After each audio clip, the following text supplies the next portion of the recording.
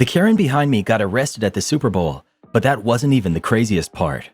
Super Bowl 2025 was supposed to be one of the best nights of my life. I had somehow managed to score tickets, and as a huge football fan, I was beyond hyped to be there in person. I'm a pretty chill, easygoing 23-year-old guy, just excited to enjoy the game, soak in the energy of the stadium, and maybe have a couple of beers. What I did not expect was that the most memorable part of the night would not be the game itself, but the absolute disaster of a woman sitting behind me. Enter Karen, a loud, obnoxious, and increasingly drunk Kansas City Chiefs fan.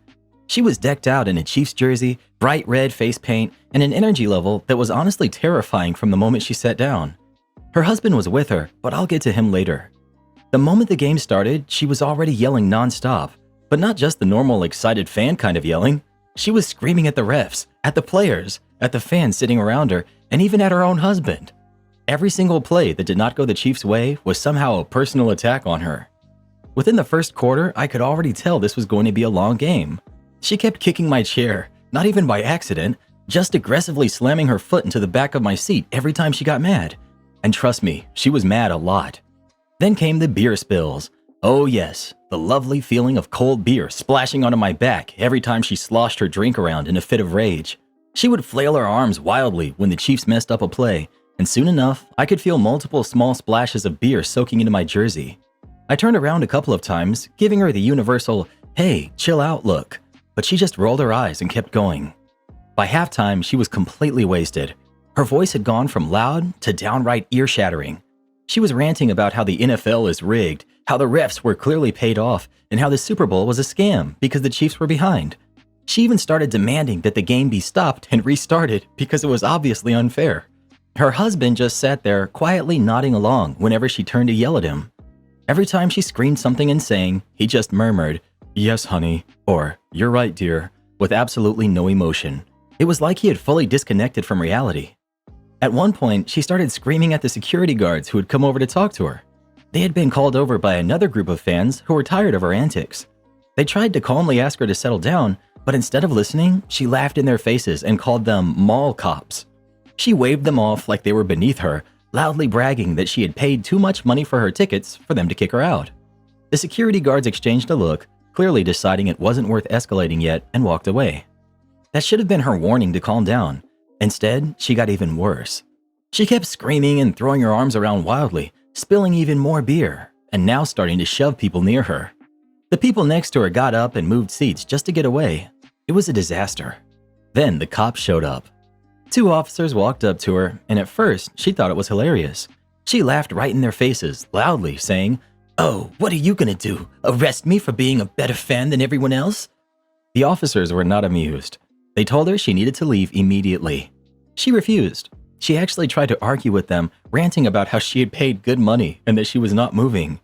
The entire section was watching by this point, and people started cheering when the cops grabbed her arms and pulled her out of her seat. She shrieked like a banshee, calling the officers every name in the book, demanding to see the real police, as if she was some kind of VIP who deserved special treatment. They escorted her up the stairs as she kept screaming, flailing, and insisting that she would be suing the entire stadium. And the whole time, her husband said nothing. He just sat there, silently watching his wife get dragged away in a fit of rage. After the chaos died down, I turned around and looked at him. He was just sitting there, hands in his lap, like nothing had happened. I finally asked him, "Does she always act like this?" Without missing a beat, he let out a deep sigh and said, "Yeah, but I got used to it a long time ago." I just shook my head and said, "Man, I'm really sorry to hear that." He turned to me, gave the smallest smile, and said, "Don't be sorry. Now I actually get to enjoy the game." Then, right in front of me, he unzipped his jacket, and underneath was an Eagles jersey. Without hesitation, he jumped up out of his seat and started cheering like a madman. "Yeah, go Eagles!" he shouted, pumping his fist and high-fiving the fans around him. It was like he had been set free. I sat there absolutely stunned. The guy had just spent the entire game pretending to support the Chiefs just to avoid setting his wife off, and now that she was gone, he immediately switched sides. Honestly, respect. That might be the wildest Super Bowl experience I'll ever have. In our next post, OP reads her fiancé's journal, and what she finds completely flips her world upside down. I read my fiancé's journal, and what I found made me question our entire relationship. Before I start, yes, I know I'm a huge jerk for snooping in his email, and I fully accept that I found trouble by doing so. I was working on his computer when I noticed the Gmail was open. My name caught my eye in one of his emails, and curiosity got the best of me. I clicked on it and found a Word document where he had been journaling. Of course, I searched his inbox using my name, and I found multiple entries. What I read has devastated me and shaken me to my core. We've been together for almost 3 years. The first year was rocky, with us being on and off, but for the past 10 months, I thought we were in a great place. We've been living together since the summer, and I truly thought that things were solid between us. Now, after reading what has been written about me, I feel like I'm losing my footing. He's not at home right now, and I have not confronted him about it yet. My heart is pounding just thinking about it. I feel like I might faint, and I'm considering getting some space by going to a hotel for the weekend. I need time to process what I just read. Here are some of the things that he wrote about me. There are moments in my dark thoughts where I feel like being with her is a compromise for me. Like this somehow diminishes me and that I'm settling for her because I've ruined all of my other prospects and I'm too old to find someone else. At times, I wish she had stayed out of my life. I wonder if I had stayed on my own, if someone better would have come into my orbit. There's so much to deal with, so many bad feelings and darkness. I find that I'm thinking about Lauren a lot, but who's to say that she would be any better? The reality is that I met her on tour and slept with her a day later. What kind of person is that? I feel like I've wasted my life away, and that's all that I'm entitled to. I've thrown away all of the good things in my life. Someone like her would never have been able to get to me. When I was younger, I had many opportunities to be with women like her, but I declined. I'm uncertain about whether this is a good thought pattern to have. My mind wanders to places, like what it would have been like if someone like Lauren could have been in my life instead of my wife. Lauren has the advantage of existing in my mind as an ideal. We never really got the chance to know each other outside of 2 nights and a week of texting and talking on the phone. I know that she had a difficult past, but she's been sober for over a decade. I don't think she hooked up with a lot of people. Most guys that I know who knew her back in the old days indicated that she didn't have a lot of men in her life. That's not to say that there hasn't been a lot of darkness in her life. It would have been easier to be with her. There were not all of these men in her orbit like my wife. She was never married, so there was no divorce. She's not as emotionally damaged as my wife. In some ways, I feel like being with my wife is some sort of karmic thing. Like this is what I deserve for being non-committal for most of my life. I have my own damage. Everyone likes to think that they're a good person, but there are moments when I'm not so sure about myself. I feel like my entire perception of our relationship has been ripped away from me. I thought we were happy. I thought we were building something meaningful together. But now, I'm left wondering if I'm just some sort of consolation prize to him. He's been carrying these thoughts for months, maybe years, and never once let me know that he felt this way. I'm heartbroken and I don't know what to do next. Should I leave? Should I confront him? Should I give myself time before making a decision? My mind is spinning and I just feel completely lost. You deserve so much better than this. No one should ever feel like they're just a consolation prize in their own relationship. Love should be built on mutual respect, appreciation, and a genuine desire to be with each other, not on resentment, regret, or settling. The fact that he's been carrying these thoughts for months, possibly years, and still chose to stay with you while secretly viewing you this way is incredibly cruel. You're not responsible for his past mistakes or his inability to see your worth. You deserve a partner who loves you fully, without hesitation or comparison to some idealized fantasy. Right now, you might feel blindsided and lost, but please know that this is not the end of your story. This is a painful truth to uncover, but it also gives you the clarity to walk away and find someone who truly values you. Staying in a relationship where you're not deeply cherished will only continue to erode your self-worth. Take the space you need, but when you're ready, recognize that you have the power to choose happiness for yourself. You deserve to be loved wholeheartedly, not as someone's last resort. Our next post is about a drunk hotel guest who finds out what happens when you mess with the wrong night auditor. Drunk hotel guest accuses me of towing his car. Then the truth leaves me fuming. As a night auditor, you have to deal with difficult guests all the time. These guests think that they control every situation just because they pay for a room and they're some kind of elite loyalty member. This is all well and good, but respect should go both ways. If they respect me, I'll respect them. I work the overnight shift from 11 p.m. to 7 a.m. 4 nights a week. For the past year, my managers have trusted me to run the nights as I see fit, as long as all of my tasks are completed and guests are taken care of. I do my job well, which is why they trust my judgment. I don't bother them and they don't micromanage me. No one likes getting calls in the middle of the night over nonsense, so I handle what I can on my own. One night, about 7 or 8 months ago, I was working my usual shift. A group of men was downstairs drinking and chatting. I didn't mind, as long as they were respectful of the property and the other guests in the building.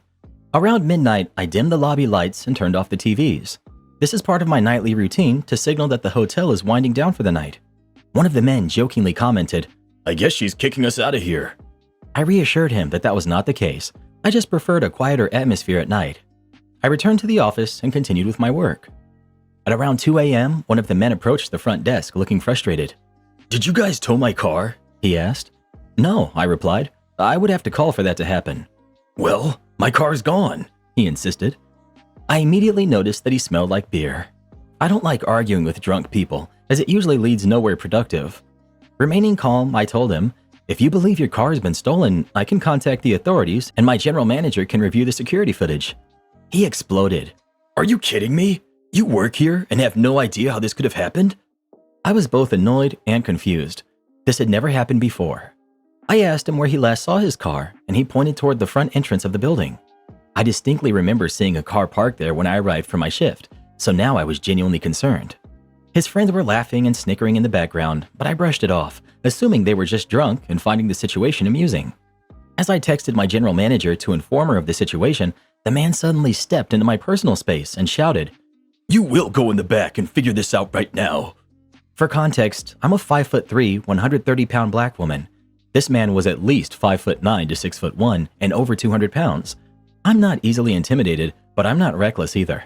I don't put myself in unsafe situations. His aggression instantly set off alarm bells.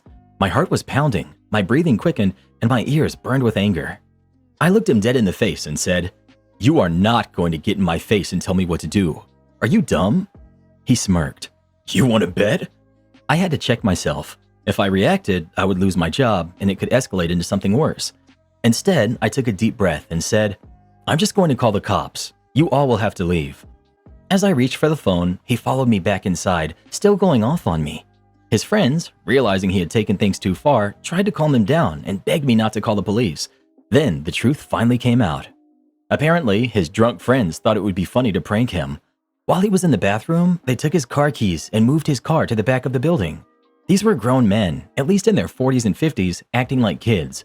When they admitted what they had done, I lost it. "You all should have told him that from the start. Now I have to call the cops and deal with this nonsense because you want to act like teenagers? At your ages?" Despite this, they still pleaded with me not to involve the authorities. I called the cops anyway. I told dispatch that they were drunk and causing a scene and they had to leave, regardless of whether they were guests. I never claimed to feel threatened because, honestly, I was just angry. As I was giving the description, the man who had been screaming at me started laughing. "Oh, you're telling the cops I threatened you? Give me a break," he sneered. Long story short, his friends apologized repeatedly. The cops arrived and escorted him off the property, but not without difficulty. He did not go quietly. When I spoke with my general manager the next morning, I wanted to apologize for losing my cool, but she shut it down immediately. "If I were in your shoes, I would have reacted the same way," she said. At the end of the day, I'm just glad I stood my ground. No job is worth putting up with that level of disrespect. Am I the jerk? My dream home turned into a nightmare argument with my husband over my parents. I live with my husband in a UK seaside holiday destination, and for the past couple of years, we've been searching for the perfect house to move into. I thought we had similar considerations when it came to choosing a home, but a recent argument made me realize how different our priorities actually are. I've always dreamed of having a house where our extended family could visit for beach holidays, even while we're working. It's important to me that my family, especially my parents, feel welcome and can enjoy the beautiful place we're fortunate enough to live in. My husband, on the other hand, is an introvert who works remotely, while I can only work from home 1 day a week. Because of that, I envisioned a home with enough space for visitors, but also a quiet, separate area for him to work undisturbed. Maybe a garden office or an isolated study.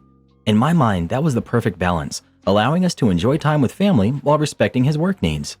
We had talked about this before, so I was shocked when he suddenly expressed strong resistance to my idea. I didn't realize he had a problem with my parents staying over. He told me he was fine with either of our siblings and their families coming whenever they liked, since they would be out during the day, but he didn't want my parents in the house while he was working. This caught me off guard because his own parents live 5 minutes away, whereas mine live 3.5 hours away. I tried to understand where he was coming from, and he brought up 2 specific incidents to justify his feelings. The first was when my parents accidentally walked behind him during a video call. He had been working in the kitchen instead of his office that day, so they hadn't realized they were interrupting. The second time, they rang the doorbell during an important call, even though I had asked them not to. I acknowledge that these incidents happened, but I see them as minor accidents, not deliberate attempts to disturb him. My parents have never gone out of their way to disrupt him, yet he insists he can't trust them to not interfere with his work. What hurts me most was when he said that my dream of having my parents stay with us more often meant I was only happy when he was being made uncomfortable. That's not at all how I see it. My idea was never to have them show up unannounced or overstay their welcome. I imagined scenarios like a heat wave being forecasted and my parents wanting to come down to enjoy the beach for a few days while I was stuck at work. They'd stay at our place, enjoy the seaside during the day, and then we'd spend the evenings together. That, to me, sounded perfect. There are two main points we keep arguing about. First, he told me that buying a house with other people in mind is stupid. I understand that prioritizing guests over our own needs wouldn't make sense, and I admitted that I framed it poorly. I've since clarified that I want to find a home that suits us first and foremost, and then share that home with the people we love. We're fortunate enough to live in a beautiful location, and I would love to share that good fortune with my family, especially my parents while they're still alive. They're in their 70s, and I don't know how many more opportunities I'll have to create memories with them in this way. The second issue is that he can't understand why I would want my parents staying at our house while I'm at work. To him, if I'm not home during the day, it's pointless to have them there. He thinks my reasoning is irrational and says that if I tried explaining it to anyone else, they would agree with him. So here I am trying to explain it. While I usually try to take time off when my parents visit, their retired schedules allow for more flexibility than mine does. Since they live far away, it makes more sense for them to stay for a longer period rather than coming down for a rushed weekend visit. A week rather than a couple of days would be easier for them and allow them to actually enjoy their trip. For me, even if I'm at work during the day, having them around in the evenings would make it feel like they lived closer. I know that might sound silly, but I cherish the idea of coming home from work and having dinner with them or taking a walk on the beach together. I'd rather be able to spend all day with them, but this would still allow for more time together than we currently get. So, am I being unreasonable for wanting this? How can I approach a compromise that respects both my desire to include my family in our lives and his need for peace and quiet while working? You're the jerk. You're basically prioritizing your parents' vacation plans over your husband's ability to work in his own home. It's great that you want to share your space, but he's the one stuck dealing with unintentional interruptions while you're gone all day. His concerns aren't irrational. He's already had issues with your parents not respecting boundaries, and now you're expecting him to just deal with it long term? If the situation were reversed, would you be fine with his parents hanging around while you were trying to focus? Compromise means considering his comfort too, not just yours. Our next post is about a waitress who gets stiffed by a church group, but not without a tasty dose of revenge. A church group left me a pamphlet instead of a tip, so I sent their pastor an email. I want to preface this by saying that I don't mean to offend anyone who is religious in any way. A couple of years ago, I had a table of 6 come into the restaurant where I work as a server. They were polite and friendly, and at first, it seemed like it was going to be a pleasant experience.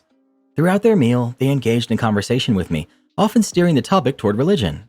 I have no issue with people discussing their beliefs, but it became clear they were trying to preach to me. Still, I remained professional, ensuring their dining experience was as enjoyable as possible. When the meal was over, they assured me everything had been great. I thanked them and went to clean up their table, expecting to find a tip. Instead, I found a handful of mints and candy, along with a few pamphlets. These weren't the usual God loves you pamphlets, but more aggressive ones that essentially told me I was destined for eternal punishment if I didn't follow their specific beliefs.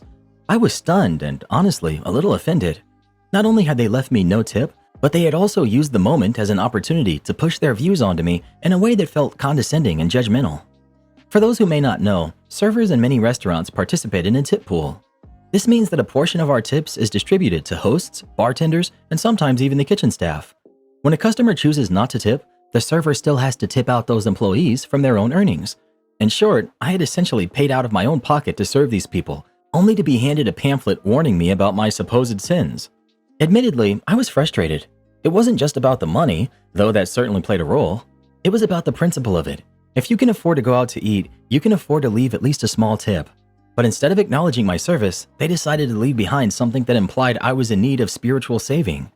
Rather than just venting to my coworkers, I decided to take action. I found the contact information for the church listed in the pamphlet and sent them the following email. Hello, I'm reaching out regarding an interaction I had with a few of your patrons. I'm a server at this restaurant in this town, and I take a great pride in my job. I always strive to provide the best experience possible for my guests because I genuinely enjoy what I do. Sunday mornings are a busy time for us as we often get a rush from churchgoers. Most of the time, we serve incredibly kind and appreciative people. However, this morning, I had a party of 6 who, while friendly, left me something I found deeply disappointing. After assuring me that everything was great and that they enjoyed their meal, they left me no tip. Instead, they left a religious pamphlet, along with a piece of paper that had your church's address and contact information. I want to make sure you understand why this is problematic. Many restaurants operate on a tip pool system, meaning that when a customer chooses not to tip, the server still has to tip out hosts and other staff from our own earnings. Not only was I left with nothing for my work, but I also had to cover the cost of serving them out of my own pocket. Beyond the financial aspect, it's also deeply insulting to receive a pamphlet condemning me to eternal punishment instead of fair compensation for my work. I'm reaching out to let you know that some of your patrons are leaving a negative impression of your church by engaging in this practice. I hope that in the future, they might consider a more respectful approach when choosing how to share their beliefs with others. I never received a response, which wasn't surprising. Still, writing that email was satisfying in its own way. It gave me the chance to voice my frustration and hopefully make someone think twice before leaving another server in the same situation. I know some people might say that I should just ignore it, but at the end of the day, I believe that respect should go both ways. If you want to spread kindness and faith, it should never come at the expense of someone else's livelihood. Good for you. I was once told, while working at Cracker Barrel, that I was going to heck for working on Sunday. The fact that I wouldn't have to work Sundays if they didn't go out to eat didn't seem to faze her. Jerks. Your story warmed my heart. My boyfriend constantly misunderstands our food orders, then blames everyone else. Whenever my boyfriend and I go to a restaurant, he often orders something while imagining it in a completely different way than how it's actually supposed to be. Then, when his food arrives, he starts complaining that it's not what he had in mind. This happens about 8 out of 10 times, and it's become increasingly frustrating for me to deal with. For example, yesterday he ordered an espresso macchiato. A couple of minutes later, the waiter brought him exactly that, a properly prepared espresso macchiato. Instead of accepting it, he freaked out, whining about not being able to get a decent coffee and questioning why he always had to suffer from getting, in his words, this little crappy cup of coffee. I used to work as a barista, so I know my way around coffee, and I calmly explained to him that he had, in fact, received exactly what he had ordered. Apparently, he had assumed that macchiato meant a large cup of black coffee with milk, just because of the word macchiato being in the name. And then this morning, while we were getting brunch, I recommended the toast sandwiches. I pointed at the list of ingredients and even read the name out loud while showing him the menu. He liked the sound of veggie cheese, so he agreed to order it. When the waiter brought his sandwich, he immediately tore it open, frantically searching for eggs. I was confused and asked what eggs he was looking for. He then told me that he had understood eggs and cheese instead of veggie cheese, and that he didn't bother to check the menu because he trusted me. This was probably the 5th time in a row that this same type of incident occurred.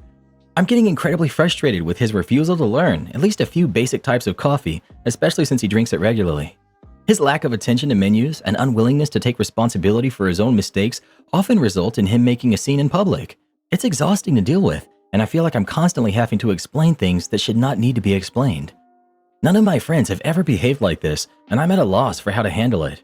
It's not just the inconvenience of him ordering incorrectly, but the way he reacts afterward, as if the world is conspiring against him.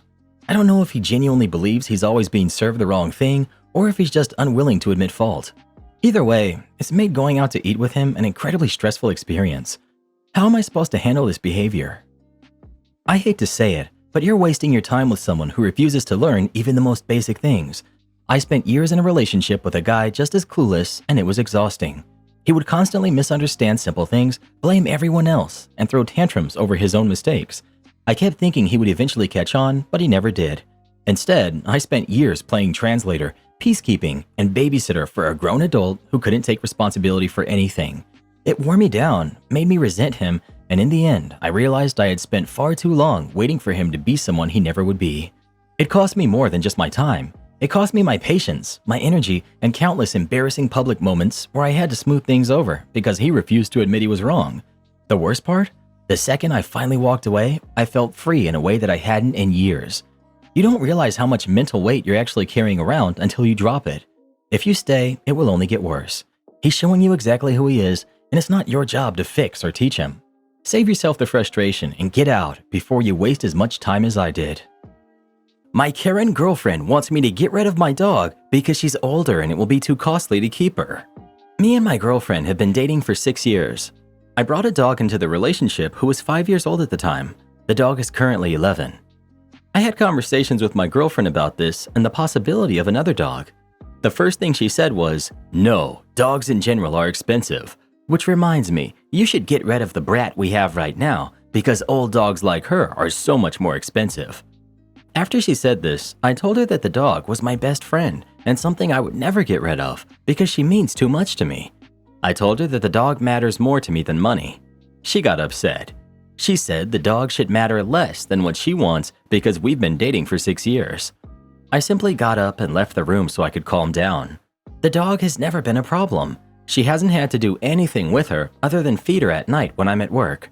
The dog hasn't ever been a problem in the time we've been dating. She's mostly lazy, and the most she does is a daily walk that my girlfriend hasn't ever had to do. I've owned this dog for longer than we've been dating, and this dog gave me the love that I wasn't able to get from anyone. How can I tell my girlfriend that I'm not going to get rid of my dog? I don't want to cause more problems than needed, but I do care about my girlfriend, and I don't want to lose her because of something as stupid as this. Edit. Thanks for the advice. I didn't think there would be so many people helping me. I have decided, when I have the time, to get rid of the girlfriend. I can't be with someone who, like many of you have said, will not care for me when I'm old and sick with her, or who will divorce and leave me when our kids turn out to be too expensive. Me and Pupper will live our best life without that weight on our shoulders. You need to be straight up with her. I'd be concerned at this point about how she treats your dog when you're not around. To word this in the gentlest way possible, I don't suppose it's with kindness. I seriously think you need to walk away with your dog. Yeah, I would seriously be concerned that one day you're gonna come home to find your dog gone, with your girlfriend saying, "Gosh, he must have gotten out and run away, I guess," and not knowing if she actually drove him 100 miles away and left him in the woods, or took him to a vet to have him put down. Your girlfriend sounds absolutely horrible, and I honestly wouldn't trust her if I were you. I've been with my boyfriend for over 8 years. We got our cat after about 4 years of dating, and if he ever told me to get rid of my cat, my boyfriend would find himself single and alone. I think deep down, you know what to do in this situation. Am I the jerk for kicking a couple out of our wedding for getting engaged during the bouquet toss? My wife and I, 26 female and 32 male, got married 2 weeks ago. At our reception, her cousin, Rachel, who's 24, caught the bouquet. Apparently, her boyfriend, Ross, who's 25, had been carrying a ring around waiting for the right time to propose and decided her catching the bouquet was a sign. So immediately after Rachel caught the bouquet, Ross ran out to the dance floor and got down on one knee to propose to her. She said yes, and so obviously this shifted all of the attention onto Ross and Rachel. Everyone surrounded them to congratulate them, and then Rachel asked the DJ to play their song for them to dance, which derailed the next few things we had planned. I already wasn't happy about this because we only had the photographer available for a certain number of hours, and I was worried about going off the schedule. But what really upset me was that I could see that my wife's feelings were obviously very hurt that Ross and Rachel were stealing our thunder. My wife is really not the type of person to want a lot of attention or to be comfortable spending a lot of money on herself, so our wedding was the one special day when she was able to do so without feeling guilty about it, and seeing it ruined for her was awful. I decided to ask Ross and Rachel to leave, and at the time my wife agreed with me. So when I had the chance, I pulled Ross aside to tell him that I didn't appreciate him upstaging us and that I thought it would be best if he and Rachel left early so we could enjoy the rest of the night. Ross started arguing with me, saying that I was acting nuts, which caused more of a scene than I expected or wanted because a small group of our wedding guests overheard the conversation and jumped in with their opinions. Ross and Rachel did ultimately agree to leave, but for the rest of the night, people were talking not just about them getting engaged, but also about me kicking them out. Everyone was on our side, but even so, my wife and I weren't happy that people continued to talk more about Ross and Rachel. The reason we wanted them to leave was because we didn't want to keep being reminded all night of the stunt they had pulled on us instead of being able to simply celebrate our marriage with our friends and family. My wife has since said that it was wrong to kick out Ross and Rachel, and we should have pretended to be happy for them in the moment so as to not further ruin the night because people would have talked less about it that way. Rachel's mother has also complained to my wife's mother about me kicking them out, saying that we should have brought it up to them privately later instead of causing a squabble, because now that's the only thing anyone is going to remember about our wedding and or about Ross and Rachel's engagement. I do still think that Ross and Rachel, mostly Ross, were the jerks in this situation. But was I also the jerk? Not the jerk. While I get it was a spur-of-the-moment engagement, it was not appropriate. That could almost have been forgiven if they hadn't pushed it further. Then going to the DJ to play their song was completely out of line. I'd be mad at the DJ too. He shouldn't be taking requests from people who aren't the bride and groom. They should have realized the time and place, and the middle of your wedding wasn't it. Edit. For those hung up on my spur-of-the-moment wording, I chose that because OP stated Ross had been carrying the ring around already. He was looking for the perfect moment. If it was his first time carrying the ring, I wouldn't have called it the spur of the moment. He, however, had been carrying around a ring for an undisclosed amount of time. Decide how you want. Edit 2. It's debatable if it was spur of the moment or not. He had been carrying the ring for an undisclosed amount of time. Intentional or not, Ross and Rachel were still in the wrong. It's not appropriate to get engaged at someone else's wedding.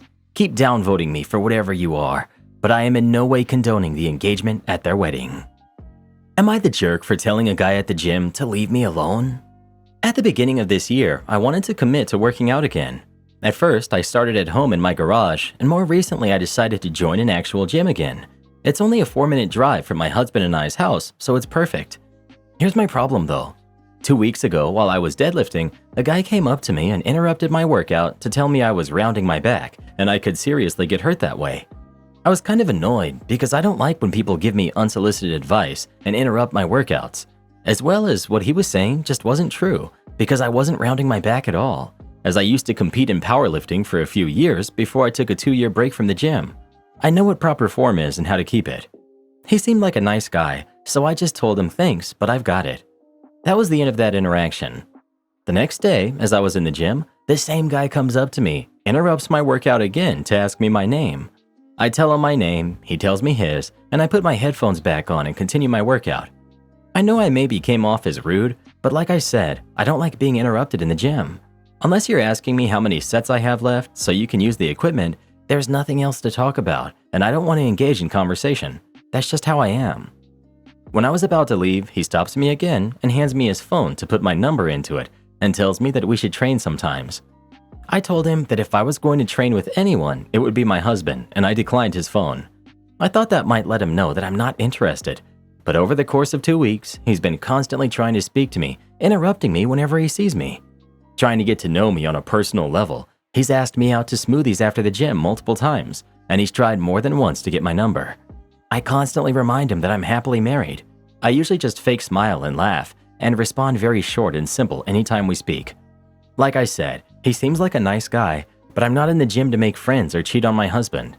I truly just want to work out and listen to my music, but I'm constantly having to take my headphones off to give this man attention, and now I'm spending more time in the gym because I have to catch up on what I'm really there to do, and the talking is distracting. It's wasting a lot of time. So yesterday while at the gym, he comes up to me again while I'm in the middle of a set of goblet squats, and he taps me on the shoulder to get my attention. He snuck up behind me and did it, so it really startled me and I dropped the weight. I finally had enough and I snapped.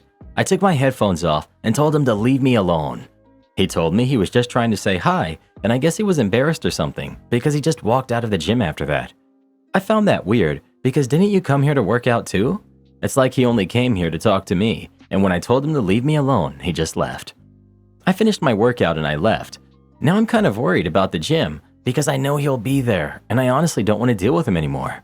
I simply want to work out. Am I the jerk here? And should I apologize when I see him today? Update. I posted yesterday about this annoying guy at my gym and I wanted to share the good news. So last night I waited for my husband to get home from work. He got home at 9. We ate dinner quickly and we got to the gym around 9:45. I usually go at 8, but he usually comes in around 8:30. So if the guy went to the gym, I knew he'd either be gone already or on his way out. So when we got to the gym, I told my husband to just do his own thing and I'll text him if I need him. He told me he'd keep an eye out for me as well. Things were going fine for about 10 minutes until I see him. He had his gym bag and looked to be leaving, but then he saw me too and started to approach me. I have no clue what his intentions were and I didn't want to find out. I immediately got up and started walking towards the front desk and he stupidly followed me all the way there. It caught the attention of my husband, who was across the room, and he started to follow us both too. When I got to the front desk, I didn't wait. I just blurted out to the workers, "This man won't stop harassing me." What happened next really ticked me off, because he tried to lie his way out of it and pretend he's been helping me out. He tried saying that he thought we were just gym buddies and friends and that he was just going to come say hey and catch up. My husband called BS and told him he knew everything and to stay away from me. The guy tried to defend himself by saying that he only ever gave me advice on training and he doesn't like false accusations. At this point, because we were being so loud, the person who I assume is the gym manager heard us from his office, came out and pulled him outside to talk. They stepped out to talk while my husband and I stayed at the front desk, telling the other workers what's been going on the past few weeks. A few minutes later, the manager comes back inside and tells us that we don't have to worry about him anymore and that he's been taken care of. I saw the guy walk into his car to leave. I felt dumb in that moment because I realized the solution to my problem was that simple. I never even needed my husband to come in there in the first place. I'm not sure if he got banned or simply kicked out for the night. I guess when I go back tonight, I'll find out and I'll have my husband accompany me again just in case. But the rest of our gym session went great. He never showed back up, thank God. These past 2 weeks really made me want to stop going because I didn't want to deal with him every time. But I'm just really happy I can work out in peace again. Am I the jerk for telling my niece that her brother will always mean more to me than her? When I, 43 female, was 18 and my sister, 47, who was 22 female at the time, had a nephew, let's call him Luke, with her then boyfriend, now husband. My sister and her husband didn't have any interest in Luke when he was born, so I took the role of taking care of him. I got my grandmother, she's an angel, to watch him while I was in my last year of high school in exchange for me cleaning and cooking for her on the weekends. My parents weren't much help either. They would give me about $100 a month for Luke, and if you have a kid, then you know that's not much. Me and my grandmother were the only ones to take care of him. A year after I graduated from high school, I was kicked out with my nephew because my parents, sister, and her husband didn't want to deal with us anymore. My sister said she wished she never had had him. I immediately went to my grandmother and we went to a family law attorney and I got custody of him, and my sister and her husband signed their rights over to me. I lived with my grandmother, and when I went to community college and my part-time job, she watched my son, Luke. It was a lot of work, especially when my grandmother passed when my son was 6. My grandmother left 90% of her things to me in her will, which caused my parents and sister to reach out to me under false intentions to meet my son and I and reconnect. That didn't last long, and I told them they could either act right or never see us again. My dad decided to actually reconnect with my son and I, and now we're close, while my mom and I don't really talk much, but she treats Luke nice. When Luke was 8, both me and my sister became pregnant, and that's when my sister decided she wanted my son back and started to tell him that me and my husband wouldn't love him anymore once my actual son came along. My husband met my son when he was 5, and we were already together for a year before he met my son. My husband treats Luke like his, and we got married when my son was 7, and he adopted him when he was 9, with my son's permission. We found out that my sister was saying this when one day he broke down crying, asking us not to leave him, and we told him this would never happen. He explained what my sister and her husband had been saying. Luke knows that he's not my biological son, but he is my son. After that, I cut contact with my sister and her husband again and did family therapy and individual therapy for my son. When I had my son, 1 pregnancy and 2 kids, I made it clear that our love for him, Luke, didn't change. When my sister reached out about 2 years later, I decided to go low contact with her with the okay with my son and husband. My husband and I live comfortably, while my sister and her husband struggle sometimes financially. My kids did extracurricular activities, got the presents they wanted, and went on one big family trip in the summer, while my sister and her husband couldn't afford much. So when my niece was around 9, my sister started making comments about how I needed to pay for this or that for my niece, but I told her it wasn't my job. I gave my niece the gifts she wanted, took her out from time to time, but nowhere near how I would treat my own kids. Now my son, second, is turning 17, and my husband and I were talking about getting him a cheap starter car. We did the same for Luke when he was 17. My niece is also turning 17, and apparently my sister told her she was going to get a car too. The thing is, my sister can't afford to buy her a car, so she asked me to, but I told her I wasn't going to buy her a car, that I didn't promise her one, and that it's not my job to get her one. My sister then got mad and didn't talk to me for a while. When my son's 17th birthday came around, we surprised him with a car. My niece then called me a couple of days later, screaming and crying, asking why I hate her and why I can't treat her the same as her brother. I calmly told her that things were different. Her brother is my son, while she's my niece. I'm her aunt and nothing more. That as an aunt, my job was birthday presents, Christmas presents, and showing up when it mattered. that was it. That her brother will always mean more to me than she'll ever be. Then my niece started yelling at me again, telling me that I'm being unfair, and hung up. My sister then called me to go off on me about how I need to do more. I told her if she wouldn't have promised her a car from my money, then none of this would have happened. It's been a couple of days, and I'm getting calls from family and some of my sister's friends calling me names and other things. I do feel bad because my kids did grow up with more, and I guess I could have helped more. So, am I the jerk for what I said to my niece? Not the jerk. You adopted their first kid, already way more than a whole lot of people would have done. Am I the jerk for causing a mass exodus from my uncle's barbecue? I'm 32, female. My uncle, male 71, and his wife, who's 69, recently hosted a family barbecue at their home. This is normally a rotating thing, so everyone in the family takes turns hosting. My uncle is a very difficult man to get along with, and I mostly win because it's important to my mom, who's 66. He's very rigid in his beliefs and will make it very clear to you if you have done something to offend him. Once that has happened, there is no chance for redemption regardless of whether you're family, friends, or a stranger. While at the barbecue, everyone was standing around, and my daughter, who's 6, helped herself to a banana from the fruit bowl. Now obviously, you shouldn't take anything that doesn't belong to you without asking, but she's 6 and manners are still being learned. Not saying she was right in this. That being said, my uncle lost his mind. He called her a thieving brat and started threatening to call the cops. I stepped in, and he told me to pack up my stuff and go because he didn't want thieves in his home. He told me that neither myself, my daughter, or my husband, who's 33, would ever be welcome again because clearly this was a taught behavior. I was furious. I told my uncle that this intolerance was why he has no friends and why we only visit his home out of obligation. I told him that without my mom's family values, there wouldn't be anyone at the barbecue. In the middle of this, he pulled out his phone to call Mr. Police and ask how she would survive in prison. My daughter was beside herself, so I gathered her and my husband and we left.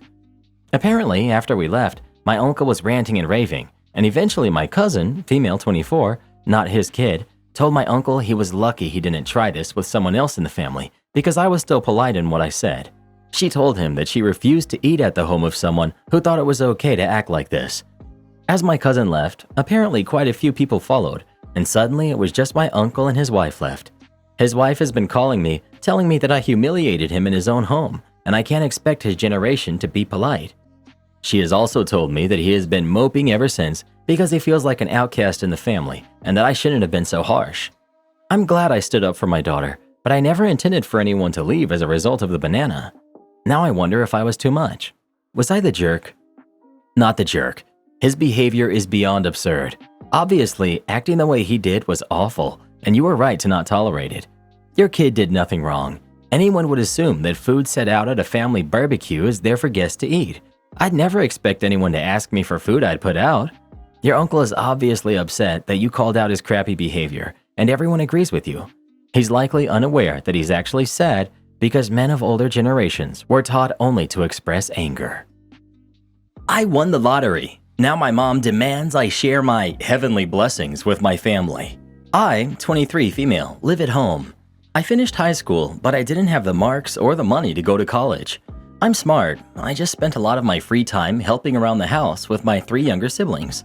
I got a job at the convenience store by my house full-time, and I work with my mom at the local dollar store. I give most of my paycheck to my parents to help with the rent and food. I keep $50 a week to spend on myself, and I save $100 a month for my future. I also buy scratchers. Not a crazy amount. I don't drink or smoke. I don't really have any bad habits, I guess, but I do buy a scratcher every blue moon. My mom says they are a tax on the stupid and against God's word because it's gambling. My dad says if I have money to spend on them, I should be contributing more to the house. My brother is 20 and he has a job, but he doesn't have to contribute because he has a girlfriend and he's saving to pay for their wedding and trailer. I honestly like living at home and seeing my little sister and brother every day. Anyways, I won. Not Powerball money or anything. It's a lottery where you get a certain amount of money every week for 20 years. It's more money every week than I take home in 2 months. I know people who won sometimes lose it all, but I took my time and did some studying at the library.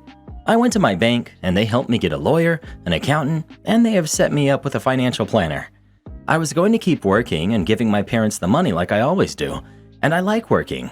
but my mom found out I had money for some special treats for my little brother and sister. Nothing big, just a Switch and some games. She thought I was wasting my savings and that if I had extra, she could use it better. I don't know why, but I told her that I won the money and now she wants it. It's heavenly bounty and I should give a tithe and offering to the church. I go to church, but I don't think I believe anymore. I haven't for a while. I told her no, and she said I had to move out then, so I did. I went to a hotel. My bank put me in contact with a real estate agent, and I'm buying an apartment. Just one room, but it's nicer than my house. I'm not working right now because she told everyone. Now everyone is asking for money. But I don't want to give people I barely know money.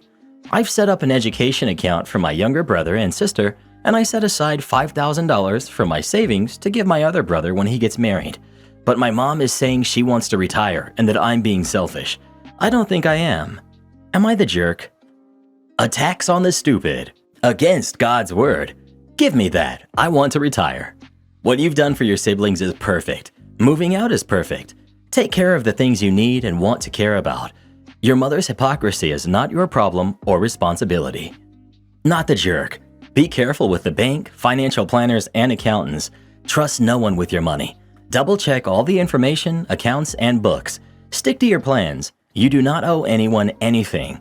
Create the trusts for your sibling and have a lawyer make it ironclad your mom cannot get it at all. You will be asked for money to fund business ideas and everything else you can think of for your money. Save all you can, because soon people may start the lawsuits for every little thing which costs money to defend unless you settle out of court, which is what they want. A good lawyer can make them have to pay court costs, saving you a lot of money.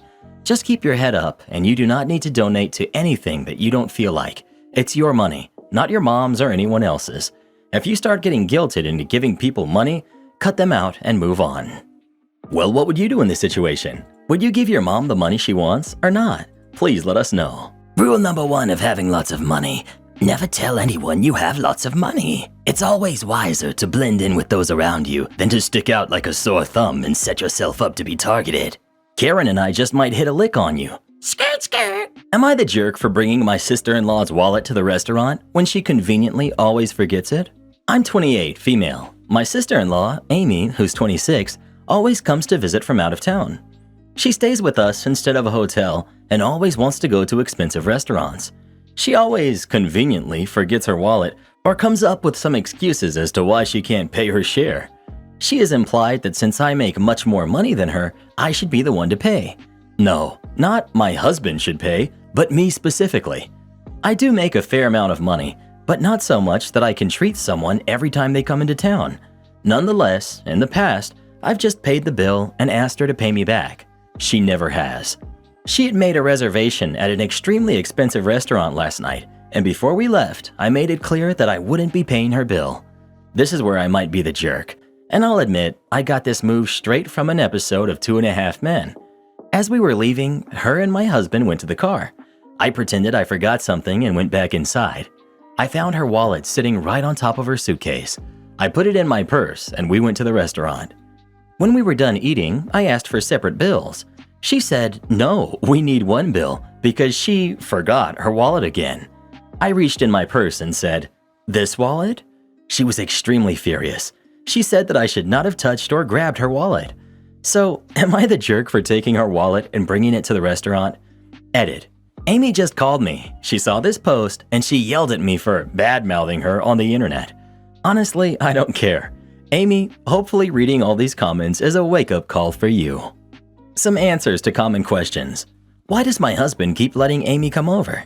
Without getting into too much detail, he has always been expected to pay for nice things for the women in his family.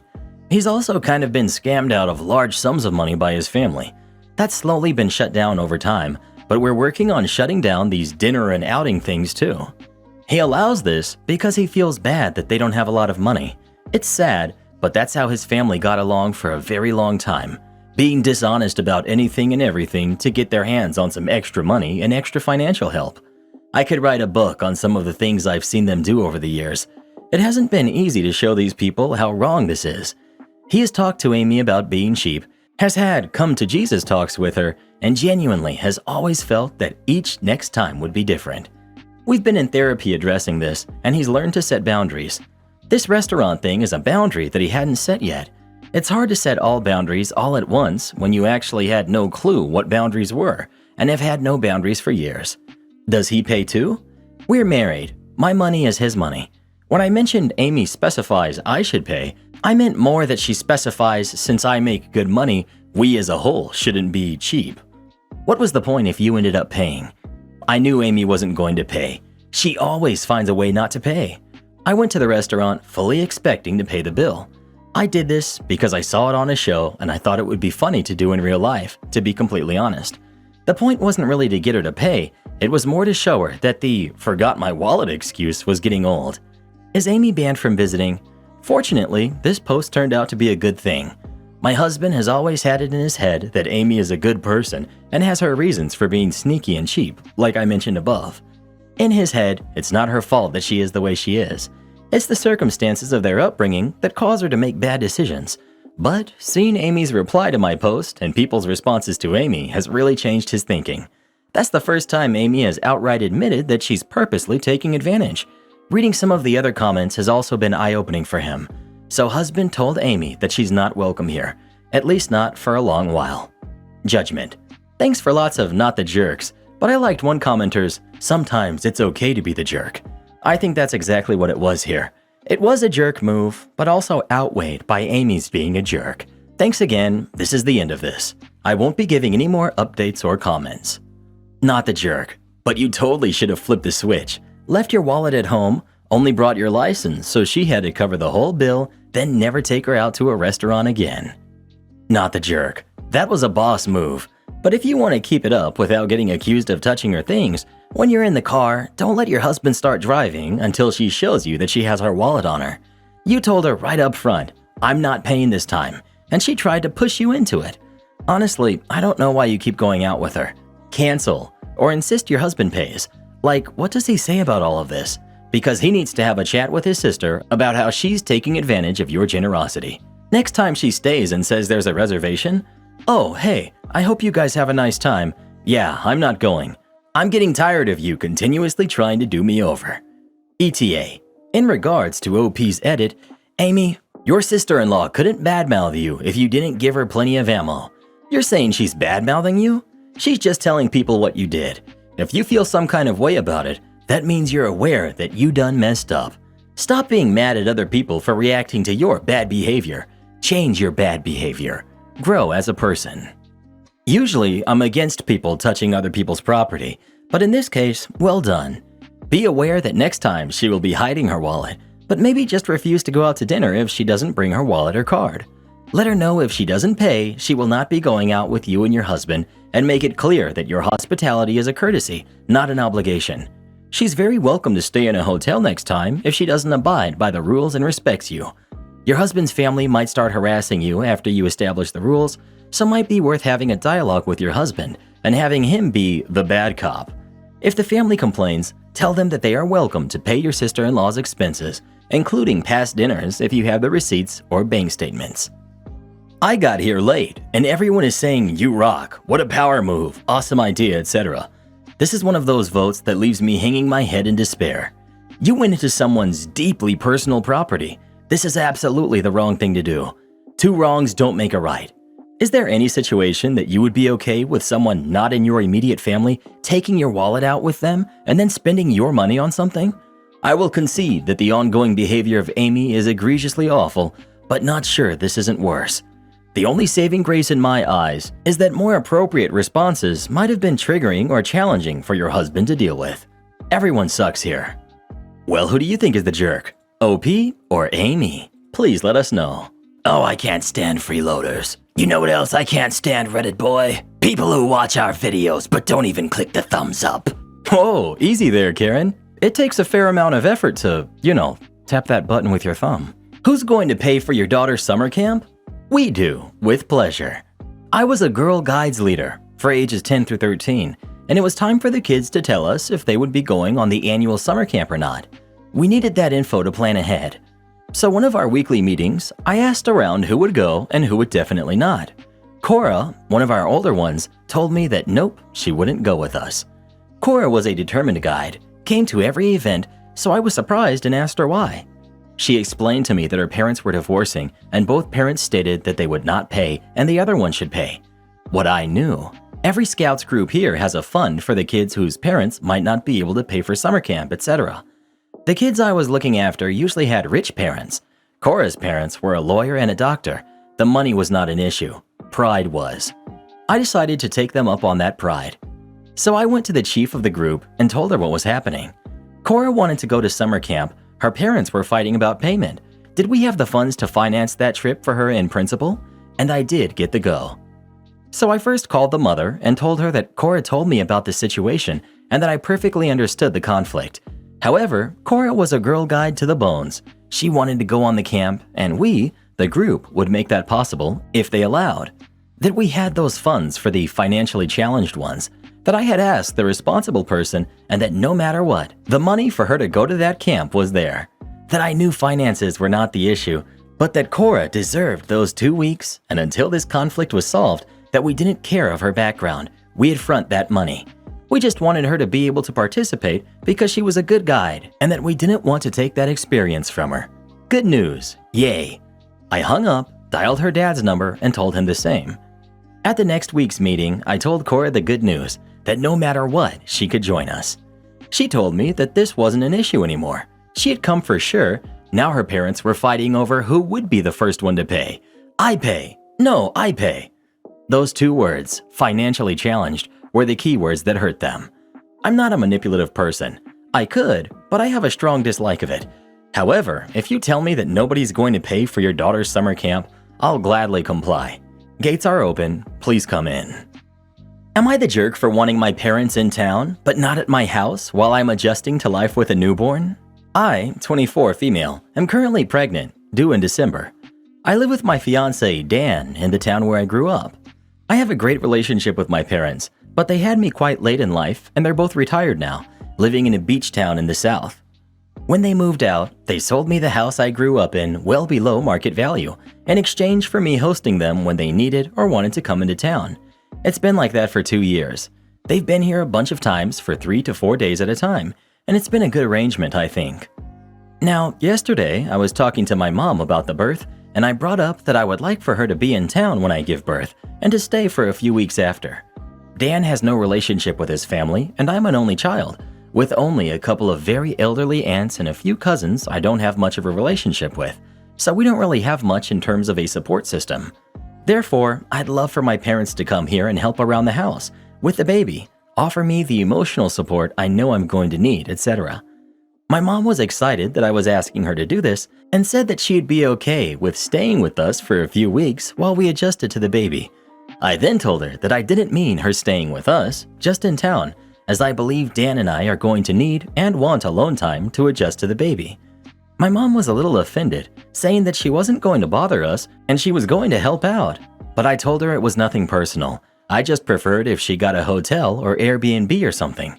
My father then intervened, having been somewhere within the earshot, and said that accommodation was going to be really expensive around that time of the year. Our town has a very famous big Christmas market, and he wasn't about to spend thousands of dollars when I was asking them to come, and it had been our arrangement when they sold me the house that they could stay whenever they wanted. Which, like, fair, but I don't think that having a newborn at home is just a regular time in someone's life, and it's not like I ever complained about them coming over before. I just don't want them in the house, but I do want to have them in town, and I feel a little sad that they are putting money above me and their grandson. My mother hung up the call, trying to appease the situation, but then sent me a text saying that her and my dad were a little upset over the whole thing and that they thought I was being unreasonable. When Dan got home, I told him all of this, and he kind of sided with them, saying that they should be allowed to stay with us, but I still don't think it makes sense, as we're going to be needing our alone time. Was I the jerk here? Yup, you're the jerk. You asked them to come. It's not like it was them imposing on you right after you gave birth. You knew before you asked that the arrangement you have with them is that they stay in your home. It's a lot to ask that they come and spend thousands on lodging so they can come help you clean your house and care for your baby. The baby isn't born yet. You have time. Figure out a way that you and your husband can have alone time while still hosting your parents. They sound like good people. Just explain it to them. I would guess husband will be at work at some point over those weeks, so ask them if they would be okay making themselves scarce a few evenings a week so that you, your husband, and baby can have time together. They can go out to dinner together or just retreat to their room after dinner, assuming you have a guest room for them. You're the jerk. Either let them stay at your house or you pay for their hotel, Airbnb, or whatever yourself, or don't expect them to visit. They're doing you a favor. A second favor, since they already sold you their house at well below market value in exchange for you letting them stay there when they visit. I'm not saying you're a jerk for not wanting house guests when you have a new baby. I just think that you can't demand that they visit for an extended period to help you, but insist that they pay their own way. You're the jerk.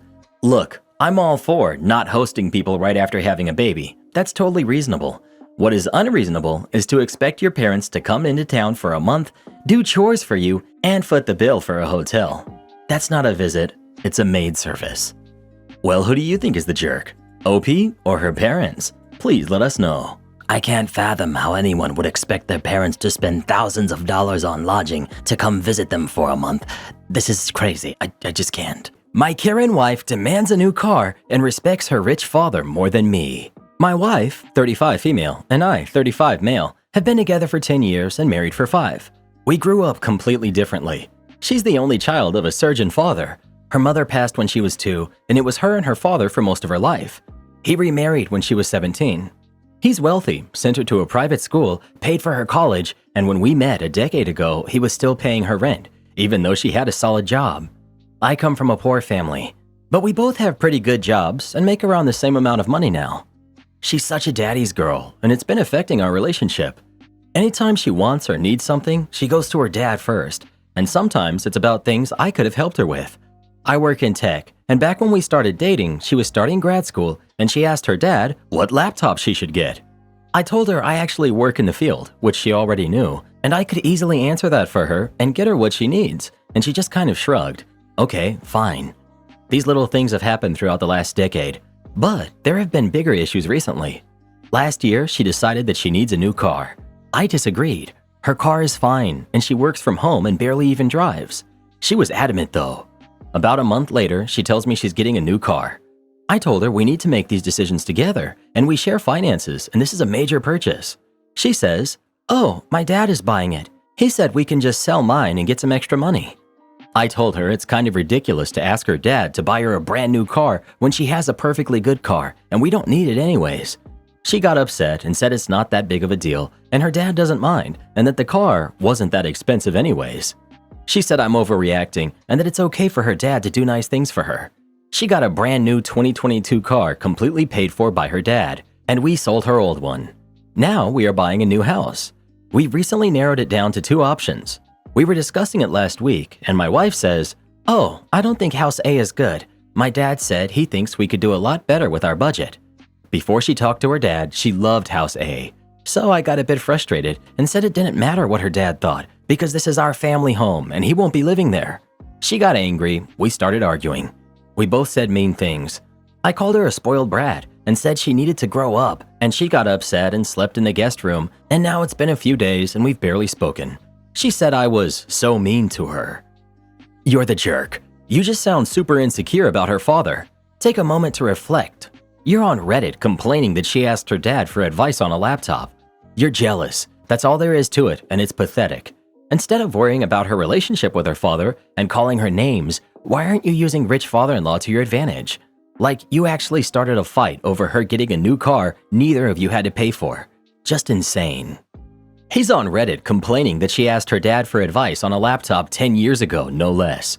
Good grief. You're the jerk. It sounds like you want her to take your advice on everything and not her dad's. It might be that she grew up not wanting for anything and seemingly still doesn't, but you have been with her for a long time, so it's not as though you haven't been aware of it.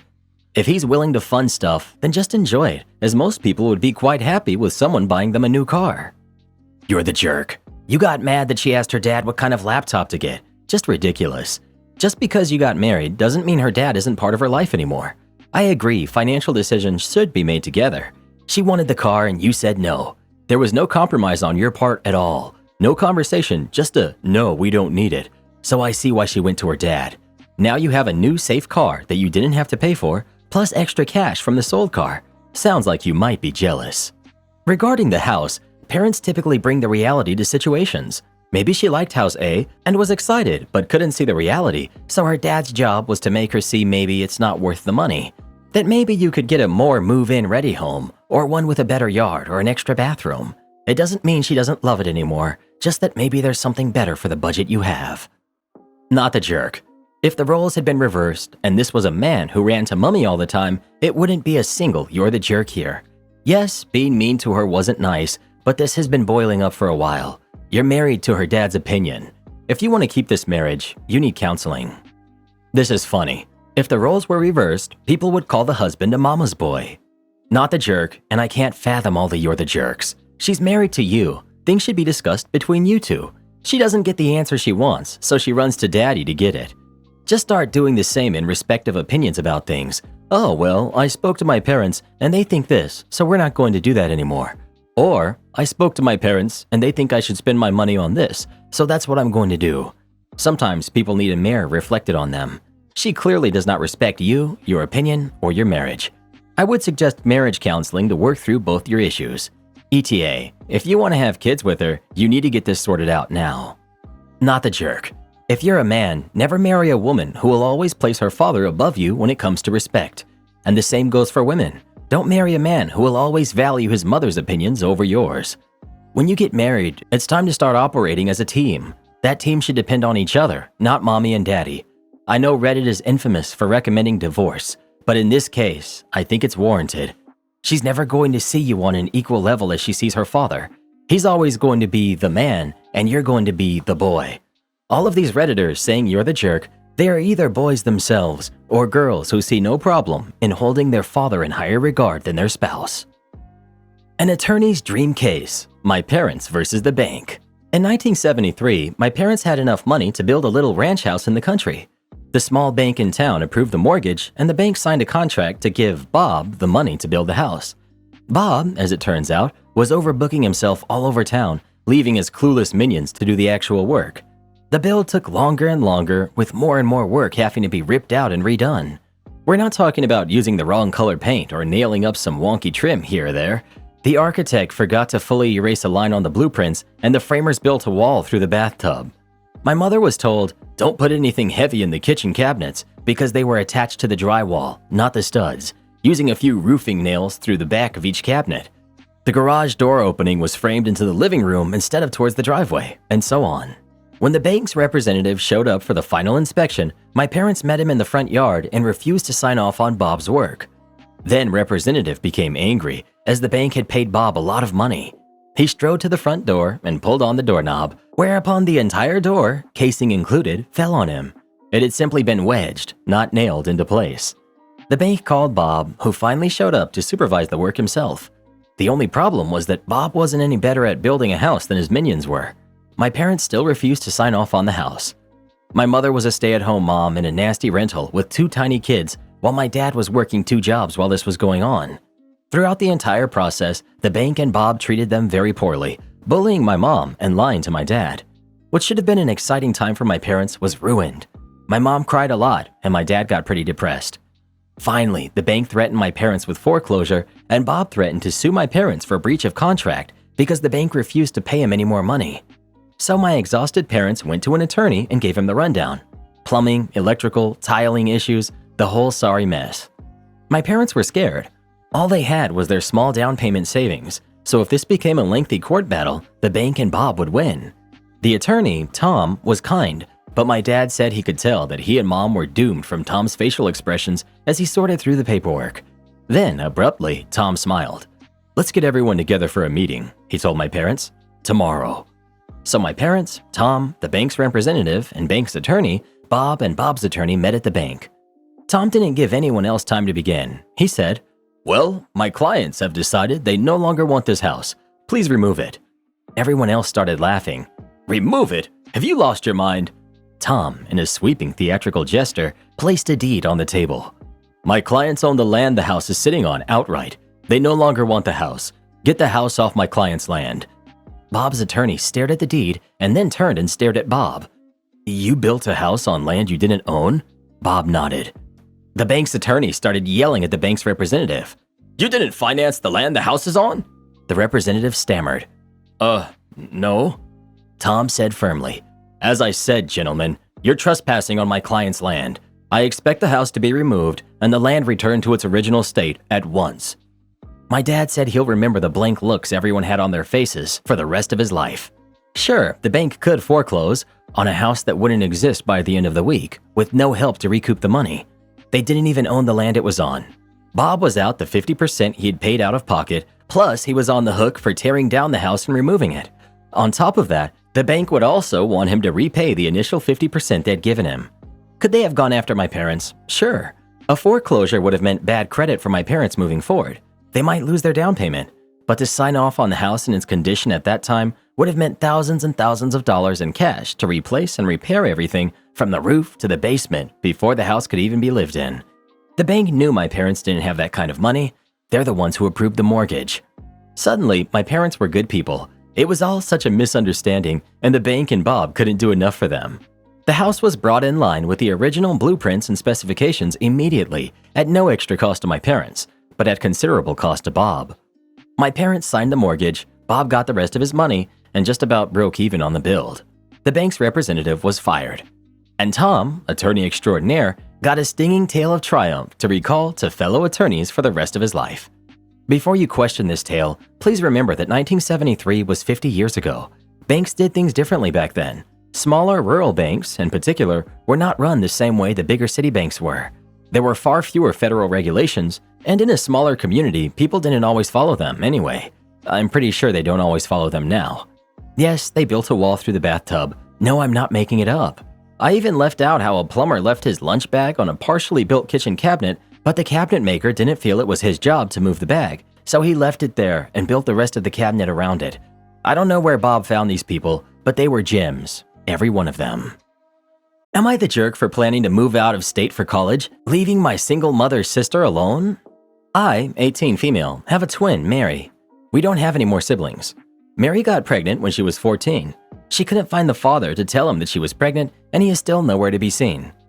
We've lived with our parents in a 2-bedroom apartment for nearly a decade now. So when Mary gave birth, her baby had to stay in our room. My parents worked more so they could provide for the baby, so it was mostly Mary and I at home taking care of her baby. If I wasn't at school, my parents would demand that I go home and help my sister with her baby. I had no life, no privacy, and no love or attention since my sister had her baby. I know obviously the baby and mother take priority, but I felt so alone. At 14 to 15, it was very hard for me to come to terms with my parents not asking me how I'm doing anymore, not congratulating me on my achievements, coming to my games, taking care of me when I was sick, etc. I became resentful of Mary and my parents, but I did a pretty good job at never showing them that. I knew the feelings would pass, and it did by the time I was 16. I got a job at 16, so I had some time to myself outside of school and my niece. My parents then coerced me to contribute almost 80% of my wages to help Mary take care of her baby.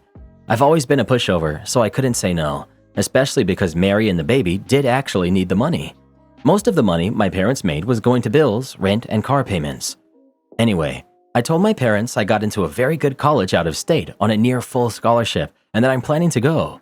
They asked me how I can think it's okay to just leave them to take care of Mary's baby. I asked why I should stay in a shared bedroom with my sister and my niece for my college years. They said not everything is about what I want, and sometimes people make sacrifices for family as they are doing. Mary jumped into the conversation by saying she wouldn't go off to another state and leave me, a single mother, alone if the roles were reversed. I said she isn't alone, our parents are here. She said it's not the same because they're always gone for work. Am I the jerk? Not the jerk. What are you supposed to do? Put your life on hold forever? OP. I actually asked my mom when it would be acceptable for me to leave and live my own life, and she said when Mary isn't a single mother anymore. So I have to wait till she gets a serious boyfriend or a husband and moves in with him until my duties are done. I'm not willing to do that. Does she have trouble with impulse control? OP. She definitely does. If something crosses her mind, she has to do it immediately. Even if I try to talk her out of it, she'll still do it. Once when we were 16, a friend of our parents came over for dinner. He held my niece and kept saying how cute she was. My sister told me that she thought he was really handsome and she would shoot her shot. She said him holding her baby made her think that he would be a good dad. I was like, what? I told her to stop messing around. He had a wedding ring on and looked even older than our dad. She got his number from my dad's phone and started texting him. I went through their texts, and she was being extremely inappropriate. He blocked her number soon after realizing what she was trying to do. Update. I'm doing all right. I'm staying with an aunt in another state till I can leave for college. I made an excuse of wanting to work with her for the summer.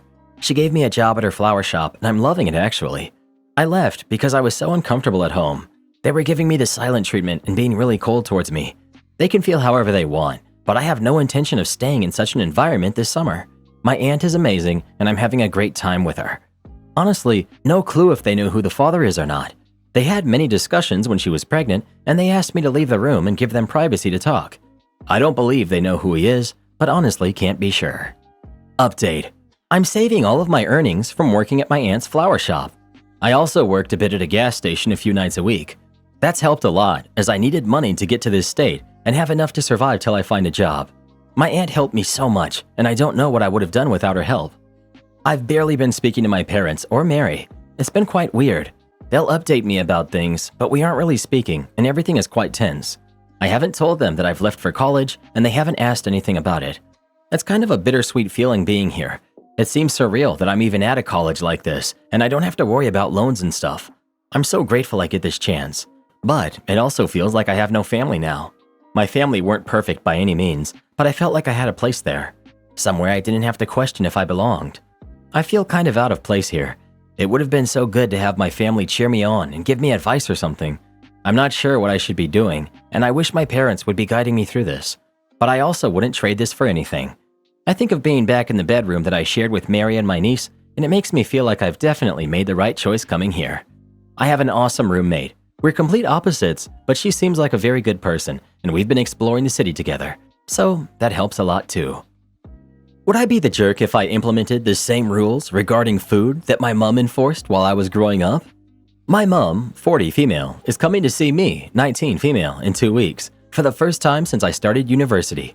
Just for some context, my family moved abroad a year ago, and I haven't seen any of them since. The distance has given me time to reflect on some of my mother's strange, obsessive behaviors regarding food, and I've since realized that some of her actions were somewhat mistreating me. However, I use this term very lightly. To outline the situation, we were never allowed to take food from the kitchen without asking. If we were caught doing so, it was called stealing, and we would be shouted at, or sometimes punished. It escalated at some points to locks being placed on the cupboards, a transparent meat lock being placed on the fridge, and a camera being installed in the kitchen. She would monitor how many times a day I'd be in the kitchen. If I had been in there too many times, she would chastise me, saying that I'm too obsessed with food, obsessed with always being in the kitchen, and that I have serious food issues. During secondary school, I was never sent to school with packed lunch, nor was any money put on my card so that I could buy food. At some point, I started to cook the family dinners, and the leftovers would always be allocated to my stepdad, whilst the rest of us would go to school with nothing. We would sometimes get takeout for dinner, but oftentimes my mom and stepdad got takeout only for themselves, saying that we weren't allowed any. Now, the instance in which I could possibly be the jerk is that I plan to treat my mom as she treated me in regards to food when she visits. I told my boyfriend of my plan to enforce these rules, that there will be a curfew for the kitchen, that she's not allowed to take or eat any food without permission, and if she does so, I will call her a thief. I was also thinking of ordering food for myself and telling her that she's not allowed to have any. I honestly just want to show her how ridiculous she is about food, but at the same time, I just want to be petty because why not? My boyfriend is telling me that it would be immature of me to do this, and that since my relationship with her is already difficult, it would be better if I just take the high road rather than adding fuel to the flames. My dad and sister also agree. Whilst I can't deny that doing this would be immature, I can't help but feel that she deserves a taste of her own medicine. So, would I be the jerk? And to all the people telling me to cut her off, I find it hard to completely resent her because she is my mother, and I recognize that she's done a lot for me. At the same time, that doesn't excuse her behavior. I've realized that she's a narcissistic parent, so I'm not expecting much or any accountability from her. I mean, why? Why bother? She's not going to apologize. You're not going to get any of the gratification you want. You'll just be secretly hoping she'll get annoyed so you can have a proper argument about it. Just don't let her come over. Am I the jerk for laughing when my wife's friend called her out and said she was better than her? I married my wife 9 years ago. As a longtime browser on this sub, I know a lot of you may ask if I actually like my wife or why I married her. There's a lot of reasons. I won't put you guys to sleep though. The simple answer is I do love my wife. We share a son together and I cannot imagine a life without her. My only wish is that she wasn't so insecure, but she is also human. With that said, let's get started. My wife is 39 and struggles a lot with insecurity. To remedy this, she has surrounded herself with friends who truthfully she thinks lesser of. A lot of her friends have been out of shape, poor, mentally unstable and such, and my wife has admitted she feels like the stable and sensible one with all of them. When she's not talking about them like they're charity cases, she's usually insulting them. Before it's asked, my wife is in therapy and says she likes the therapist, but doesn't think she's truly the issue. Now her youngest friend, 31, Candy, was one of the many friends my wife used for her own security. Candy was sort of a mess as a teenager, barely passed high school, couldn't hold down a job, and was in and out of hospitals due to unmedicated mental health problems. I think my wife was probably the cruelest to her out of all of her friends because Candy never really stood up for herself. At some point, we didn't really understand how or what came over her, but Candy really did a 180, got medicated, got her degree, and is now living in a nice country house with a well-paying job, her husband, and 3 kids. Watching Candy change over the years has messed with my wife a lot. She's been crueler to her and constantly insults her house, her job, even how she raises her kids, and loves to mention all the mistakes Candy made when she was younger. Candy never said anything about it until yesterday. We were at her house around a fire, and my wife asked how Candy could even be a fit mom after all her mental health problems. And Candy, who is tipsy, looks at my wife and says, paraphrasing, "You know, when I was young, I took your words to heart, until I learned you were just as messed up as I was. And I realized to fully get back at all the ways you hurt me, there wasn't a point in telling you or asking you for an apology. It was simply by being better than you, and now I am." I laughed, not so much out of humor, but more shock. I got a death glare, followed by my wife abruptly walking to the car and a threatening text she'd leave me behind if I didn't follow. We drove home in silence. When we got back, my wife was crying in the bedroom. When I tried to comfort her, she chucked all my stuff in my direction and screamed at me to leave. I now write this at my parents, who don't think I'm wrong, but at the same time, they don't like my wife. Am I the jerk? You're not the jerk, but your wife is extremely messed up, and you might give some thought to taking your son and leaving before she messes him up. You're so close to her that you may not even have a good view of how being with a person like her changes your brain and your sense of reality and right and wrong. See a therapist for yourself. My mother was like her, and I'm looking at my stepfather after their 30 years together. He's a husk of the man he used to be. He had to essentially toss out his own mind and replace it with hers because it was the only way to avoid her cruelty and mistreatment and survive next to her. Do not mess with me at Costco. A couple weeks ago, after checking out at Costco, I was doing the normal routine for loading purchased items into the vehicle. I quickly and efficiently transferred everything from the cart to bags in the back seat of my trunk. This usually takes me about 90 seconds to do before returning the cart. I don't like to hold strangers up and generally want to get home and swim around in my Costco purchases like a middle-aged Scrooge McDuck. Halfway through said process, some guy pulls up behind my truck and puts on his signal, intending to take my space as soon as I'm done. No problem, I'm moving fast. But then this jerk has the audacity to look impatient after about 3 seconds and vigorously waves his hand for me to hurry up. Seriously, dude, you just got here and you're trying to rush me? My process is flawless, and you have the gall to act like I need to hop to your tune? This triggered my pettiness. I'm sorry, my dude, but I'm no longer in control of what happens. This is between you and petty me now. I'm just an innocent bystander. So I immediately stopped my fast and efficient process of packing the vehicle and switched to molasses mode. I slowly moved every item in, one at a time. I pulled out a bag of seaweed snacks and started to look over the top of my glasses to really examine it. I slowly read its description out loud, then I looked around as if to find a bystander to discuss the purchase with. I resumed. More items went in. When he looked like he was about to give up, I'd act like I was done, then discover, nope, more items still in the cart. I drug this out for about 5 minutes, making him wallow in place, trapped by the sunken cost of how long he had already waited. I'm now done and getting behind the wheel. He seemed relieved, like the blood vessel he was about to rupture with impotent rage finally easing. So I back my truck up slowly. I stop, pull forward to reposition, and then slowly back again. I'm channeling my inner Colin Robinson and making this process as excruciating as possible. I backed up slowly, far more than I needed, until he thought I was going to hit him and started to honk, and I finally drove away. I know this doesn't compare to most of the petty stuff on here, but it amused me and I wanted to share. Edit. I forgot to mention the car return was directly opposite my truck in the aisle. I'm quite tall and took very slow, deliberate strides. Unfortunately, the return was empty, or I would have spent time nesting and adjusting all the cards for better spiritual alignment. Edit 2. I forgot the other masterstroke of time wasting, sitting there with the reverse lights on but not moving, knowing the slight surge of relief, thinking I'm finally going to leave, when in reality I was describing to my partner what's been going on and why I'm wasting time. Sister-in-law loses it on me for calling my wife beautiful in front of her. I, male 29, am a doctor, and my wife, female 29, is in another high-demand, high-pay field with long hours. I've recently been working more odd hours as opposed to my wife's normal 8-about-6 routine. As such, we have not really seen much of each other for about a week. We're just normally very lovey-dovey, cuddly, and all that kind of stuff. Also, her sister, female 33, has recently divorced from her husband for reasons that are irrelevant in my opinion. Just for context, her sister had an Indian-style arranged marriage, and she does not see the point of love marriages in general.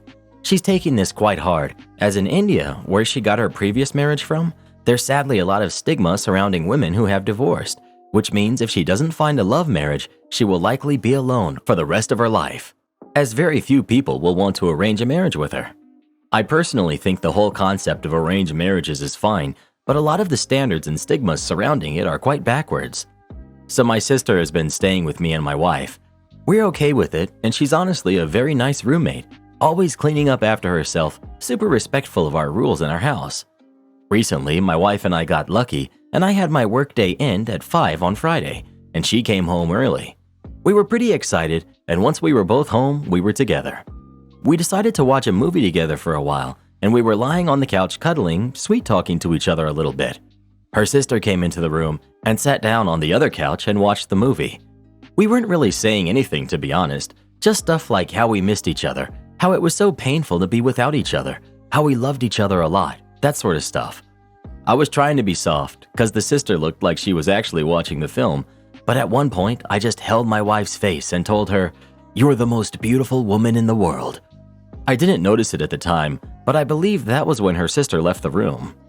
Later on in the night, after my wife had gone off to prepare for bed, her sister came out and yelled at me. She basically accused me of cuddling with my wife specifically to mock the fact that she doesn't have a husband anymore, and that I was saying that she wasn't beautiful when I told my wife that she was the most beautiful. I tried to calm her down, but she got more riled up, fixating on comparisons between my wife and her, getting a bit too close to me for my liking and asking me questions like, "What makes her hotter than me?" She then held out for a hug, crying a bit, but I shook my head because I was a bit concerned how she went from yelling at me to wanting physical comfort. Eventually, she just backed off and said okay, tearfully, and walked away. Am I the jerk for saying this? Should I have just given her a hug? She yelled at you and then went in for a hug? Holy passive-aggressive, Batman. Not the jerk. She's envious and she's projecting. Not only that, I'm concerned that sister-in-law may try to create issues in OP's marriage. The fact that she waited for her sister to leave before trying to seek affection in her husband is telling worrying.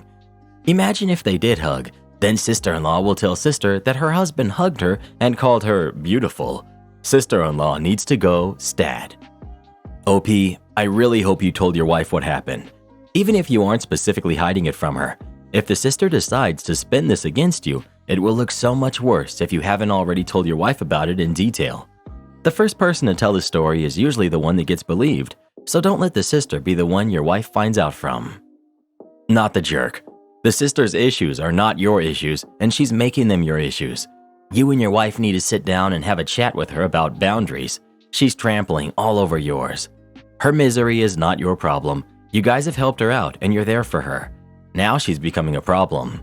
It needs to be nipped in the bud if you want to keep your home feeling like a homely place for you and your wife. That's the priority here. And you should be prioritizing your wife and your marriage over her sister's sadness. Revenge on the movie producer. Please allow me to note well in advance, this story is not mine. In fact, it's a rather popular story in a town I once lived in, Savannah, Georgia, and centers around one homeowner who got royally annoyed with a movie producer. Okay, so first and foremost, when movie producers are looking for places to set a movie that takes place in colonial or even 1800 cities in the US, due to the sheer number of parks, wide roads, and period houses, they will often select Savannah, Georgia.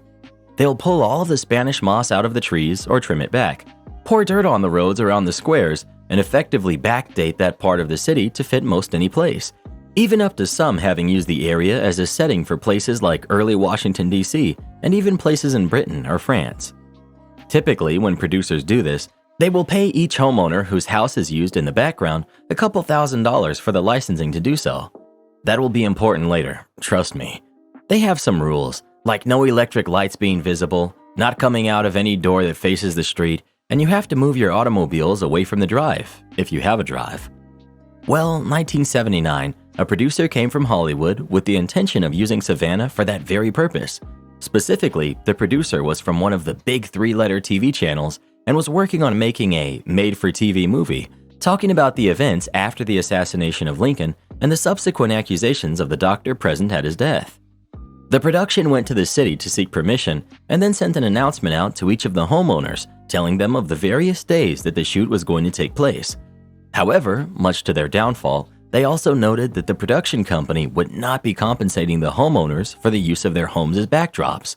This was met with some great annoyance by the homeowners, who turned to the city for help, only to be told that it was their civic duty to allow the use of their homes. Most everyone agreed to this and bit their lips. One homeowner, however, didn't. He decided to get revenge on the production, attempting to mess up their shooting every chance he got. He first started by leaving his car out in front of his house, only to have it towed before filming started. He threatened legal action against the studio, but that fell on deaf ears. He forbade the use of his home in some of the shots, but the production company got the city to make him back down. Eventually, enough was enough. So he waited, biding his time until he was certain they were filming. When the day came that his house was being used as a background shot, the homeowner grabbed a massive German flag from World War II and hung it out front of the house, out one of the tops of the windows. The production company balked. They knew that this ruined any shot they had used there, and what's more, they started to question just when he had put the flag up. Was it just the one day, or had all the previous shots, some which showed the house from across the square, been ruined as well? They turned to the city for help, and the city just basically shrugged, saying that it was his First Amendment right to do that, and implied that had the production company paid the homeowners, as had always been done before, then this probably wouldn't have happened. In the end, the production company had to end shooting and go to the homeowner, begging him to remove the offending flag. He did eventually do so, but only after his lawyer got a contract in writing that required the production company to pay all of the homeowners for having their homes in the shot. The flag came down and shooting wrapped up in less than a day. That stunt cost a producer quite a substantial amount of money and pushed production back at least a year while they tried to find every single instance that the flag flew in the background shots. My son's girlfriend didn't take me seriously, so I kicked her out of my house. My son, 19 male, still lives at home with me, 40 female. He's been with his girlfriend, who's 18, for about 3 years now, and he asked about her moving in with us. I eventually said yes, and she's now lived with us for around 8 to 9 months.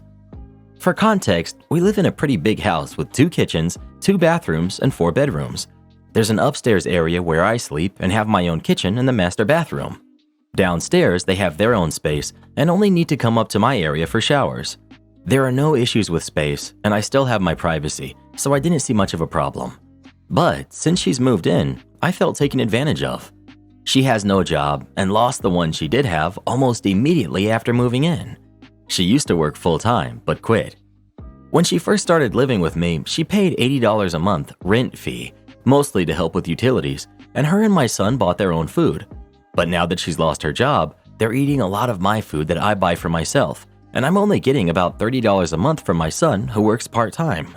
So I'm left paying for almost all of their food, water, heat, etc. I was fine with this for a little while between jobs, but it's gone on for 8 months now, and I don't even think she's applying anymore. They're also very loud and inconsiderate. I sleep early, it's how I am, like 8 or 9 p.m. I like to wake up a couple hours before work and enjoy the morning, and my son was always super quiet and respectful until she moved in. Now they'll talk loudly until 12 to 3 a.m. and play music all throughout the day. I've even heard them doing other things at night that I'd really rather not. I've been unable to fall asleep until midnight on most nights. I work at 8:30, so now I'm either rushing to get out the door or losing sleep. I've told them to keep it down so many times, but I feel like a nag because they don't listen and always just say, "We are," or "Yeah, wait a sec," etc. They're completely dismissive of my needs or my sleep schedule. They just don't care. Her attitude has annoyed me because she seems to not take me seriously. I've heard her call me names behind my back multiple times. Well, a month ago, I gave her an ultimatum. I told her that if she didn't get a job and they didn't keep the noise down, then she'd have to leave. She had until the end of the month, January. Obviously, January is over now, and I stuck to my word. I kicked her out on February 12th, and she moved back in with her sister today, where she lived before moving here. My son is so mad at me. He said I'm heartless and need to give her a chance, then basically stormed in his room and hasn't spoken to me since.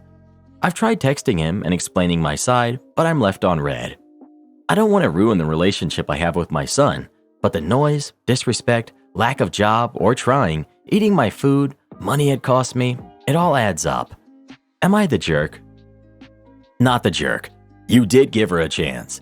You told her unless she gets a job and keeps the noise down, she was out. That was the chance. Your son wanted you to give her endless chances with no consequences. Your son is being unfair. If they want to live together, they can get jobs and find their own place, like the rest of us. Not the jerk. It's your house. They need to follow your rules. In my opinion, you should have kicked your son out too, but it's your life. Good for you for sticking to your word. I'm sure it wasn't easy. My Karen guidance counselor told me that I wasn't college material. Years later, I pretended not to know her. I know it doesn't sound much like revenge, but it was oh so sweet, let me tell you. Back in high school, I struggled hard. I had a stepdad who adopted me and then ignored me my whole life, and a mom who was wrapped up in making his life perfect. Yeah, he was what some might call a textbook narcissist, with my mom as his flying monkey. It's from Wizard of Oz. Anyway, school was a difficult time for me, and I had a lot of anxiety and a hard time focusing. I attended all of my classes, and I was always doing very well on my assignments, but I had trouble completing them. My guidance counselor was the same all throughout high school, and every year would start with a meeting with her, and I would explain I needed more help because I was struggling to focus. She brushed me off every time, stating that I obviously wasn't trying hard enough because I had no excuse, since my stepdad, my adopted dad, was, wait for it, a social worker for the school board and personal friend of hers. Yeah, it was awful. At the end of high school, we had our obligatory meeting about what colleges and universities or trade schools to apply for. I told her I was interested in psychology and I would like to be a counselor or to teach psychology. The woman scoffed, literally scoffed at me. She said, and I quote, "Please do not apply to university. It would be a huge disappointment for you. You are not university material, and you may be better with a community college or even certificate in administration." Now let me say, there's nothing wrong with going to community college or getting a certificate in something. Nothing at all. But this woman's words would haunt me my whole life. I wanted to pursue something I was very interested in, and she essentially told me I wasn't smart enough or capable enough to do it. Fast forward to my late 20s. I worked at a variety of small jobs here and there and became very depressed. I finally decided one day, forget this, I'm applying for university.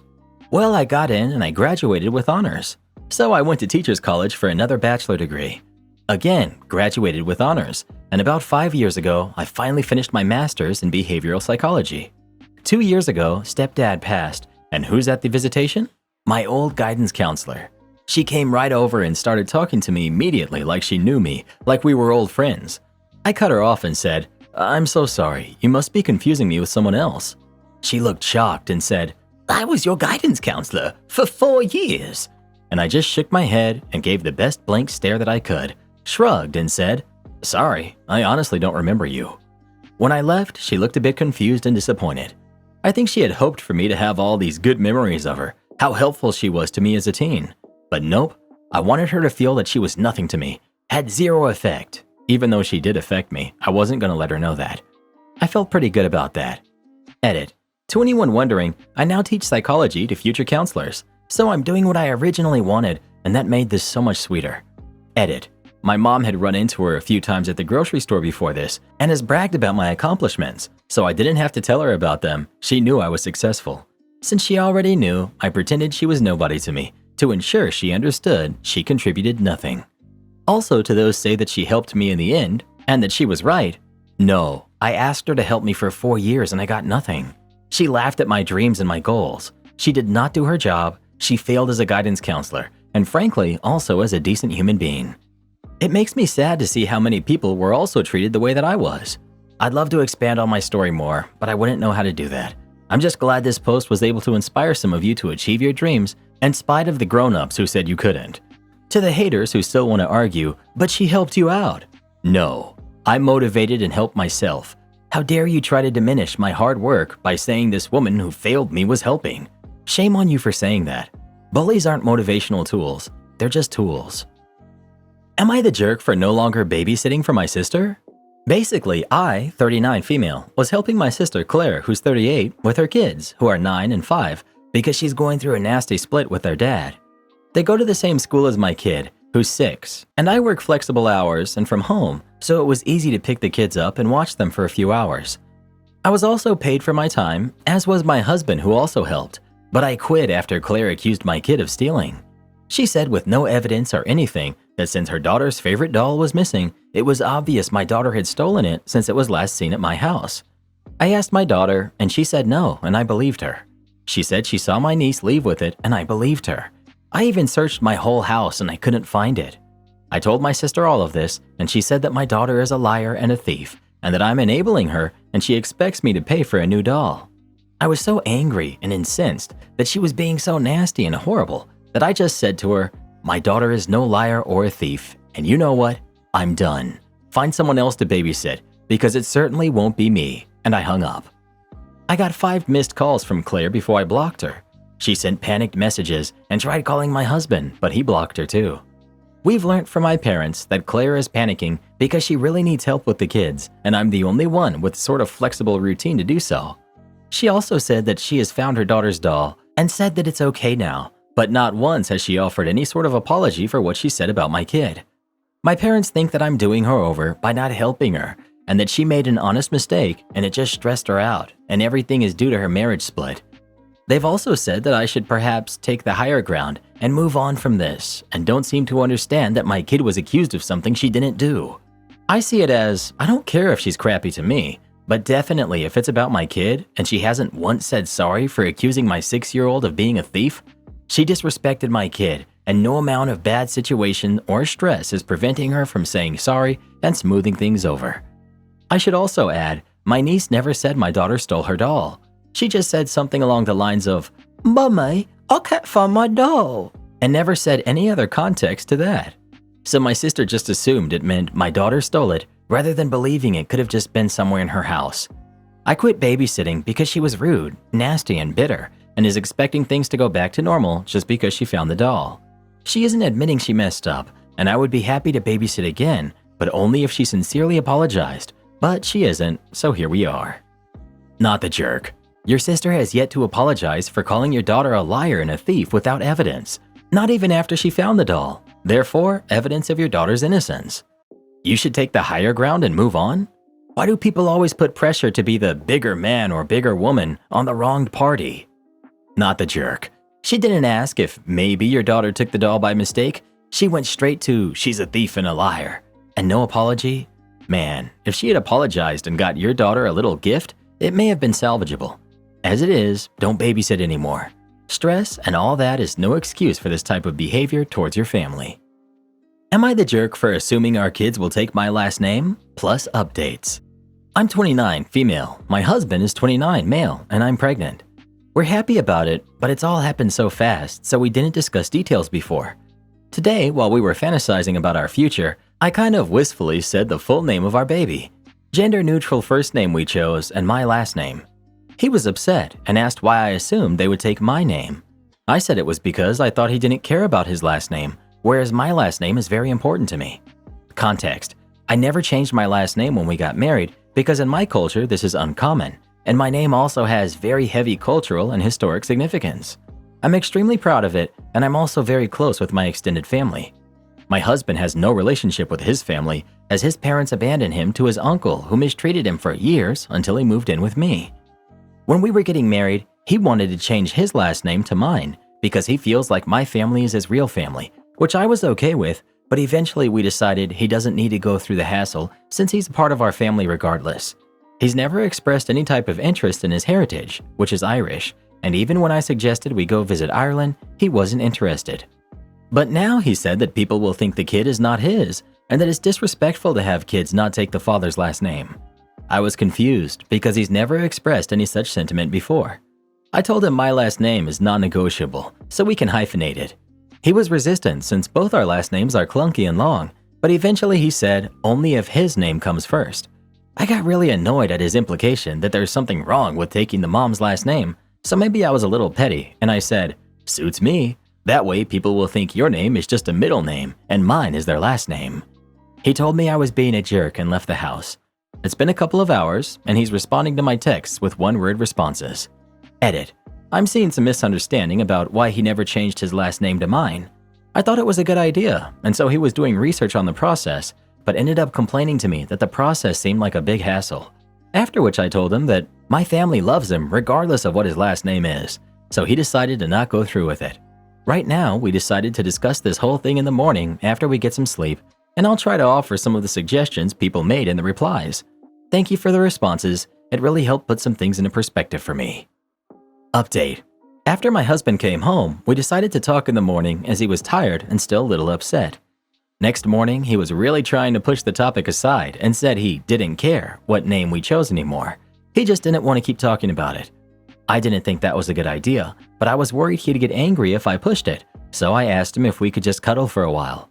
I brought it up again by apologizing for my comment that I made about the hyphenated name. He said he didn't want to hyphenate our names anyway. We talked for a while about a lot, like my family, culture, and his family, etc. But basically, he felt like he was the odd one out. I reminded him again how much my family, especially my parents and brother, love him and treat him like a son and a brother. They really do treat him like the baby of the family because that's how they always treated me as the youngest. My extended family loves him as well. He said he felt like he was still stuck with his crappy family even though he hasn't talked to any of them in years, and if our baby has his name, it would be like he was connected with the baby through that name and not his family. I was dreading asking him this, but based on comments on my other post, I decided to ask anyway. I asked him if he thinks he would like taking my last name, so he didn't have to share his last name with them anymore. He said that he was too embarrassed to suggest this again to my family because he felt like it would look badly that he keeps changing his mind on the topic, like he didn't respect this decision or my family's name. I convinced him that they wouldn't feel that way and that I would help him with every step of the name-changing process if he wants it. We ran it by my parents to prove to him that they were okay with it, and they were super supportive. He seems really happy about the decision and even excited while we were gathering all the info to make sure it's a smooth transition.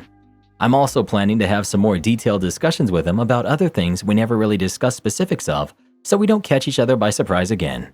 Thank you again, everyone, for the perspectives and the suggestions. Am I the jerk for buying first-class tickets and leaving my in-laws to rot and coach? Okay, so here's the story. I'm a big guy. In fact, I was an NCAA Division II tight end.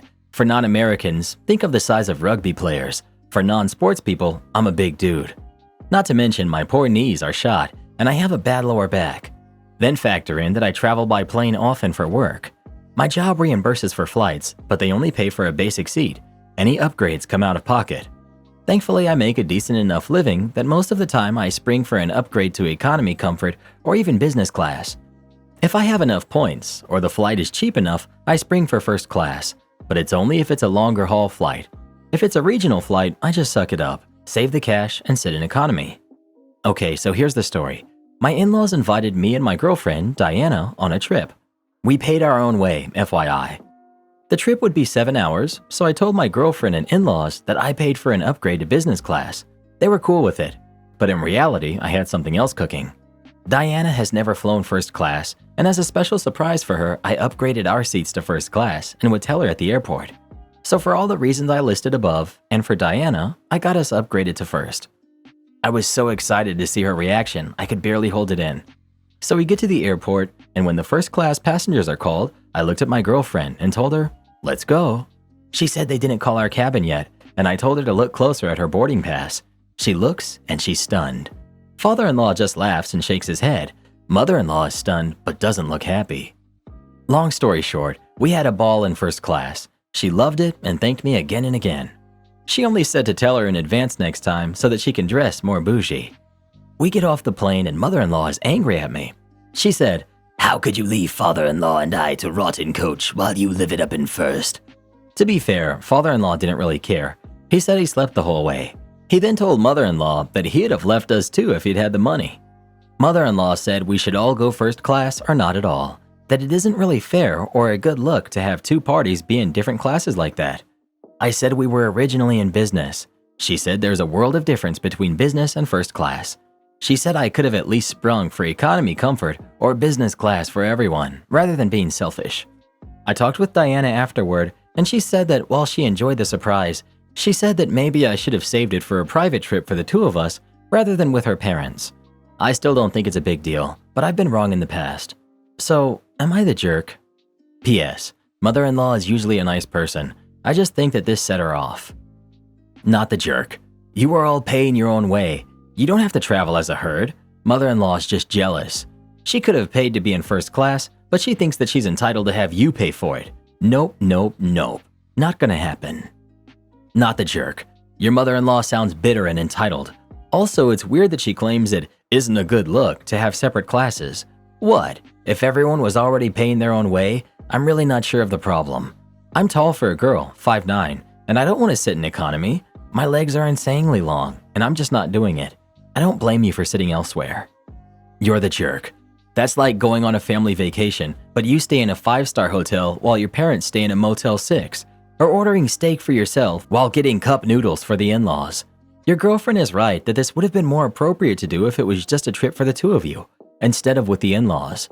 Now your girlfriend can't even gush about the fun experience without reminding her parents that they were purposely left out. You're the jerk. I'm gonna go against the grain. This was a group trip, and then you secretly organized something to separate the group.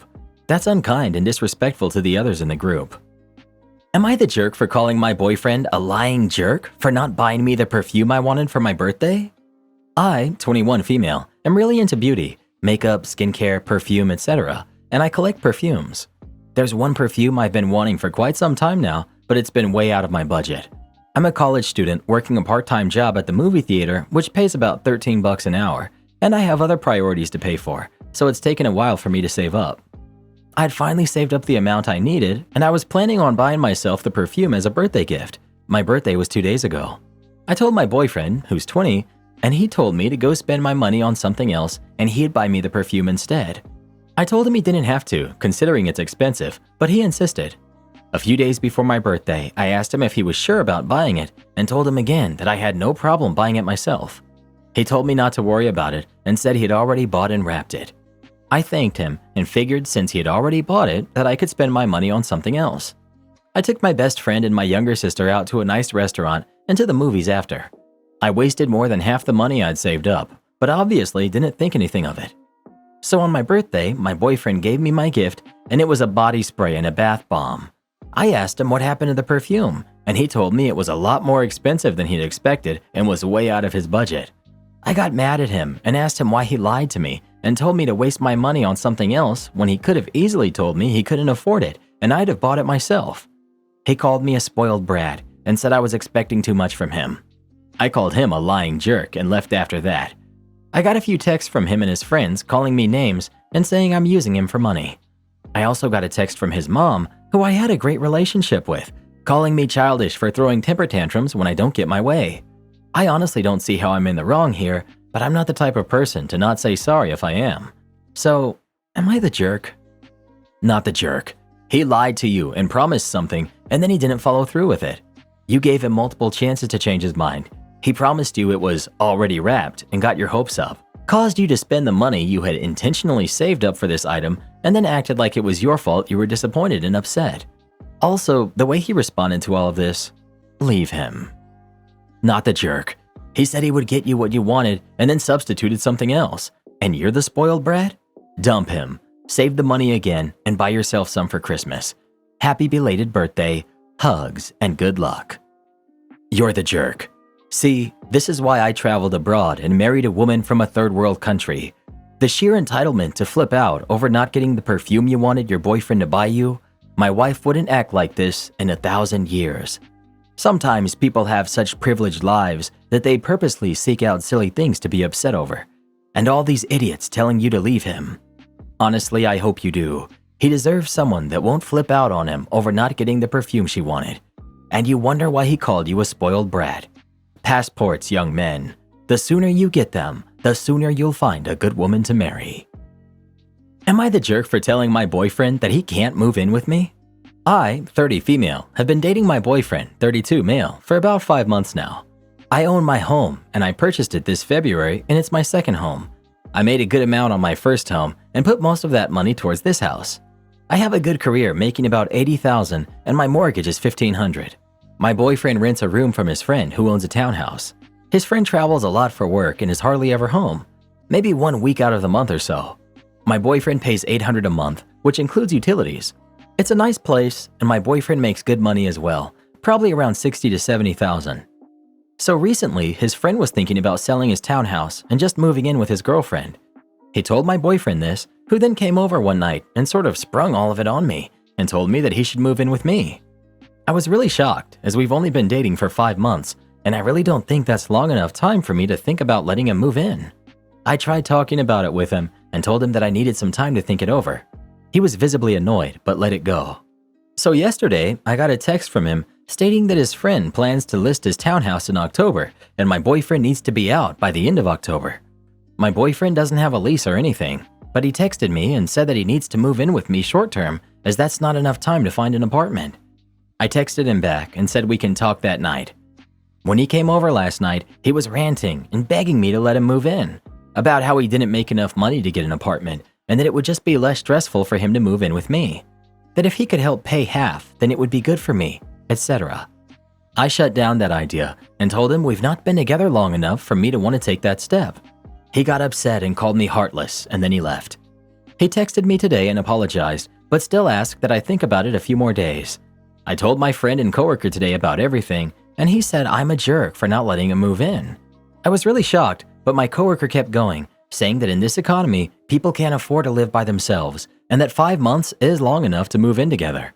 I didn't say anything, but just remained quiet. So, am I the jerk for telling my boyfriend that he can't move in with me? Not the jerk. 5 months is not long enough. If things go south, how do you get him out? Will he have a rental agreement? Then you have to follow tenant law. If not, and he receives mail at your house, then it's a whole different issue. His pushy nature and not respecting your clear boundary is concerning too. He can find a room for rent on Craigslist. He's just looking for an easy way out. Hold your ground. Not the jerk. Don't listen to your coworker and don't take relationship advice from them again. You're not obligated to take in your boyfriend, and his ranting, annoyed response speaks volumes about his character, like he can't take no for an answer. Also, if you let him in for the short term, he's not gonna leave. Am I the jerk for breaking it off with a guy who looked up where I live? I, 25 female, met a guy, 28 male, on a dating site about 4 months ago. We instantly hit it off and we had a ton in common. We talked every day until this happened. We both just got out of long-term relationships that had become super toxic, so it's kind of like we had been healing together. Our personalities mesh extremely well. We've always agreed on all of the big things like religion, politics, etc. We spend a considerable amount of time messaging back and forth every day. There's been a few small things we have disagreed on, but we always find compromises by respecting each other's opinions and working things out together. It's also relevant that he lives in a different country than I do. He seemed like a dream come true until this certain event happened. As soon as we started talking, he told me about his house and sent me several pics. I joked about what if I was a psycho and found out where he lived. Then he just flat out sent me his full address and told me he trusted me and knew he had nothing to worry about. I was kind of shocked he did that, but I did like the fact that he already trusted me this way. Now me, I'm not that trusting with people early on. It takes me much longer to trust someone with my personal info. I did tell him the city I lived in, which is one of the largest cities in my country, and about a few different places I like to go to. He started learning about my city and we talked about it sometimes. About 2 months into talking, he offered to buy me a birthday present and said he would have it sent to me if I was comfortable giving him my address. I appreciated the thought, but I just wasn't comfortable sharing my address at that time. He understood and just sent me a virtual gift card instead, which I really appreciated. Well, recently, he's been looking more into the cities here in my country. We've been discussing the idea of him moving here in the future instead of me moving there, just tossing ideas around at this point, and him getting a place near my area. He was sending me screenshots of different parts of the city from Google Maps, and one picture was in my neighborhood near a restaurant I like to go to. I told him, "That's actually in my neighborhood." Then he joked, saying, "I thought you were afraid to tell me what part of the city you're in." I told him it's okay. My city is so big, there's no way you can find out where I live. This was all done in a playful manner, not really serious. He then said, "Oh, you don't think I can figure it out? I'm really good at solving puzzles, and once I start working on one, I can't stop until I solve it." So just playing along with his game, I told him a few common stores that were in my area. I was sure he still wouldn't be able to figure it out. Well, about an hour later, he tells me, "I solved the puzzle, by the way, but you don't have anything to worry about. I would never send you anything without talking to you about it first, or do anything crazy." I thought he was just kidding again, so I told him, "There's no way you figured it out. You're just bluffing." He then says, "Well, do you ever walk down the street to store right next to me, or have your car fixed at the car place across the street from me?"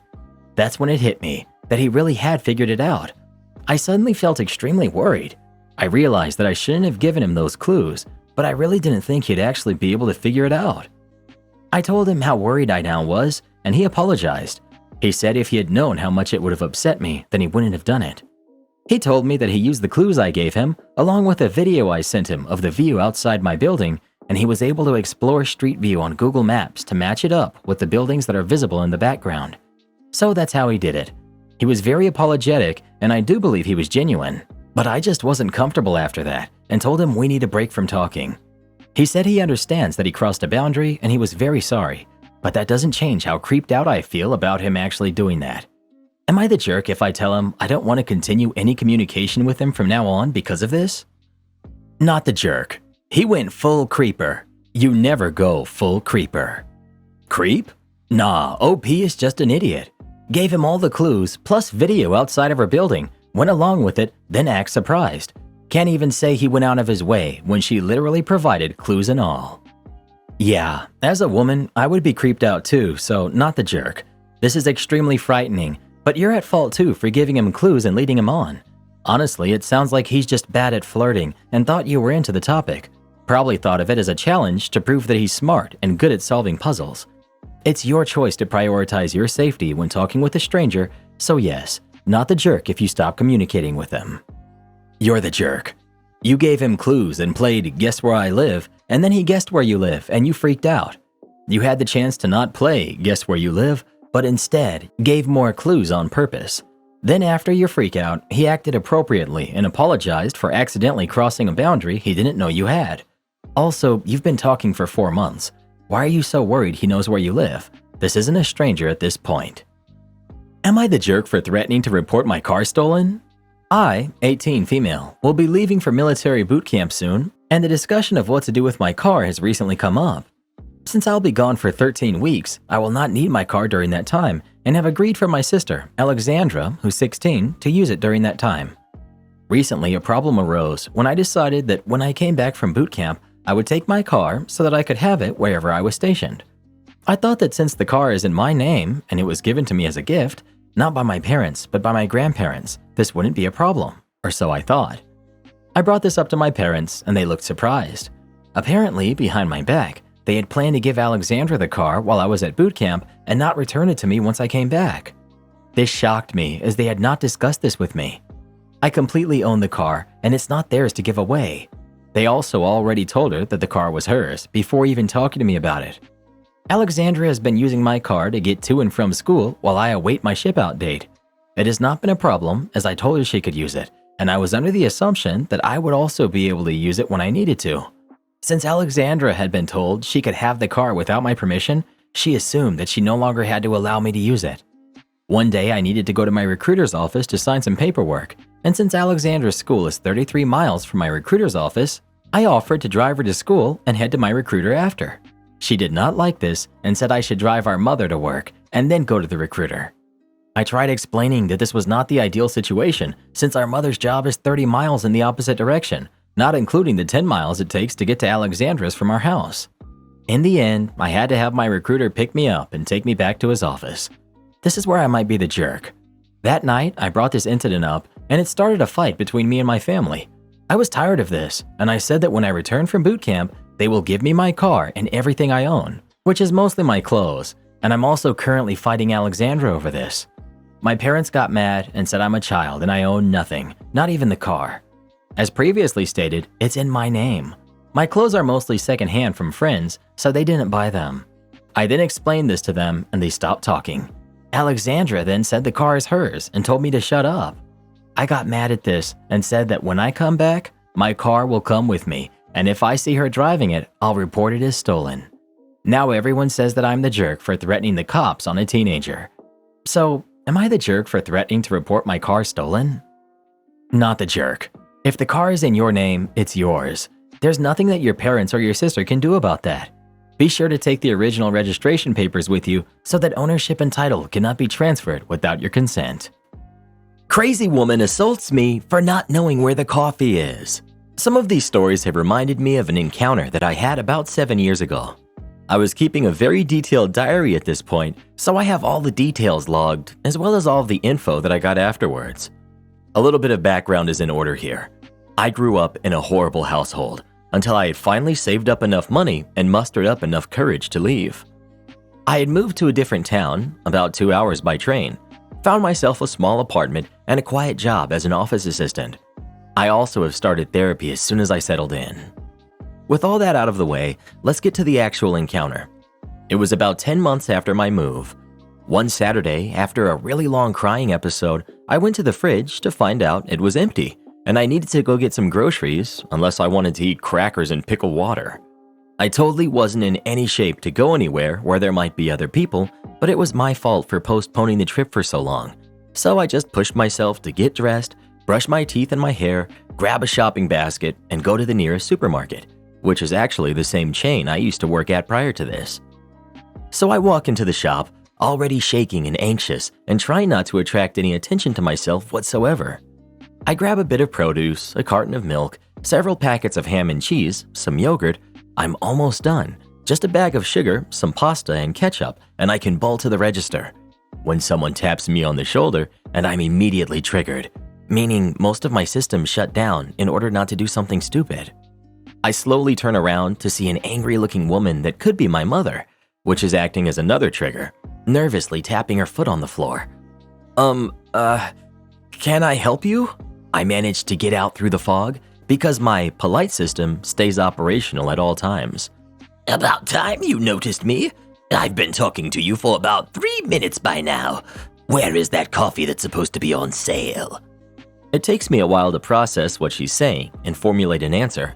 I don't know. I don't drink coffee.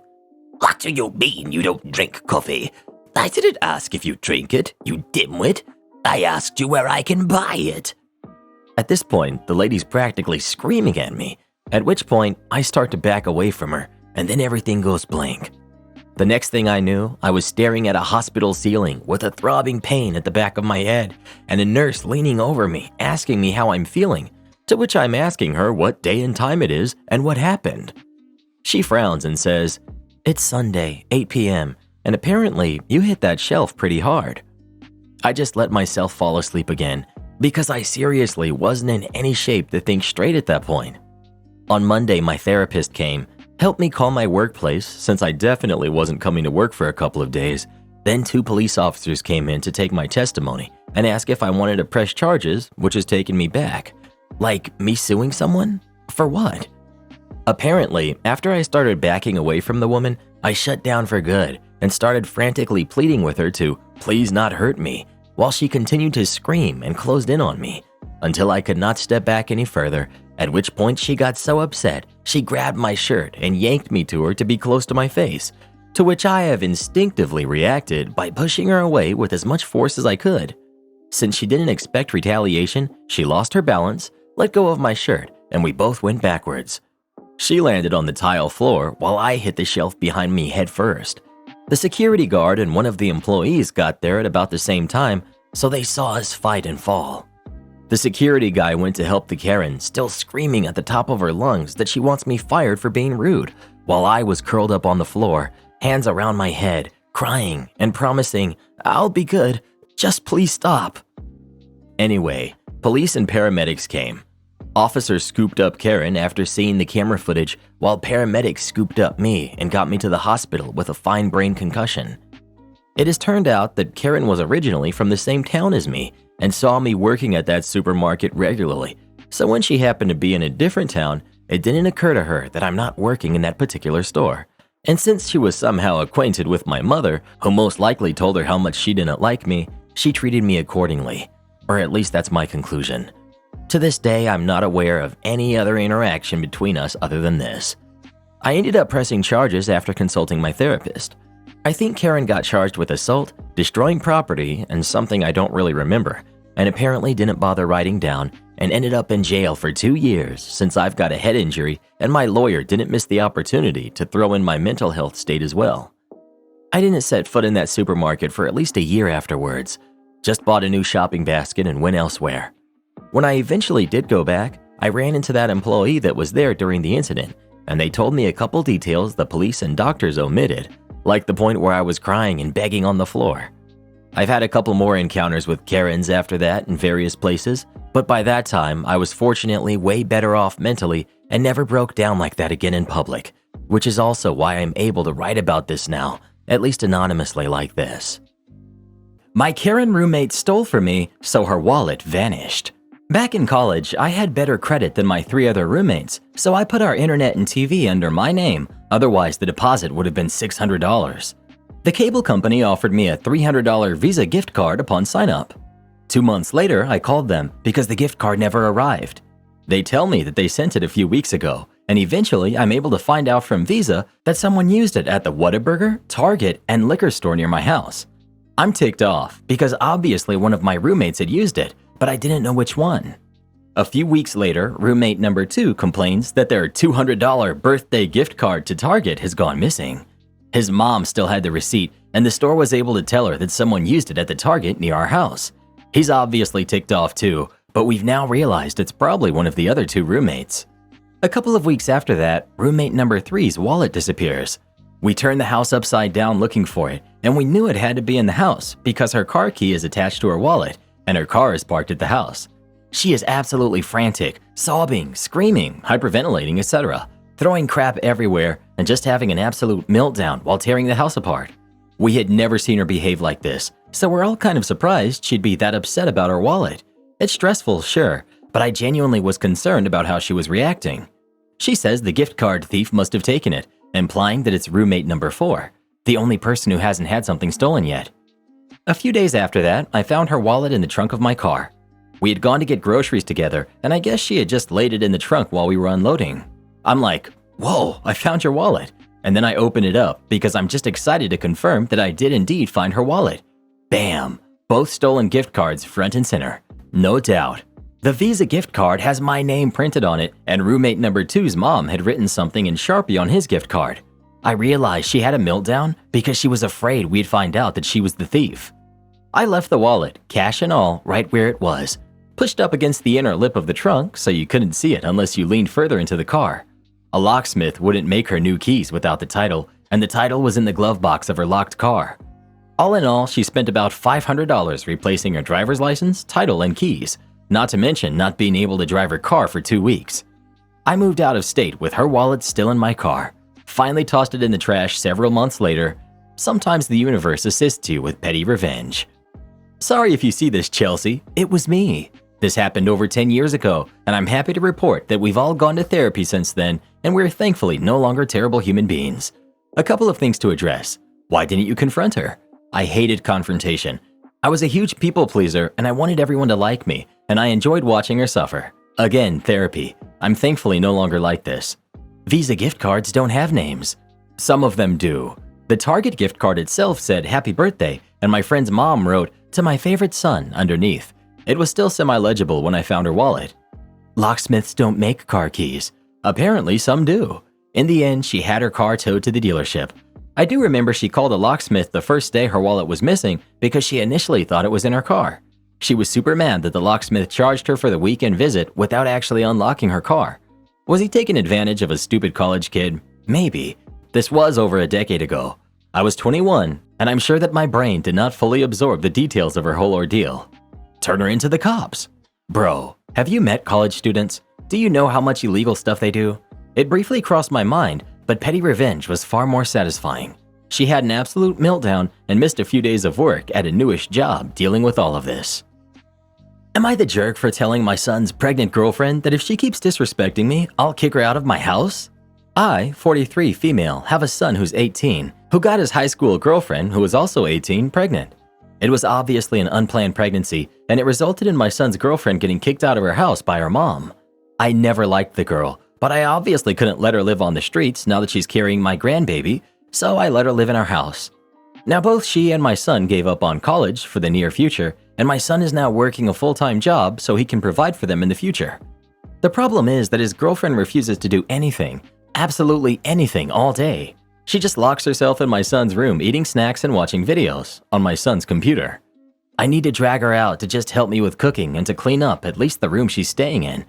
But she's always complaining about how I'm working her like a slave, even though she's already in constant pain because of her pregnancy, and then she'll come crying to my son about the treatment of her. Mind you, she doesn't have a high-risk pregnancy. I know that because my husband and I are the ones who are fully paying for her medical controls, and I don't put her up to do tasks like cleaning the toilet or anything similar. However, she really crossed the line when after I got dressed up, she asked me where I was going, and I told her I was getting ready for church. Her exact response was, "I didn't know there were churches that allowed people to dress the way that you are." At that point, I absolutely had it with her, and I told her straight up that I don't care who she is. I won't allow her to disrespect me while living in my house, and if she can't keep her attitude in check, then she can get out of my house. She pretty much started crying at that point and immediately called my son, who later on also gave me an attitude for treating his girlfriend like garbage when I don't know what she's going through. Eye roll. My husband also thinks that while she was definitely out of line, that she was probably only acting out because of pregnancy hormones, and that I could have handled the situation better without straight up threatening to leave her homeless. Am I the jerk? Not the jerk. You should make it clear to your son that his girlfriend needs to earn her keep ASAP. Not the jerk. She needed the wake-up call. You're all she has. Don't bite the hand that feeds you. You called your son who later gave you attitude? Son also needs a firm reminder of who is doing whom the favors. Not the jerk. Keep your word of kicking her out if she's disrespecting you again. You're paying for everything. She's not being mistreated. Pregnancies do not cause enabling pain, and she can at least make the bed. Not the jerk. But why is everyone siding against the pregnant mom in this story? Oh yeah, that's right, because it's not the husband calling her out for her bad behavior.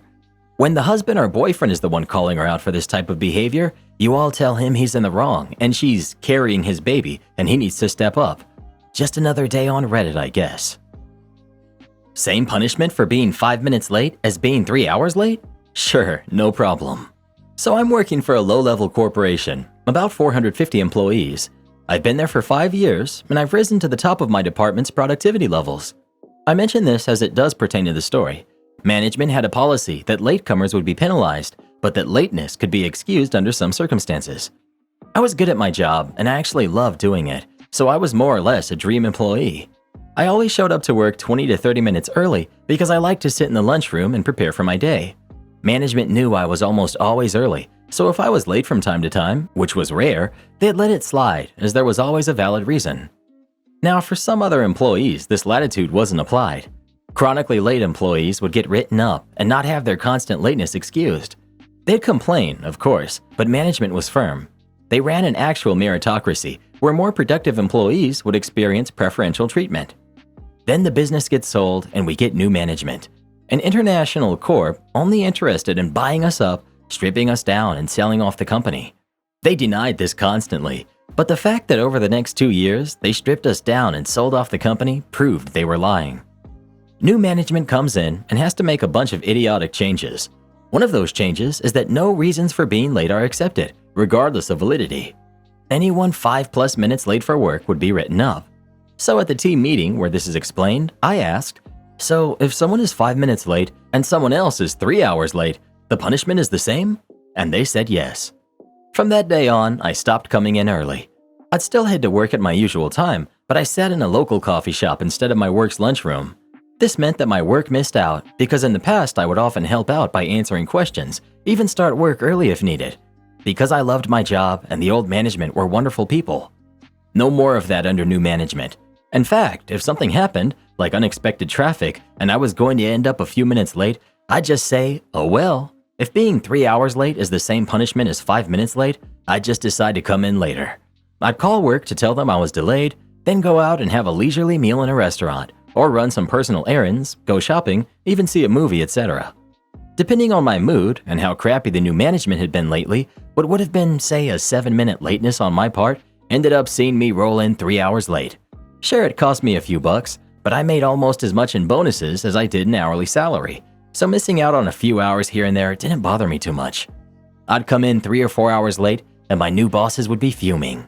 Nothing they could do, though, but write me up for the basic tardy, same as they would do if I had been 5 minutes late.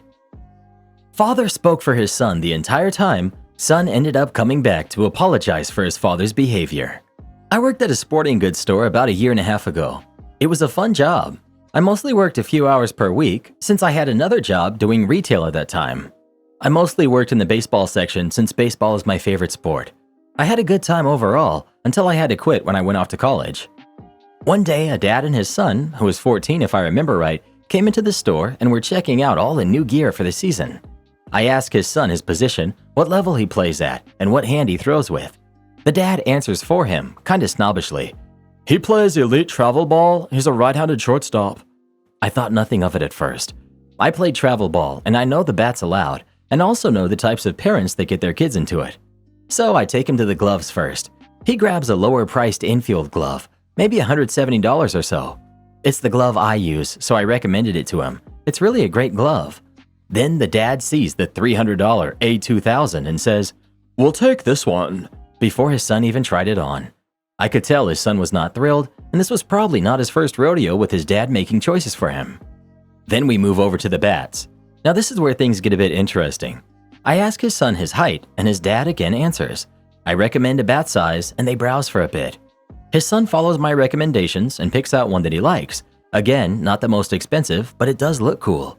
Honestly, at his age, the bat doesn't make much of a difference since regulations are tight on what's allowed in the league anyway. His dad then picks up a bat 2 inches too big for his son. He should be swinging a 31 inch. He might be able to get away with a 32 if he's strong, but a 33, what his dad picked up, is too big for his son until he hits a growth spurt. I explained this to the dad. He didn't care. He just wanted the most expensive bat. It was kind of clear to me that it was not even about his son at this point. It was about the dad gearing him up to appear better than the other kids. I'm still trying to explain to his dad, from my own personal experience being a smaller kid, that a large bat is not the best idea for him. His dad says, "I know what's best." His son looked upset, and I felt bad for him. I could tell he was passionate about baseball. He was not in it to look cool, but genuinely did research on what's best for his use case. The products he gravitated towards were all great for him. The last thing before they got cleats, out of my department, is batting gloves. His son asks me which gloves I like to use, so I go to tell him before the father cuts me off and says, "These ones look good." Guess what? They had the highest price tag as well. They're great gloves, but it's not worth the extra price in my opinion. They walk away to get the cleats and ring out with me. Their total was hundreds more than it had to be, and the son did not even get to pick out what he wanted. He came in a few weeks later with his older brother to get another bat since the one his dad picked up for him was too big. Him and his brother were both very grateful for my help, and they apologized for their father. I talked to him a bit about baseball, and he really was just in it for fun. He told me his dad puts a lot of pressure on him and spends tons of money for him to get a spot on the expensive travel team, but he just wants to go out there and have fun with his friends. He also told me that the pressure has made him think about quitting. He said, "I love baseball, I really do, but my dad wants me to be the best, and I'm not that. I just want to have fun with my team." I gave him a pat on the shoulder, and I told him he's the best player he can be. Looked to his older brother, who told him the same thing. Not gonna lie, I got a bit emotional after they left. That moment has stuck with me for over a year now, and it really does suck how much parents dump money into their kids' sports instead of just letting them play and have fun. In my time working there, I have seen lots of parents similar to his father, only wanting the most expensive products, while not even critically questioning if those products are the best ones to buy for their use case. Am I the jerk for telling my wife I don't want to live more in line with my wealth and social status? I've been with my wife since university. We've been together for 14 years, married for 8. My practice has been doing very well, and I do have joint finances with my wife.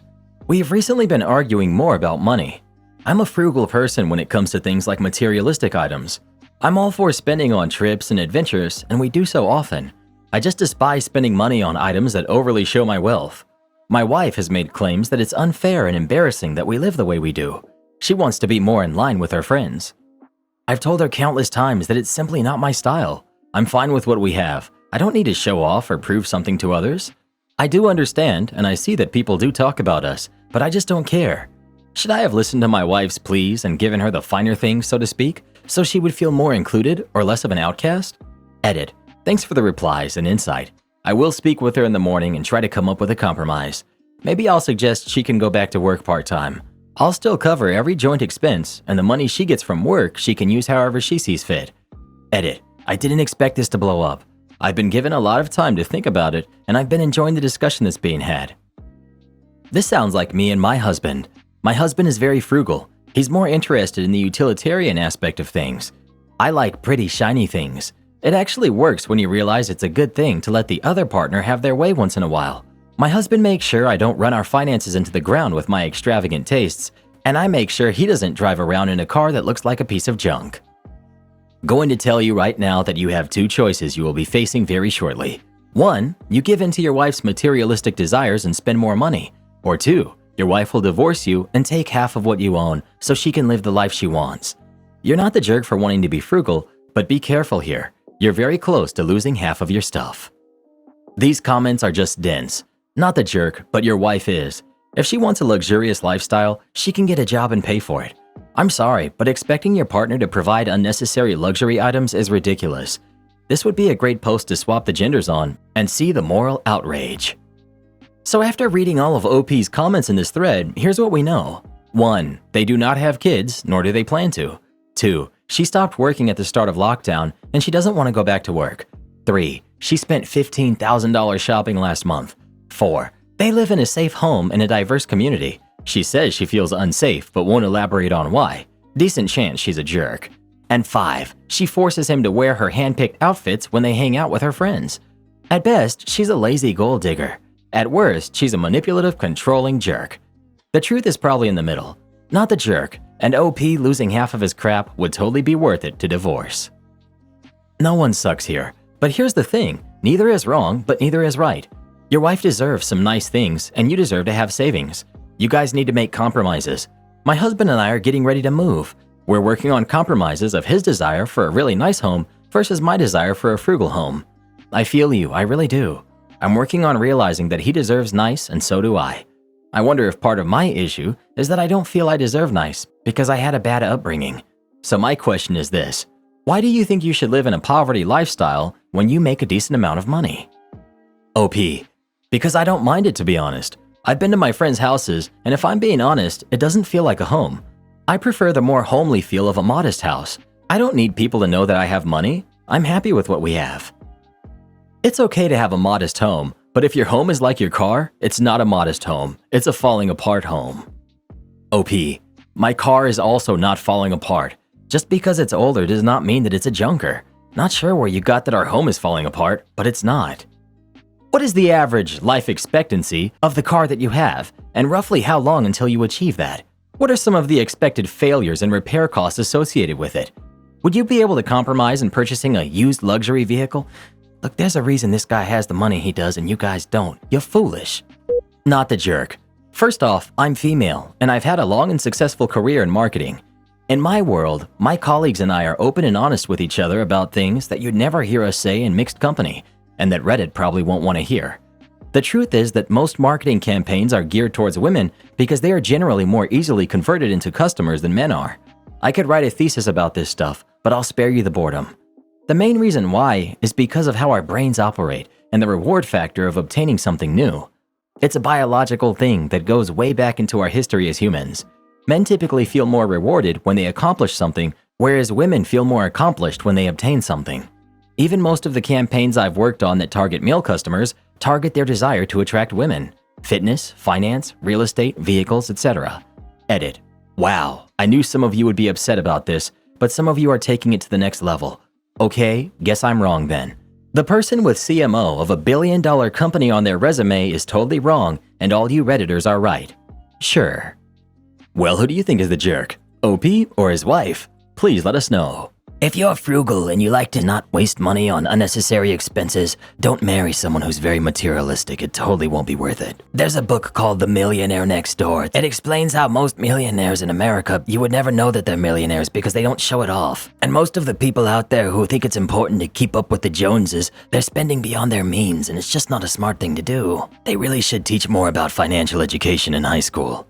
Well, Karen, there's a reason that our system is designed this way. If more people knew how to manage their finances effectively, they wouldn't waste money on things they don't need, and corporate profits would plummet. Stop telling me the depressing truths of reality and read the next story. Karen wants her breakfast. I work at a hotel. I'm on the graveyard shift, and we have a continental breakfast from 6 to 9, and my shift ends at 7, so I'm in charge of setting up for breakfast. It's not a big deal. It's a small hotel and a small breakfast, but we do have waffles and a couple of waffle makers. Basically, guests come in, they get their batter out of the dispenser and make their waffles so they're fresh and hot. We have 2 seasons where I live, winter and construction season, and we get work crews that stay at the hotel on the boss's dime and then go out for whatever job they're working on, and we very frequently get this one crew of guys. They're great guys, they're polite, and they don't leave the breakfast room a mess, but their shift starts super early in the morning. We also get hunters who are in and out before 6, so I usually have everything set up by 5:30 for them. I say usually because I'm only human. Sometimes I'm running late, it happens, but I'm never more than 5 minutes after 6. The workers and the hunters are super chill about it. They get it and don't complain about waiting a couple of extra minutes.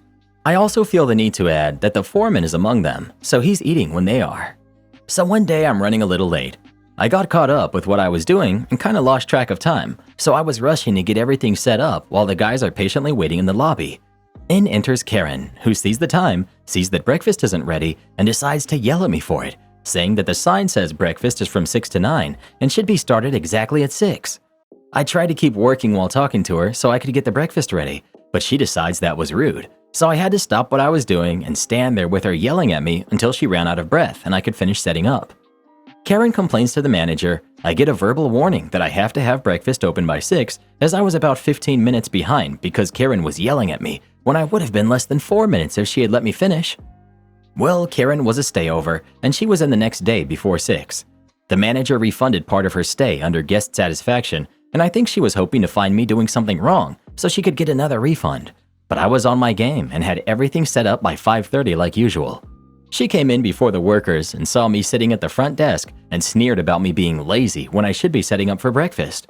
I told her that breakfast was already ready as the construction workers are entering, but I stand and walk over to block the doorway to the breakfast room and told her that I couldn't let them in because the manager said I had to start the breakfast at exactly 6, so I couldn't let them back until then. And as I'm saying this, I'm looking directly at Karen.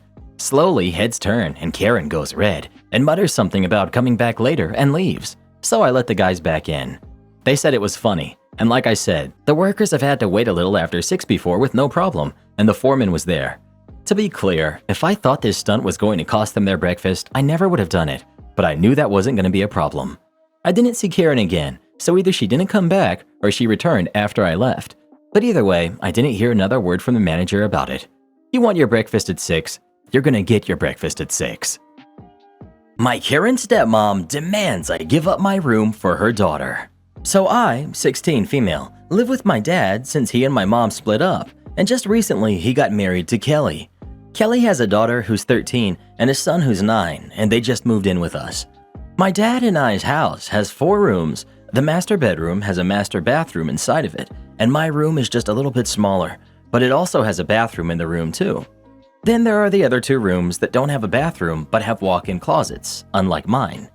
All of the rooms have beds and dressers, you know, all the stuff that makes a room, without the personal decorations that you choose.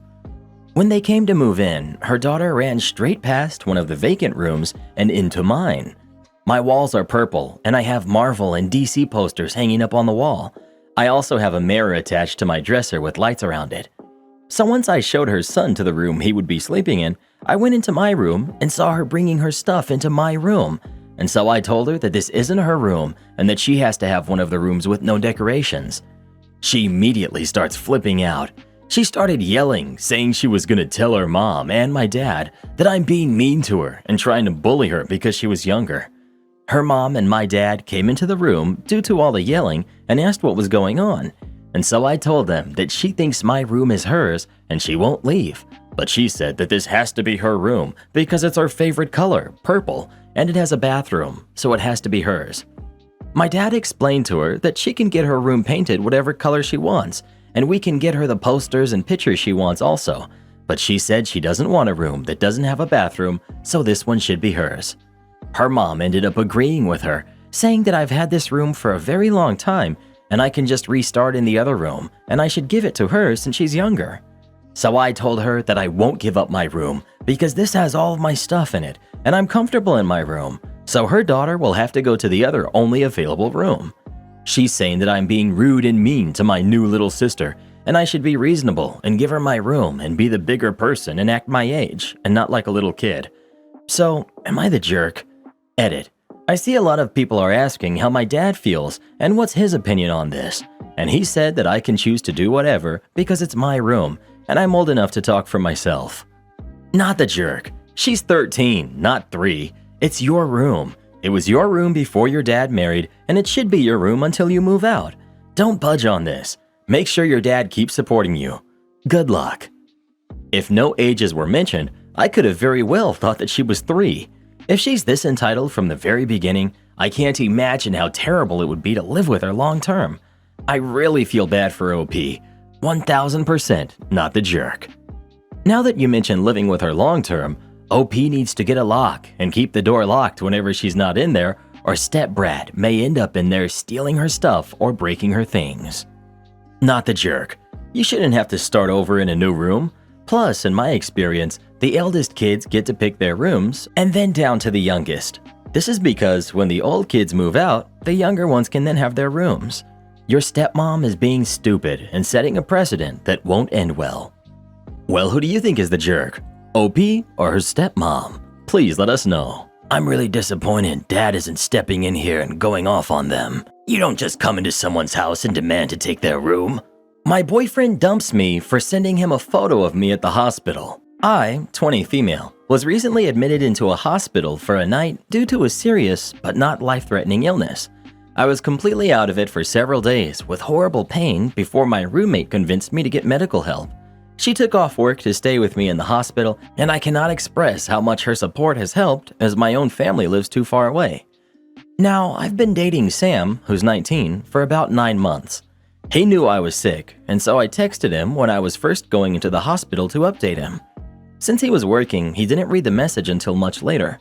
I sent him around 6 text messages updating him with what the nurses were saying and including a photo of me on IV giving a thumbs up. It was my first time ever in the hospital, and I just wanted to keep the bad situation as lighthearted as possible. He responded a few hours later with a thumbs up, and that was all. I asked if everything was all right, and he said, "Yeah, just you being in the hospital is giving me a lot of anxiety. I'd rather not see you looking like that." I told him that was okay and didn't message him for the rest of the night, not thinking much of it. The next afternoon, his mom called me asking if I was okay. She had the impression that I sent him the hospital photo after he told me not to share any information and was disrespecting his request. She reminded me that his grandfather only passed a year earlier, where Sam had to spend a lot of time in and out of the hospital, so the updates were making him grieve all over again. I apologized to her and sent him a text saying that I didn't mean to hurt his feelings. He left me on red. My roommate thinks that I didn't do anything wrong at all, and he's being too sensitive and immature for involving his mom. Personally, I think this is a bit unfair, as he was really close with his grandfather and struggles with anxiety.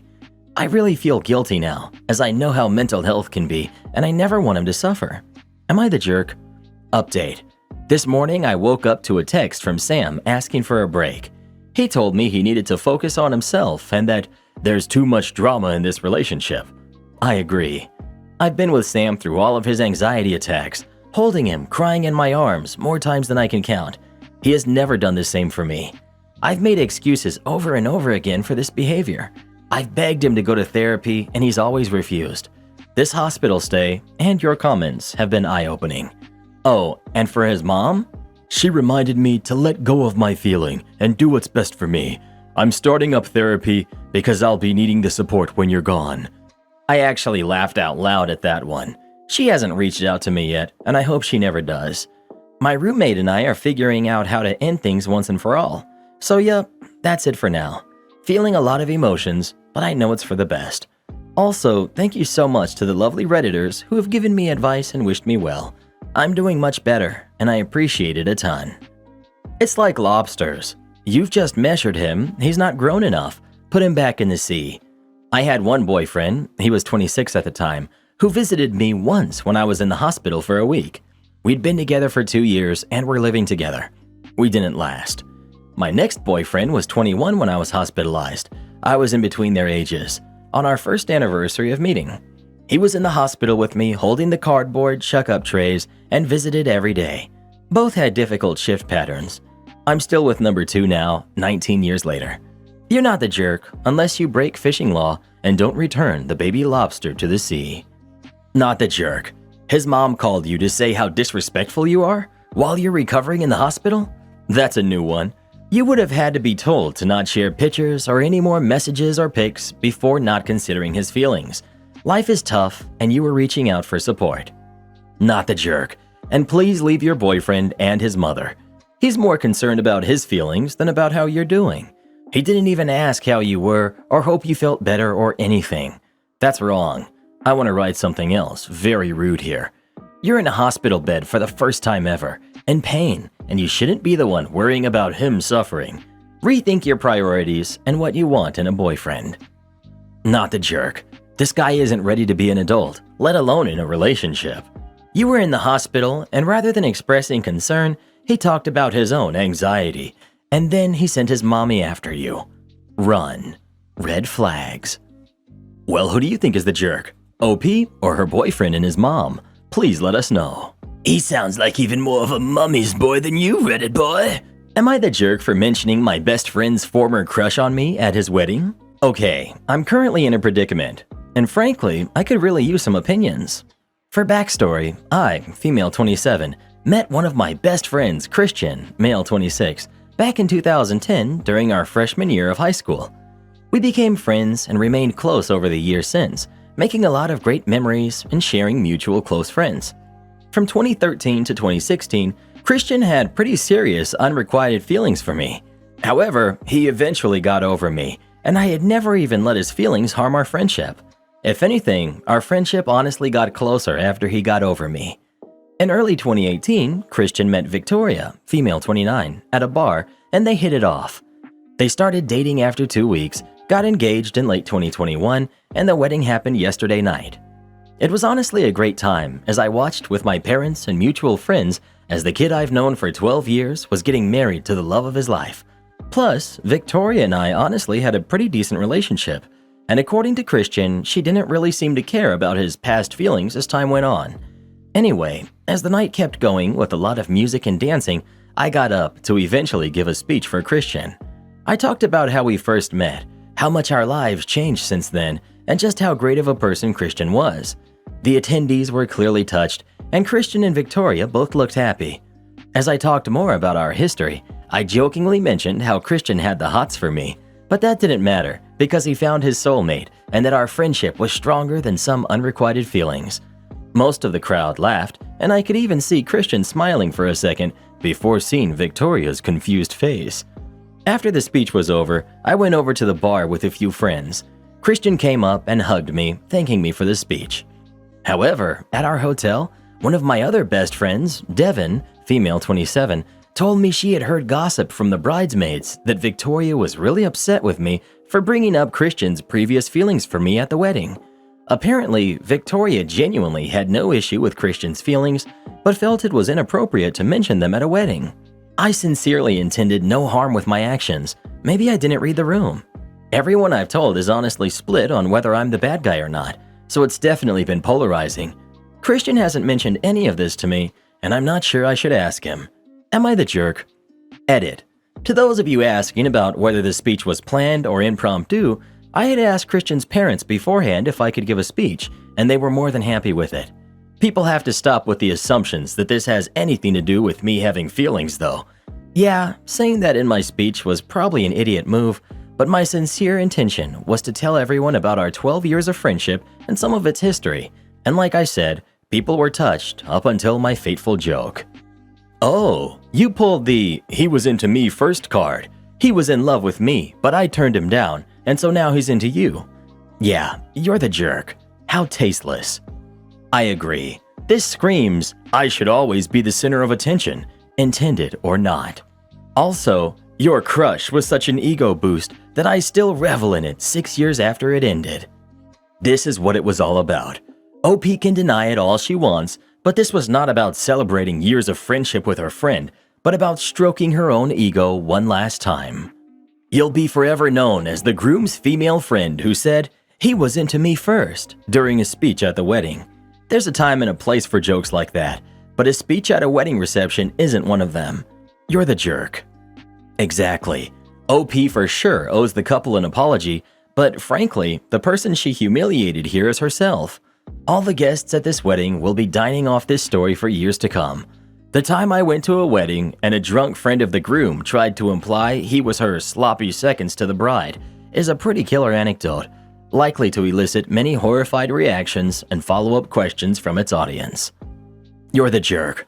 You don't bring that stuff up at a wedding, joking or not. This speech was supposed to be about Christian and Victoria, not about Christian's past feelings for you. Imagine how uncomfortable you made Victoria feel. I also bet the crowd laughed out of more discomfort for the situation. You need to apologize to the bride and groom. I understand you didn't mean that comment maliciously at all. It was just wildly inappropriate considering the time and place. Not the jerk. This is what the dude gets for sticking around as that guy friend for so long. I know most of you will think I'm crazy for saying this, but I need to speak the truth right quick. Me being a young woman who always keeps it 100. All guy friends are only sticking around because they want to hook up with you. It took years for this to finally click in my head, but once it made sense, everything just clicked. Don't believe me? Text one of your guy friends right now and ask if they want to hook up with you tonight. They will jump at the opportunity because that's the only reason they're into you. Guy friends who we don't hook up with are just emotional sponges and used as an ego boost for our self-esteem. I'm speaking facts right now that y'all will hate me for, but I've talked to many of my homegirls about this, and in private, they will admit that this is 100% true. But of course, in public, they want to act like dude friends are legit interested in them for who they are. It's crazy how we all gotta act fake in real life and deny the truth. Downvote me all you want. I'm in reality keeping it 100, while you over here denying straight facts. Well, what do you think? Is OP the jerk for what she said in her speech or not? Please let us know. This never would have happened if OP would have just kept it 100. Skirt, skirt. Well, I guess in a way she was kind of keeping it 100. It's not like she was lying, right? You know what I mean, Reddit boy. I think my Karen girlfriend has been cheating on me with her coworker, but she keeps denying it, so I'm not sure. I'm 35, male. My girlfriend, who's 32, went out tonight with her sisters and friends for a birthday dinner, and she came home absolutely drunk. I've never seen her this drunk before. Long story short, she went to bed and her friends kept calling her to make sure that she was okay. Her phone was open to a work email, and that's where I noticed her and her coworker had been sending each other pictures that they had no business sending to each other and talking through email for the past 2 years. I opened her work email, thousands of messages going back 2 years, pictures, videos. Her coworker is a 45-year-old married man. I confronted her about it, and she's crying hysterically, saying that nothing physical has ever happened between them. But there are messages saying, "Meet me in the back hallway," or "Meet me in the garage." I don't know what to believe. She's saying she didn't cheat and that she will quit, that it was just strictly virtual or whatever. She also lives with me, so that kinda sucks. It'll probably be a process to kick her out. Not sure if I want to continue the relationship after this. What's the best way to go about this? What do you think those messages about meeting up in certain locations meant? Two people in close proximity to each other for 40 hours a week don't exchange those kinds of pictures for 2 years without hooking up. Those messages about meeting were absolutely what you think they were. She's lying, saying nothing ever happened. Send the messages to the dude's wife and break up with your girl. This is why monogamy is outdated and never works. You always end up trying to control the person you're with. My hubby and I decided a long time ago that while we love each other, we have no desire to control each other. He knows about my other partners, and he even has no problem watching the kids while I go on dates. If you actually love your girlfriend, you need to stop being so jealous and either accept her for who she is or just break up if that's too much for you. Well, what do you think OP should do? Should he break up with his girlfriend or not? Please let us know. I think he needs to find some self-worth. I mean, this should be a no-brainer, come on, man. Am I the jerk for telling my mom she and my baby brother ruined my summer? Plus updates. I, 16 female, graduated high school in June. Yes, I graduated early. My mom is currently 8 months pregnant, and she just had my half-baby brother, Ben, in October of 2021, so he's almost 2 now.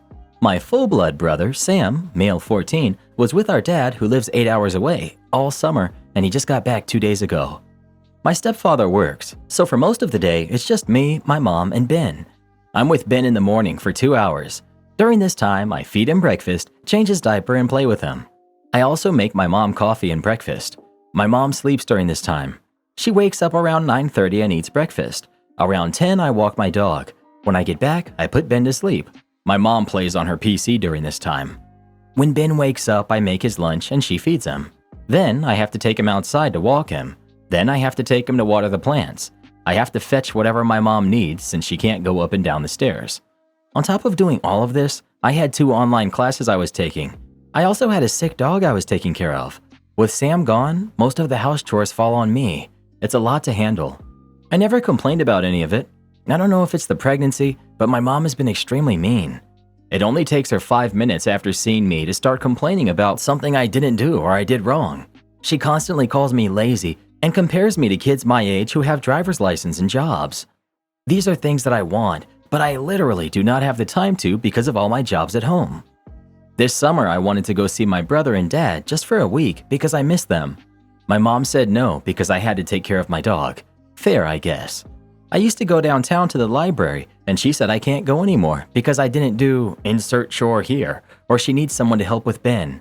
Right. I wanted to take myself to the movies. No. I want to go to the fair with my brother Sam. No. Yesterday was college orientation. Not only did she text me while I was there, complaining about me not telling her we ran out of dishwasher pods, but when I got home, she ranted at me for 20 minutes about how I always ditch my responsibilities. School starts tomorrow, and I'm so exhausted and sad. I wanted this to be a fun summer.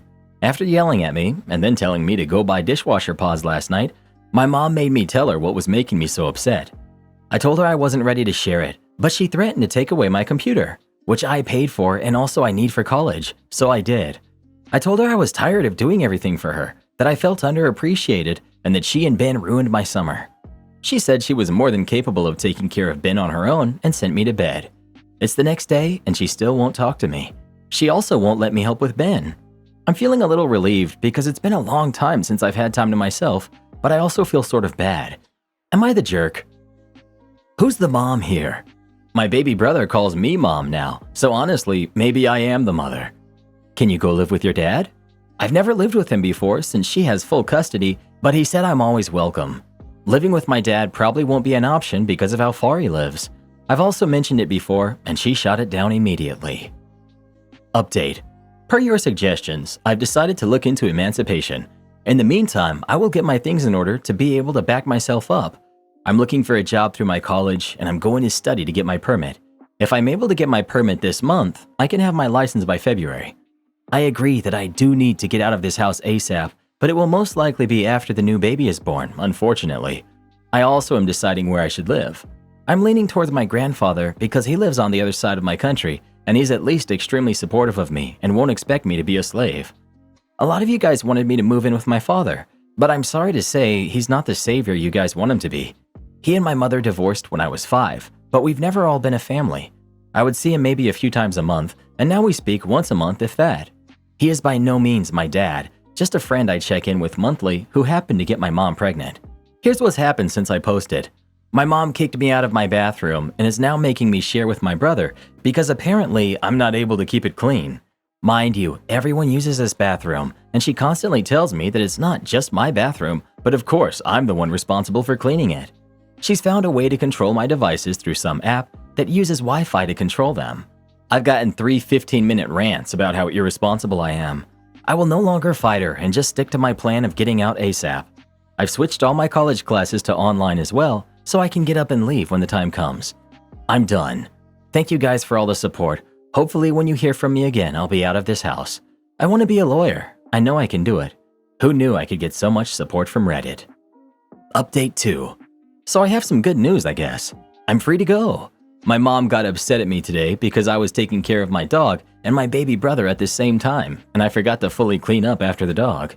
I've been really stressed lately, and I guess it just slipped my mind to go back to clean up because I was with my baby brother, and then I took him to his bed to sleep, and I went to my computer to start schoolwork. Anyway, I was unloading the dishwasher about an hour later, and she saw that my dog's toys were where I left them and got really mad at me. So I cleaned up and found her in my room. She then complained about how there was a cup in my room. Nothing but water is allowed in bedrooms. I had water in the cup. And after that, my baby brother's food pouch was under my bed. I didn't know his pouch was there, but he often goes into my room while I'm not in there, so that must be why it was in there. She kicks me out of my room and tells me that I can only keep what can fit in luggage, and everything else of mine she will give away. So now I don't have a room. I sleep in the living room on an air mattress. I tried to call my grandmother to ask if I could stay with her for a while, but she didn't answer. About 10 minutes later, she asked me what was wrong with me, and I let it all out. Not like last time though.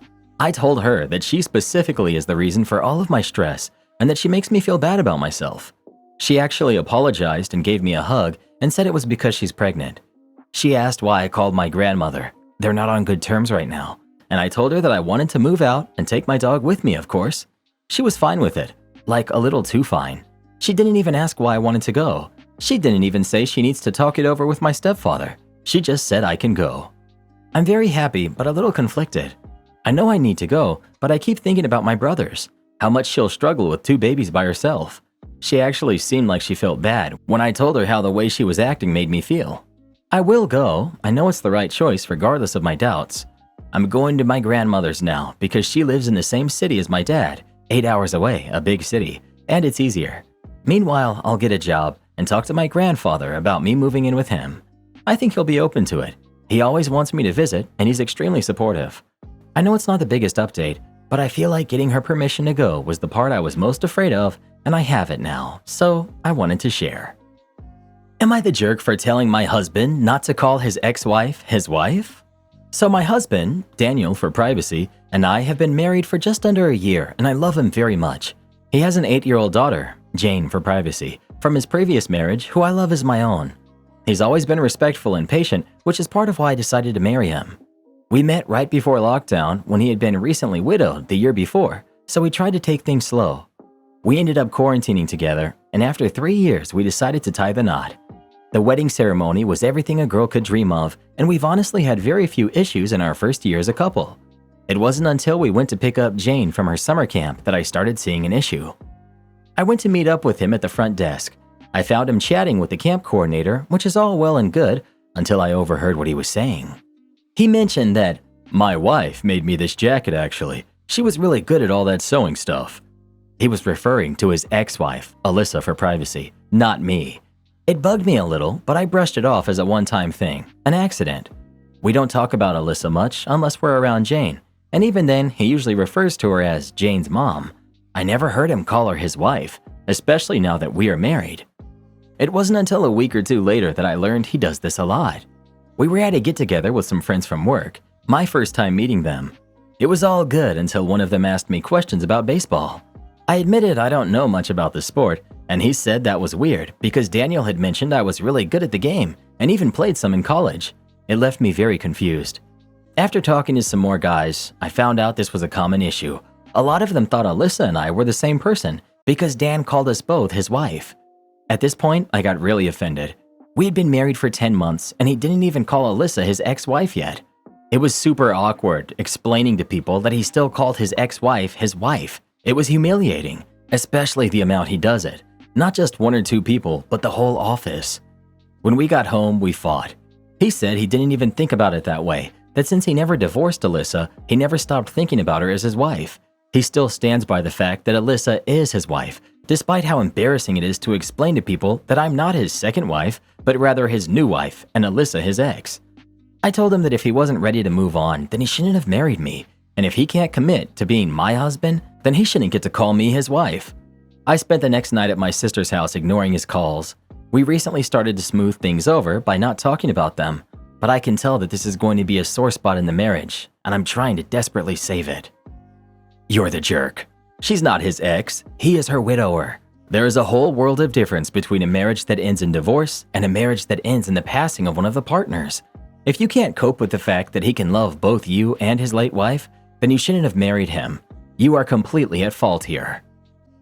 I'm going back and forth, but I think everyone sucks here. You have to stop saying ex-wife. They didn't divorce. You just have to stop using that term.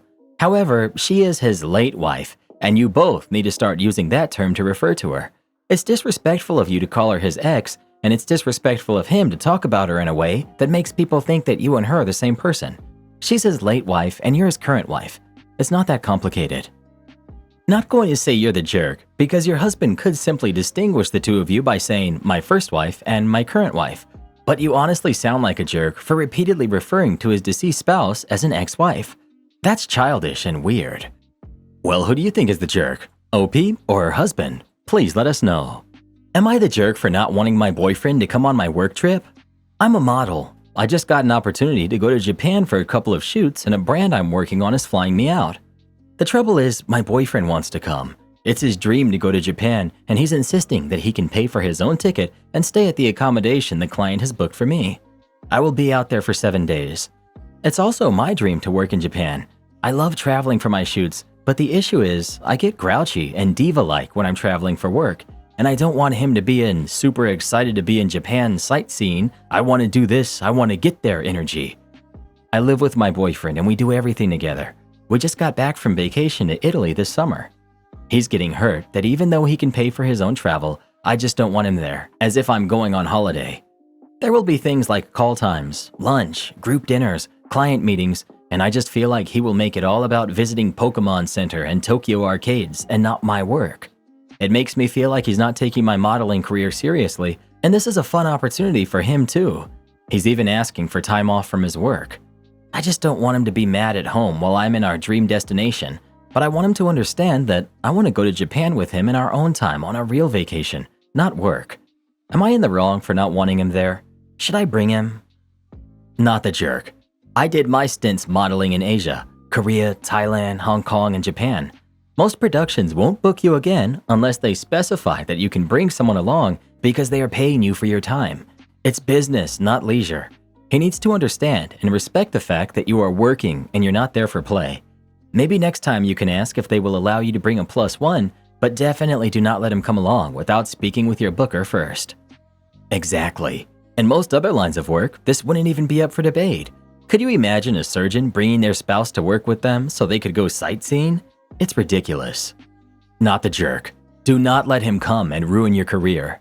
If he was independent and would ignore you completely while he went off to do tourist things, I still would say he should not join you, because even an independent type will expect some level of interaction with you, which you won't have time for. The fact you mentioned in another comment that he is incredibly codependent means to absolutely not allow him to join you. People who just don't have hard, overwhelming jobs that get more intense on business trips just don't get it. Be ruthless about how you communicate this. Do not try to be indirect and gentle, because he will not hear the correct message. The fact he's already talking to his work about taking the time off means that you have not been clear enough that this is not an option for him. So you'll need to be clear about that, or this will become an everyone sucks here. You're the jerk. You honestly sound rude and inconsiderate. If I were in this position, I'd love for my partner to come along with me. You can claim you won't have time for fun as much as you want, but we all know you're planning to be having nights out while you're there, and I'd bet anything that you're planning on unwinding with some randos you meet. And you insulting him because he likes Pokemon. Seriously? He deserves better, and I hope he finds it. Drive over my bike? Pay the price. Okay, this story took place a very long time ago in the summer of 1969. I was about 12 at the time. I had an early morning paper route in my neighborhood. One of the first things that I bought with my earnings was a brand new 10-speed bike. It was silver with red trim. I was really proud of it, and I took very good care of it. I also used it to deliver my newspapers in the morning. One of my customers was often leaving for work around the time that I got there. I always made a point of parking my bike well off to the side while I went up to deliver his paper. This particular morning, he turned too soon and too sharply while backing out of his driveway and backed right over my bike, ruining the front sprocket and derailleur. He stuck his head out the window and asked, "Is it okay?" "Not exactly," I said. "Well, that's what you get for leaving it behind my car." He then drove off. I walked it home, crushed and upset.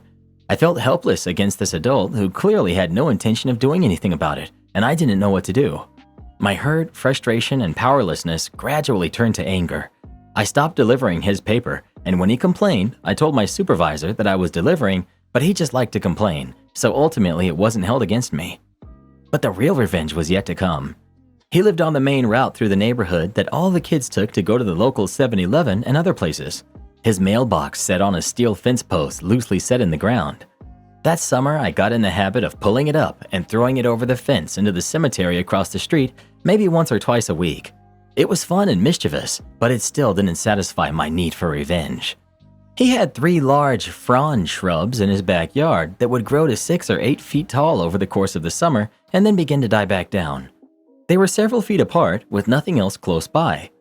One August morning, I threw a lit match into one on the way home from 7-Eleven.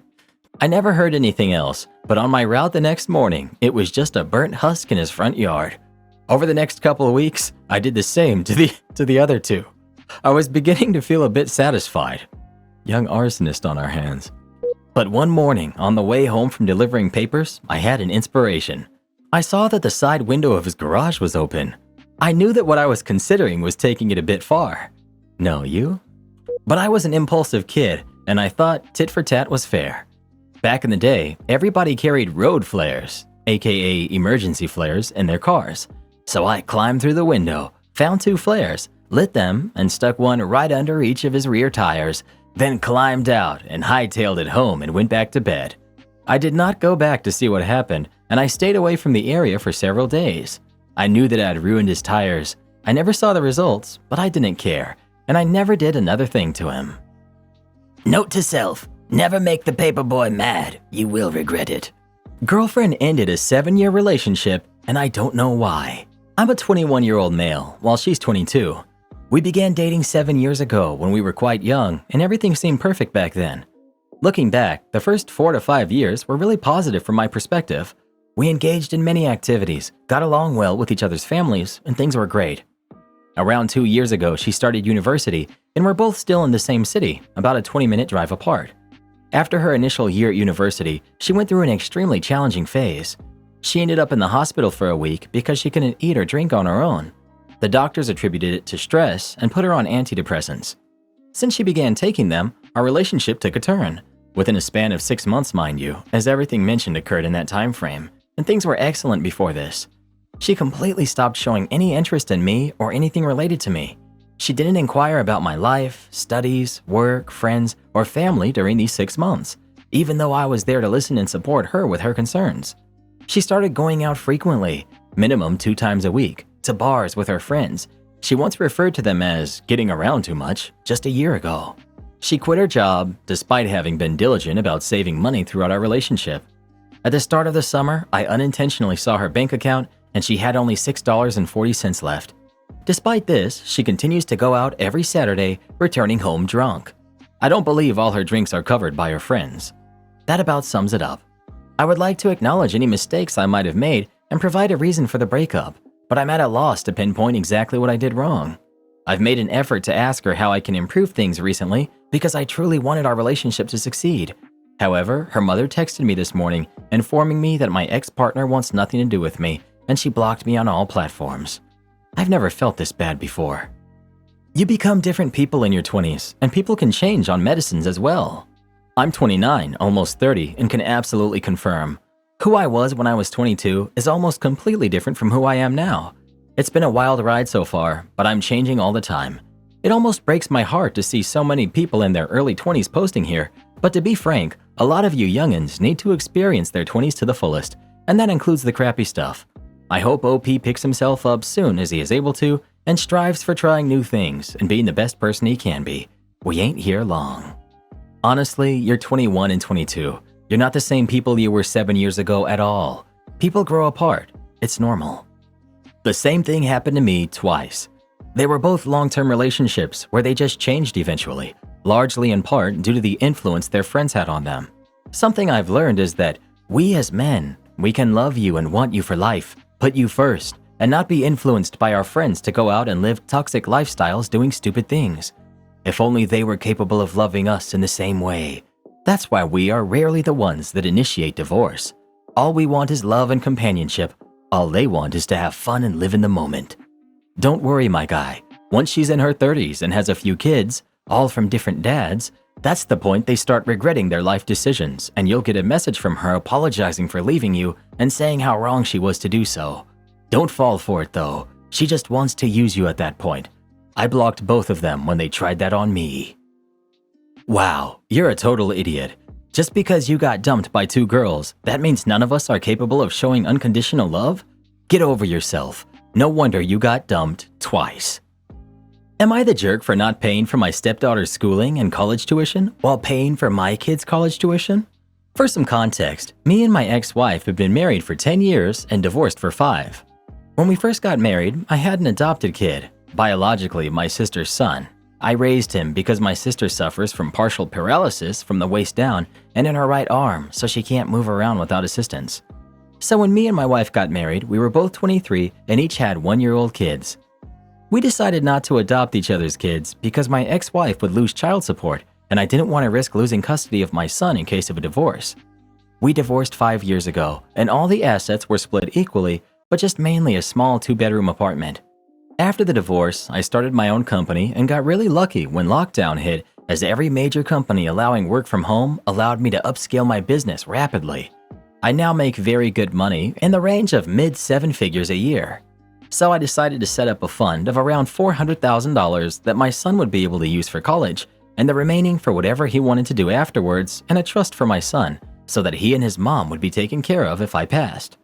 Recently, my ex-wife has heard about this and claims that I should be setting up a college fund for her daughter, because I should apparently treat them both exactly the same, even though I don't have legal custody of her, and have gone almost zero contact with them both for the last 5 years, although I was pretty close to her daughter when we were married. Update. From the feedback I got from this post, I realized that I didn't want to be the kind of person that just does things because they have to. And since my stepdaughter was a massive part of my life, I'm planning on setting up an educational trust she can use at 18 to just pay for college for about half of my son's when I get in touch with a lawyer. Not the jerk. Not your kid, not your problem. The father should be paying for the kid's school, not you. She just wants the easy money, to be honest. It would be like winning the lottery using just a smidge of emotional manipulation. She already has 2 parents to save for college. Some people are so unreasonable. Your ex doesn't see the lack of logic in her request, not the jerk. It sounds like your ex has not made any attempt to make sure her daughter continued a relationship with you. If you choose to help her out, great, but you don't have a relationship or responsibility for her daughter. I can't believe Reddit. If I've got my math right, you were this girl's stepdad from age 1 to 11. No, you don't have to pay for her college, but it's amazing how Reddit morality assumes that all that matters is what you are or are not absolutely obligated to do. Do what you want, but did you read this girl bedtime stories? Did she call you dad? It sounds like the relationship has atrophied since you divorced your ex-wife. But was that your stepdaughter's choice? She was 11 when you moved away, right? You've come into an incredible amount of money through a mix of work and luck. You have the chance to do something hugely important for a girl you helped raise for most of her childhood. You could do that, or keep more of the money.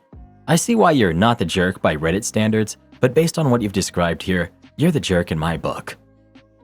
Karen loses it on me for shopping at a thrift store. I went thrift shopping this morning. My husband, who's 30, and I, 38, are expecting our first baby in a couple of months, so I've been getting stuff ready for the baby. I hate paying retail prices when I don't really know what he will need. I also hate being wasteful and the ecological impact. So I've been buying some of his onesies and the like from a not-for-profit thrift shop in my area. I've been thrifting since college, whether Poshmark or brick-and-mortar thrift shops, and I've never thought anything of it if the stuff was nice and well-priced. While shopping, I started chatting with another lady who was pregnant and shopping for her baby as well. We were laughing and having a good time enjoying our deals and excitement over our babies. We were going back and forth about the good deals we had found, like I got a very lightly used Pottery Barn crib online. She got a glider still in the box from a different thrift shop. We both finished and went to check out. As we were walking out, I was getting ready to invite her to coffee when she saw my car and she said in a really weird tone, "You drive a Tesla?" I wasn't really sure how to reply except, "Yeah, I really like it. and moved on. Her demeanor changed instantly, like I had done something truly horrendous. She read me the riot act about taking advantage of thrift stores and charity when I clearly don't need it, that I was robbing the poor, and asking me how dare I could do that. I had never seen it that way. I just thought of it as not being wasteful and supporting a good cause. I apologized for offending her and told her I did not see it the same way, but the conversation ended with her telling me to go forget myself and storming off. So, am I the jerk here? Is there a certain income level or point where it is unethical to buy secondhand? Ultimately, not the jerk, but I do see where this other woman is coming from. A lot of thrift shops have started raising prices because thrifting has become so popular, which kind of defeats the purpose. It also means that the shop no longer has those items for someone else who needs them, but genuinely may not be able to afford anything but thrift shop prices. Maybe try to keep more to Poshmark, eBay, etc. than the brick and mortar shops. 1000% agree with this as someone who survived on charity shops growing up. While it's good not to waste, just be mindful that poor people simply won't be able to get the things they need if they can't get them from charity stores, whereas you, OP, have the means to buy new if you can't find what you want. If my family couldn't get a couch or a mattress or dining table from the charity shop, we just didn't have one. Slept on air mattresses and sat on the floor. It could be good to leave those rare fine items and simply buy from ethical stores, eBay, whatever. If you have the Tesla, I'm guessing you make enough to be able to go to stores that are more expensive but are committed to sustainability. Also, anyone who thrifts just to sell on Depop or eBay is words this sub prohibits. I'm a former board member of a charity thrift store, and we desperately want you to shop with us. We use that money to support the charitable work we do. All customers are welcome. Not the jerk. She's clearly got some insecurities about finances though, and may have just been projecting them on you. While she was a tool, don't judge her too harshly yet, as you never know what's going on behind the scene. Anyway, you're all good. You're the jerk. Why y'all always trying to take from us? You know you got enough money to buy new clothes if you drive a Tesla. I don't blame her for going off on your behind. I would have done the same darn thing. You out here driving foreign cars while I'm having to have more babies just to get my check from the government to stay up with inflation. You just don't know what struggle is with yo rich, entitled, spoiled little self. I swear I'm tired of y'all coming at me with this BS, and you really want to act like you ain't know this was wrong? What you gonna do next? Go to the food pantry because it's the hip thing to do? Taking from folks who ain't got nothing. You ought to be ashamed of yourself, for real, jerk. P.S. That boy Elon Musk do look like an alien though. Well, what do you think? Is OP a jerk for shopping at the thrift store or not? Please let us know.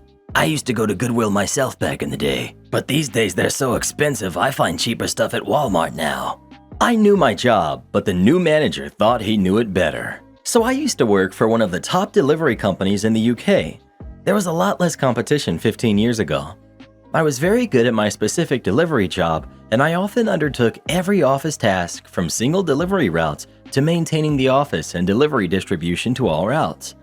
Then one day, in comes the new manager, and it was the cliche that you dread. You probably all have met the type. Suit slightly too big and a trainee mustache. He had just finished uni, and to his credit, he got himself a business degree. The problem with this company was every office around the whole country was run differently, and this poor manager was expecting every person to do things by the letter, but most of the work was done on goodwill, since we were allowed to finish for the day when we had completed our deliveries. It was creating a rod for our own backs, to be honest, but it was nice to finish earlier on lighter days. Finally, on his third day, after watching me daily and asking me why I was doing things in certain orders, I told him my delivery route was complex and required it to be done in a certain order to ensure the time deliveries got there before 1 p.m. and the other delivery staff were fed their delivery materials by myself at certain times to ensure optimum delivery speeds and minimum delay. He replied, "No, it doesn't work like that." I simply stared for a bemused few seconds and said I don't understand. He wanted it by the letter today, as per company guidelines. I argued very hard against it and said he will really regret it because we won't complete, but he insisted I was wrong because it was all timed and measured. So after an exasperated 15-minute heated discussion, I did as I was told. to the letter. The 5 staff I fed deliveries to weren't happy, but understood. It was like a domino effect of carnage. At 12:30 p.m., we all rang in the office to report the failed time deliveries, which he promptly freaked out about because they were strictly monitored. The subsequent enforced break times and shuffling required also left 15 to 20% of each walk unfinished, which he also now has to complete himself on top of the timed ones. He had to fill out reports for all failed 1 p.m. deliveries, all walk failures, and then had to call in managers from the other offices to finish it all. They all finished around 4 hours late. He was not popular. The next day he came to me and asked me to show him the mechanics of the delivery route in detail because I didn't expect that to happen, if I'm honest. It was close enough to an apology for me. We actually became good friends over time, but he never questioned me when I said nope ever again. Karen humiliates me in front of our friends by rejecting me for being under 5'10" and still expects me to help her out financially. Important background. I, 19 male, was friends with Lisa, 19 female, and we had a few other people in our friend group. I met these people in my freshman year, and I wouldn't consider them super close friends, but we all hung out at least once a week while we were in school. I began to develop feelings for Lisa and decided to ask her out over text around May of 2023. I asked her if she wanted to get dinner with me, and she responded, "Just the two of us?" I said yes, and she left me on red. I was hoping for at least a yes or a no, and I was nervous that things would be awkward the next time we all hung out together. Well, the next time we all hung out was at the library doing a group study for a class we were all in. She came a bit late, and as soon as she sat down, she turned to me and said, "OP, I would go on a date with you, but you're too short for me. Honestly, guys under 5'10" shouldn't even exist." Ouch. "I would just see you as my little brother or a friend." She started laughing, and so did the other girls. My guy friends were just quiet and they sat there awkwardly. I was a little disappointed they didn't defend me, but oh well. For reference, I'm 5'7" and she's 5'3". I was embarrassed and I said, "You could have said that in private." I ended up leaving early and limited my hangouts with that group. In the few times I did hang out with them, Lisa acted like there was nothing going on between us. Fast forward to August, Lisa texted the group chat asking if anyone would be able to lend her $750 for her housing deposit. She was frantic and explained that her parents were kicking her out for personal problems and she needed to put down her housing deposit, otherwise her on-campus housing contract would be terminated and she wouldn't have a place to stay. Everyone in the group chat said they couldn't help her and they wished that they could. That's when Lisa decided to privately message me. It's no secret that my family is well off and we don't have any struggles. This came up when we were talking about financial aid and how much we were getting, etc. She asked me if she could borrow $750 from me and that she would pay me back as soon as possible. I was furious and told her no, questioning how she could ask me after she embarrassed me in front of everyone back in May. That's when she said she was getting kicked out because she likes women, and that's why she rejected me the way she did.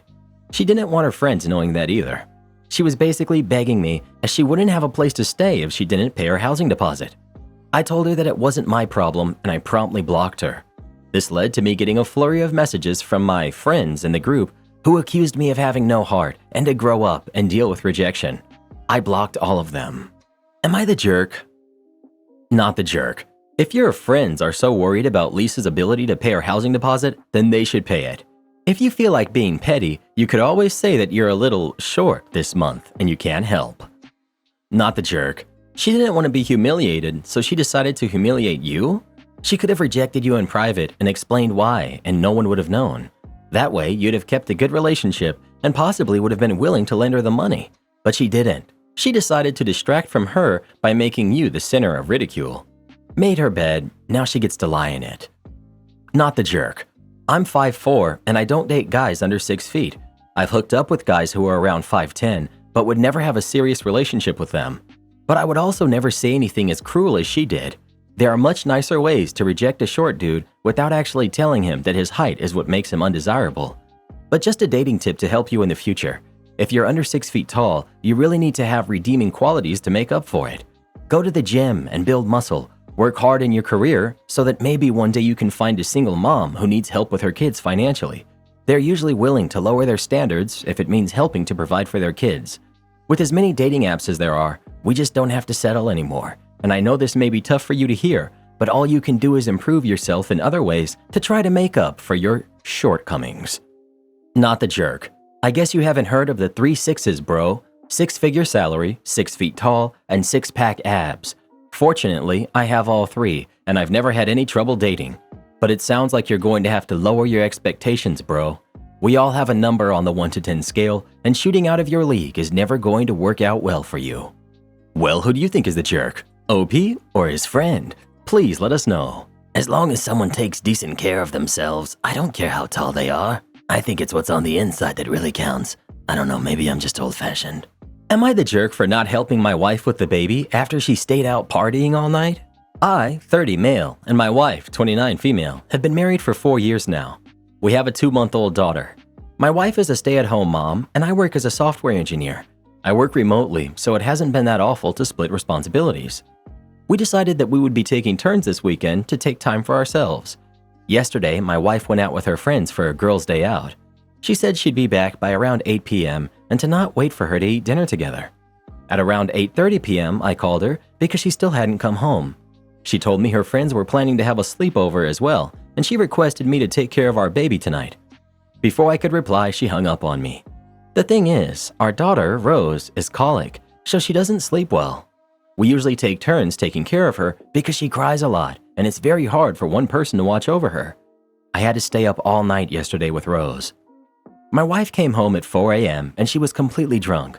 She just blacked out on the bed immediately after getting home. At around 8 p.m., I got us fries, nuggets, burgers, and drinks for both of us.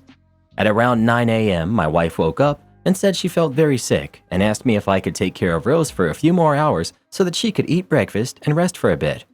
I was exhausted at that point because I hadn't slept all night yesterday, but I agreed.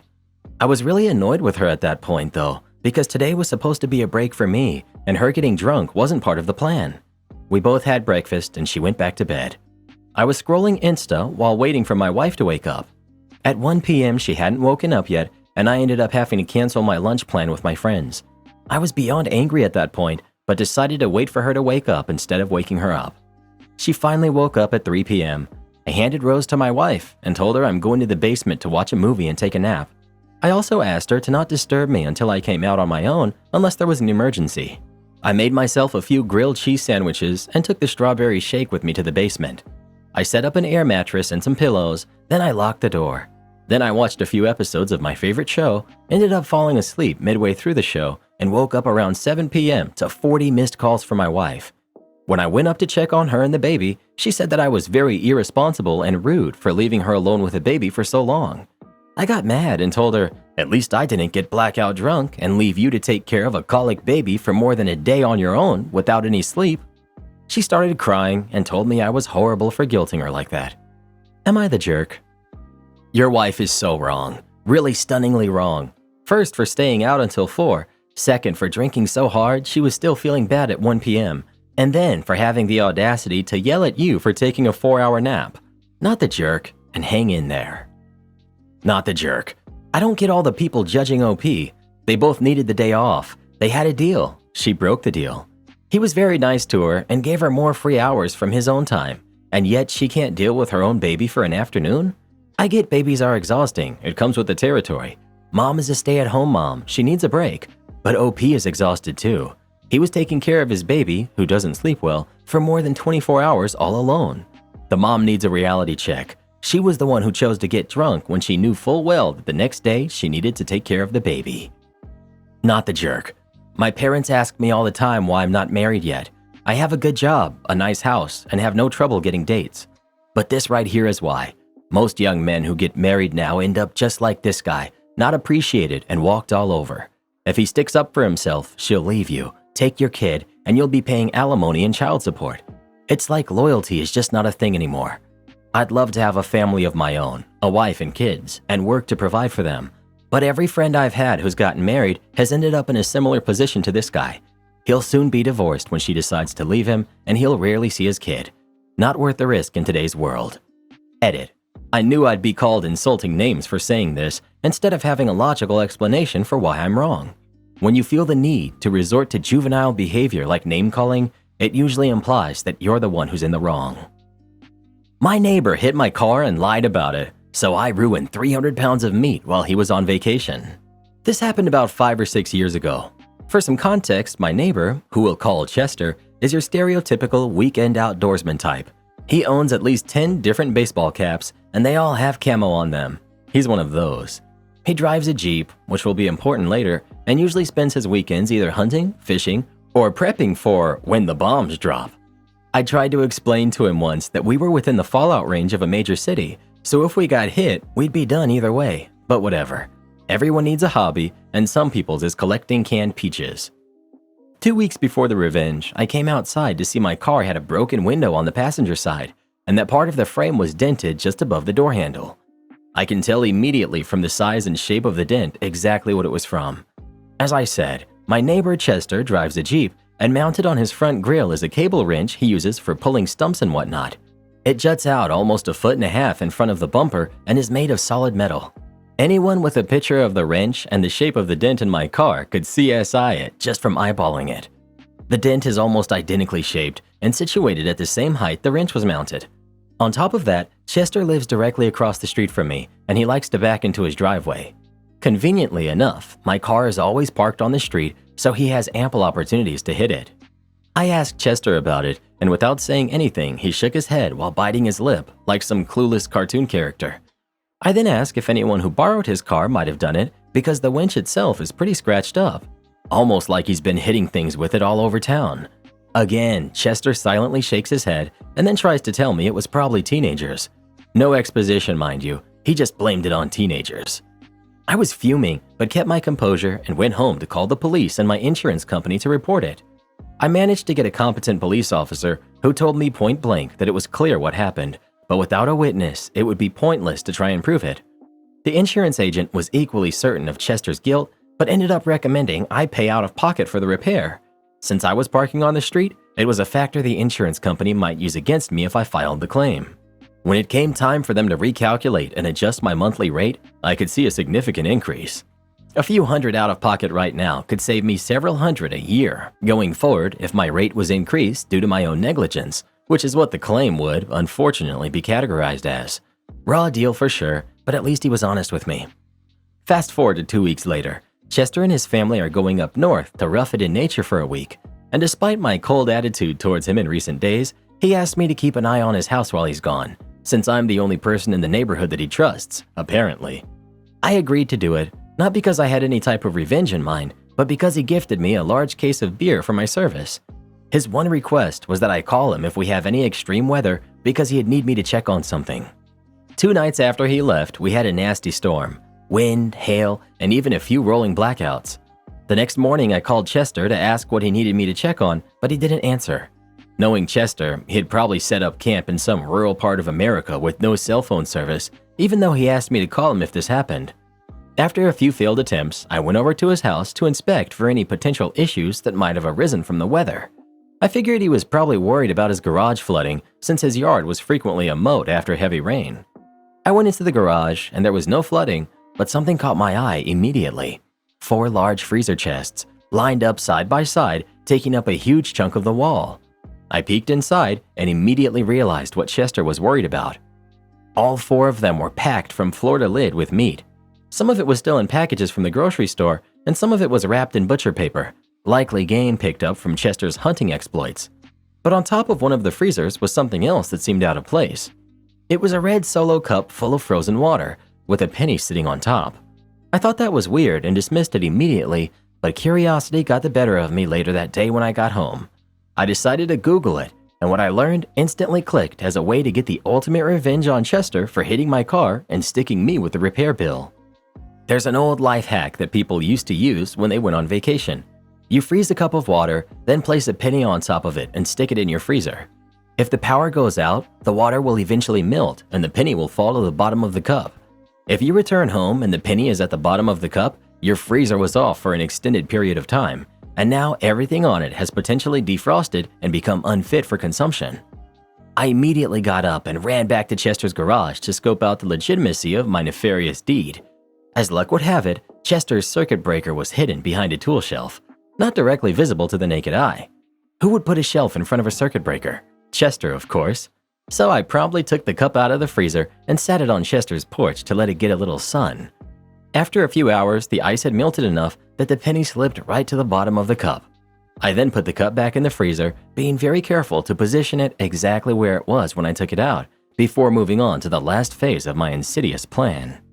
I started blowing up his phone with calls and text messages. "Chester, where's your circuit breaker? I can't find it and your power is off. Get back to me ASAP." I did this countless times over the next 2 days before I finally got a call back from Chester. He told me immediately where to go in his garage to find the circuit breaker, which of course I already knew thanks to my prior detective work. I set the phone down and flipped the circuit breaker twice, once to turn it off and then a second time to turn it back on, giving it just enough time to mess with the digital clocks on all of his appliances. And with that, my revenge was complete. All that was left was for Chester to come back home, which took another 2 days. When Chester got back home, I was nervous but eager to see if my charade had worked. The next day, I got a knock on my door. It was Chester. He asked me if I wanted some meat to give my dogs. Apparently, the power had been off for too long, and all the meat in his freezers had thawed out while he was gone, so he was throwing it out. I asked him how much he had, and he said it was probably somewhere close to 300 pounds. He didn't want to waste it all, so he asked if I wanted to give some to my dogs. I graciously helped myself to roughly half a freezer's worth of meat, some of which I stored in my own fridge, and the rest Chester was nice enough to offer to hold in his own freezer until I needed it. The kicker is that Chester had no idea the meat never actually defrosted and was still perfectly good. That night, I helped myself and my dogs to a couple of nice steaks, courtesy of old Chester himself, who was still busy walking the neighborhood, unloading the tainted meat on everyone who had a cat or a dog that might want it. It was at least 4 or 5 months before me and my dogs went through all the meat Chester had given us. I don't know if I made all the money back for the repairs on my car, but I didn't have to buy any meat for many a fortnight. Genius to not actually spoil the meat. Odd this guy would hit your car and say nothing, but still trust you. I thought initially you were just going to waste all the meat, and I was going to call you a massive jerk, but this way is much better. Well done. Am I the jerk for not wanting to take my ex-husband's kids on vacation? I, 39 female, have been divorced from my ex-husband, 41 male, for 9 years. We have 2 kids, who are 12 and 9. My husband got married to his new wife, and they have 3 kids in total, who are 9, 5, and 5. They're expecting a 4th one. Me and my ex-husband share custody of our kids, but within these 9 years, there has been a drastic change in our economic status. I got promotions and now earn near 6 figures, but my ex lost his job. It caused his income to change and become low. His recent job pays slightly less than his previous one. Here's the issue. Since I can afford to buy a lot of things for my own kids, my ex and his wife don't like it. They say it's unfair to their own kids because they can't afford to buy new things like I can. And all of the kids should have the same stuff. Last year, I bought my son a laptop because he got the highest score on his exams. My ex didn't like it and told me that I'm spoiling my kids and making them into entitled brats. The issue arrived because his oldest with his wife, who's 9, also wanted a laptop too. And for my ex, their money is tight. He's the sole provider in their house, and his wife is mostly a homemaker, but works part-time sometimes. However, it's not like I do this to show off. I do tell my kids to be humble about their things they get and to not brag about them. I do buy gifts for my ex's kids on their birthdays and Christmas. In August, me and my entire family have planned to go to Italy. It's supposed to be a family vacation. I'll be taking my kids with me. They're excited too. My ex had no problem until he called me and asked if I could take his kids with me too. I was kind of shocked. He explained that they can't afford to travel, and his other kids were insisting that they want to go on holiday with us as well. They're sort of jealous of my kids for going abroad on a holiday. I straight up said no. I won't be taking responsibility for someone else's kids. Though I make a lot more money than he does, I can't afford the accommodation for 6 people. I told him his kids are none of my concern. After he hung up, I got messages from his wife calling me cruel and other names for ruining her kids' happiness, and she said, I hope you're happy making kids cry. God will be pushing a greedy jerk like you. My dad thinks I did the right thing, but my mom thinks I went too far and told me to not take my kids so that their half-siblings won't be upset with them. My brother suggested that I pay half the price and let my ex pay the other half, which I know he will never listen. I rejected both the ideas. There's no way I would leave my kids for days to go on a holiday in another country. Was I really cruel? I know it's not the kids' fault. I understand their urge to go on holiday, but asking me to pay for 3 additional kids is too much. Edit. Since people are asking, he did cheat on me while I was pregnant. His new wife is indeed his mistress. I didn't mention it because I didn't think it was relevant to the story here. But it is relevant. This woman and your ex, after cheating behind your back, are name-calling you, berating you, and demanding that you financially care for his affair baby and other kids. This is not okay. They are horrible people. I know it was 9 years ago, but that's not right. OP. I do not take care of his kids. I only pay for the stuff for my kids. I only buy them gifts on Christmas and birthdays. As much as I dislike both of them, their kids are innocent. The least they deserve is birthday gifts. Not the jerk at all. Frankly, I worry about your kids and how stepmom and dad might be treating them. Are they guilting them into sharing, shaming them because they have more, and thus they do too? OP. No, I strictly told them not to push my kids to share anything unless they want to. They have no authority over my kids' stuff. My ex hasn't done anything like that. The fact that you buy gifts for his kids from his affair is more than anyone should have to do. How dare he ask you to take his affair kid and the reason your marriage ended on holiday? I'd tell the new wife the next time she says you're cruel for not taking them that homewreckers have their own place in heck, so she should watch the stones she's throwing in her glass house. OP. The irony is that she's a Christian woman. She thinks if she repents enough, God will forgive her sins. Also, she's extra mad at me because I told her that she should have invested in some birth control rather than whining about having too many kids to feed. OP. I have a college fund for my kids. I started it when I got pregnant with both of them. My ex does contribute to it a little as well. Even if he didn't, I would still have enough by the time they're ready to use it. Also, I buy them gifts because I want to. They've been calling me aunt ever since they learned how to speak. I'm not that cruel that I would punish them for their dad's mistake. I do not buy them expensive gifts either. Regardless of how their mom and dad are, they're very good kids and very well behaved. Update. So yesterday I went to my ex's house to pick up my kids. While I was there, his kids ran up to me and said they're very excited to go to Italy with me. I was confused. I never mentioned the trip to them, nor did I tell my kids I would be taking their half-siblings with me. I called my ex and his wife and asked them to explain this. His wife was avoiding eye contact. I demanded an answer from her. She said that she can't break their hearts by telling them the truth. I swear, I was furious. I had enough of this entitled attitude. I yelled at her and told her she must have had a screw loose inside her head if she thinks she can walk all over me like this. How dare she use her kids like this? If she wants a break from babysitting her own kids, she should send them to her mom's house. I will not be a free babysitter for her kids. She did try to retaliate, but I was talking over her. I cannot believe this woman would stoop so low. I screamed at her. I was already having a bad day yesterday, and her entitled Karen behavior was the straw that broke the camel's back.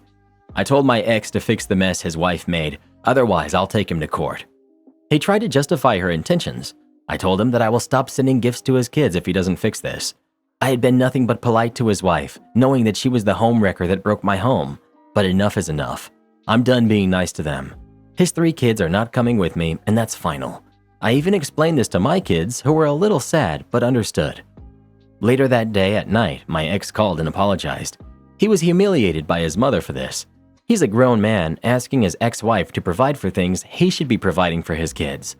He also had a fight with his wife because he didn't know his wife lied to his kids. He said he only had good intentions because he wanted all his kids to enjoy equal privileges. I said the same thing one Redditor commented, that our kids are not equal.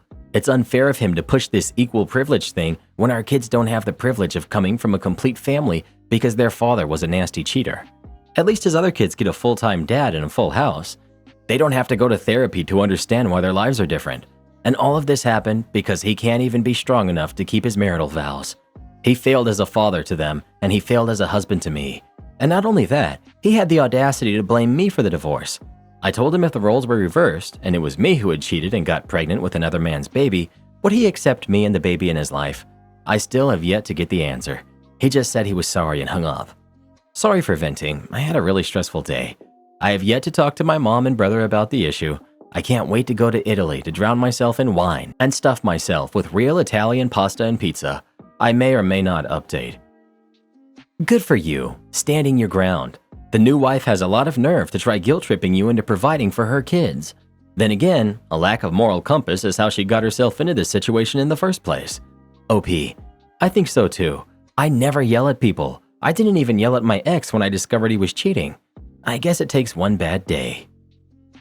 Am I the jerk for asking my girlfriend to use different body wash? The main point of this post is, I'm allergic to nuts, and my girlfriend's body wash contains almond oil. It isn't life-threatening for me to come into contact with it, but it does cause hives.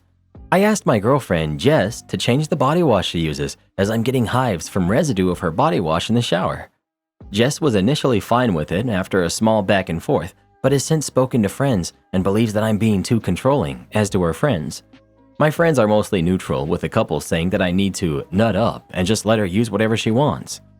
A little bit of added context is that we recently decided we wanted to move in together and decided to do a trial run, as Jess still lives with her parents and I rent my own place. So it's easy enough for her to move in with me for a few months to see if living together full-time works for us. It's never been a problem before now, as I've never had a reaction from touching Jess after she uses it, but I'm having a reaction from the residue that's left in the shower, usually on the removable shower head, which I need to use to get clean because I'm a big dude and just leaving it up there doesn't reach everywhere. Jess has always been aware of my allergies. She doesn't eat nuts, and if she knows we're going to do anything together, and the few times when she has, she thoroughly brushes her teeth before seeing me. How is this controlling? I think that because it's not life-threatening, they see it as unnecessary for her to have to change it. They think that me getting her to do it is controlling because it's not needed. Update. I wish I could come back and say that I had seen my own value and got myself out of the relationship, but the truth is that Jess broke up with me 2 days after the post.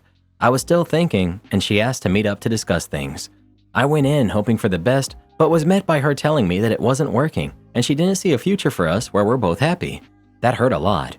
I spent the past few days sort of realizing how stupid my original post was. Of course I'm not the jerk for not wanting to come into contact with something I'm allergic to. I think a lot of you probably wondered why I'd even had to ask. The truth is that I felt like I was going crazy. I genuinely liked and respected her friends. I thought they were really smart. So to be told that this was the opinion of my girlfriend as well as theirs made me take it very seriously. When I went to my friends and received no support or validation, I started to convince myself that I was wrong. I also learned from the comments that continued exposure could worsen my reactions, so that's handy to know too. This dude dodged a bullet. I can't imagine not wanting to fix something easy to prevent someone else from having a negative health effect. The fact that she went as far as calling him controlling is crazy. I feel for the next dude she treats terribly.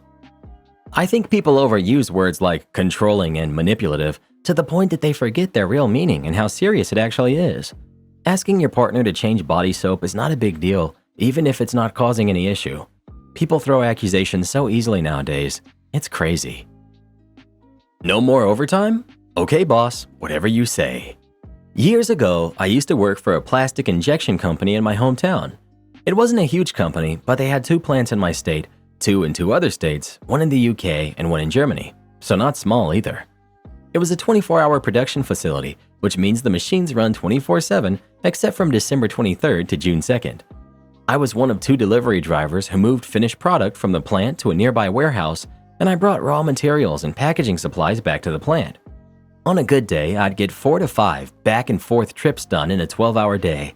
On my last run back to the warehouse, I'd also go around to the floor people and make sure they had what they needed to make it through the night. Driver was the only floor position that wasn't 24 hours, so that nothing would shut down. Well, sometimes they would forget something, and after my last run, I'd have to go back. I wasn't complaining. I got an hour or 2 of overtime every few shifts, and everything ran fine. One day, my supervisor pulls me aside and says I need to stop taking overtime. I explain why, and he doesn't care. No more overtime. I say okay, and we go on with our day. Near the end of the next shift, I'm 15 minutes shy of being able to clock out, and I'm just finishing packing up the truck to do the next morning run, when one of the floor people comes over and tells me he forgot something. I say, sorry, no can do. I'm not allowed any more overtime to go and pick up the material. Apparently, if I didn't do it, 3 machines would shut down overnight. If any of you have ever worked in plastic injection, you know those machines get so hot, they melt the plastic being injected. If they had no material flowing in them, they'd have to get shut down or they would get too hot. It can take hours for them to cool down, and they have to be started from a cold state when you go to reboot them. So if it runs out of material, production has to stop. The machine has to take about 10 to 12 hours to cool down and then heat back up. This is all very unfortunate, but I've got to follow orders, so I clock out and go home. The next morning rolls around, and I'm called into the plant supervisor's office. He's my supervisor's boss, and is one of the owners of the entire company. He's shaking mad because just as my coworker predicted, 3 machines shut down overnight and we were going to be out of commission until nearly 2 p.m. that afternoon. He was going to fire me on the spot, but gave me a chance to explain myself. When I told him what I used to do and what my supervisor had told me to do, he let out a big sigh and told me to go back to the floor, and that if I needed to take overtime to keep machines from going offline, to just do it from now on. Shortly after that, my supervisor was called into his office. Now, unfortunately, he's the son of one of the other owners, so they didn't fire him, but I never got yelled at about overtime ever again. Edit. I forgot to include the fact that I later found out my little stunt cost the company something like $3,000 an hour and lost production over the course of an entire day because one of the machine's heating coils broke when it cooled down and had to be replaced. So all in all, I cost them tens of thousands of dollars. Guess it was easier just to pay me time and a half for a few hours per day. My little sister destroyed my apartment. Now I'm suing her. I, 26 male, have always protected and stuck my neck out for my little sister, who's 25, but she has a toxic case of baby syndrome. There are 5 of us, with the oldest being 35. The past 2 years, she's been reckless, irresponsible, immature, and above all else, disrespectful. She'll send 10-page letters going off on you, and then she'll block you before you can reply. Basically, reverted back into a teenager. 9 months ago, she needed a place to stay to get her life back on track after a bad relationship. Her credit is horrible. She can't rent, she can't lease, and I had an extra room, so I let her stay. She manipulated me into moving out so that she can do her own thing, grow up, become an adult. So I left. It put me in a bad financial spot, but I did it for her. I told her as long as she was responsible, kept up with the bills, we'd be good. No eviction. She got a repossession on my credit some years back when I helped her with a car, as well as our brothers, so this was going to be my last straw. She agreed because she was planning on moving her best friend and girlfriend in, so now 3 people splitting the bills. Cool. I had nothing to worry about. The money's there. She alone brings in $7,000 a month. Why should I worry? Come to find out, rent was 3 months behind. She had changed all the contact info in the portal, so I was getting no notifications. Keep in mind, this whole time we had been hanging out and seeing each other working on rebuilding our relationship. She had been looking me straight in the eyes, lying to me, telling me things were paid. And I kept telling her, okay, I trust you because you want everyone to treat you as an adult. Lights cut off, just everything behind. She'd been getting the police called over there numerous times for domestic reasons. When the leasing office finally got a hold of me, it was a mess. So now I'm trying to clean it all up. $7,000 is what I owe now. She has no intent on paying or helping, especially since she just got herself fired because she thinks she's too good to work. Works underneath her older sister, so always had job security. So now she's in cosmetology school. The apartment is damaged. Between the drama and the lies, she doesn't think this is all that serious. She even got arrested for the first time during one of those domestic calls. I picked her up driving in a snowstorm. She yelled at me as soon as she came through the doors. I'm sick of her. I don't want me and my girlfriend getting stuck paying for this. We can't afford it. So researched, and I can file a small claims case for property less than $20,000. She scammed the military, so she gets a 90% check that I would love to have garnished since she blows it all on BS anyways. I'm always cleaning up her messes. We're all done. I want to show her that she can't keep doing people over and getting away with it. I want my money. So, am I the jerk for suing my little sister? Not the jerk. She needs to learn some responsibility and accountability, and she's never gonna do that if she keeps getting babied. It's not your responsibility to keep getting walked all over for the sake of the relationship. Not the jerk, but you are an enabler. I also would expect to sever all ties with your sister once this goes down. I find it interesting she brings in $7,000 a month and she happened to incur a $7,000 in damage estimate. Also, if you don't have any of your agreement in writing, I think you can kiss the legal case goodbye. I hope you learned your lesson. Just remember, no good deed goes unpunished. My stepson thinks his kids are my responsibility. My wife was a lot younger than me, and she had a 10-year-old son when we met. Her ex had shared custody. I had a couple of grown kids from my first wife.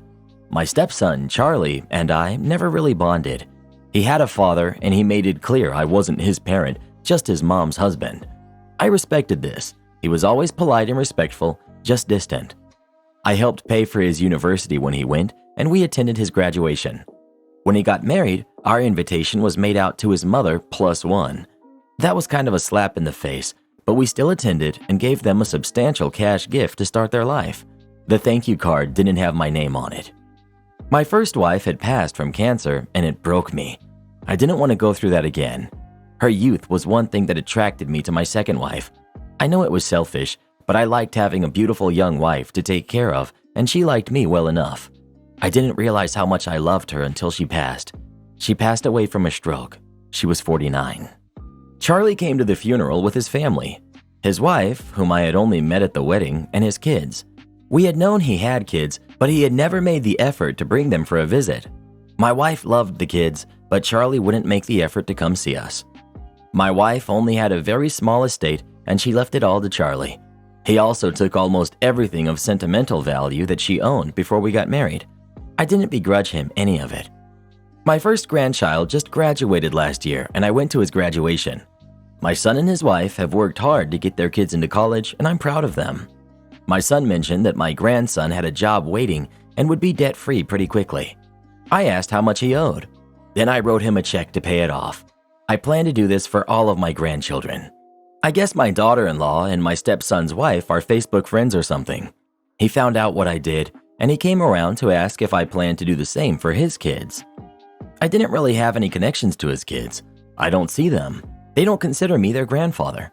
I've personally only ever seen them at the funeral. I was really put off by him coming by to ask about money after ignoring me for years. I know that if my wife were alive, she would want me to help out her son. It just felt dirty. I said that I had money for them in my will, and if they needed it for university, I would give it to them early. He said I'm a petty little man and that his mom would be ashamed of me for treating his kids like this. I don't really think I owe them anything. They have a real grandfather. I'm only including them in my will for my wife's sake. So, am I the jerk? Not the jerk. You don't owe them anything, and it's very telling that Charlie wants no relationship with you except when it comes to money. They've already inherited under your wife's estate. In my opinion, you don't have an obligation to include them in your estate. I feel you have been more than generous in your treatment of your stepson. For the stepson to try and shame you and call you petty is shameful. Your decision, but I would cut this parasite out of my life and never look back. They have a biological grandfather that could meet their needs. Are your biological grandkids going to have 3 grandfathers leaving them money? I suspect not. So why should your step-grandkids get what would be a bonus inheritance in addition to the inheritance that they will receive from their father and mother's parents, and in addition to the inheritance they've already received from your wife? Basically, you're not treating your own grandkids fairly. Not the jerk, and I'd consider cutting them out of your will as well. He had his right to keep distance, but he can't expect to gain something. Your kids were in your life, so you helped their families out. That's how it works. He stated you are just his mother's husband, so he shouldn't expect anything. Don't stop now. We've got hours of the best stories waiting for you. Tap here and keep watching. And hey, if you love these, don't forget to subscribe.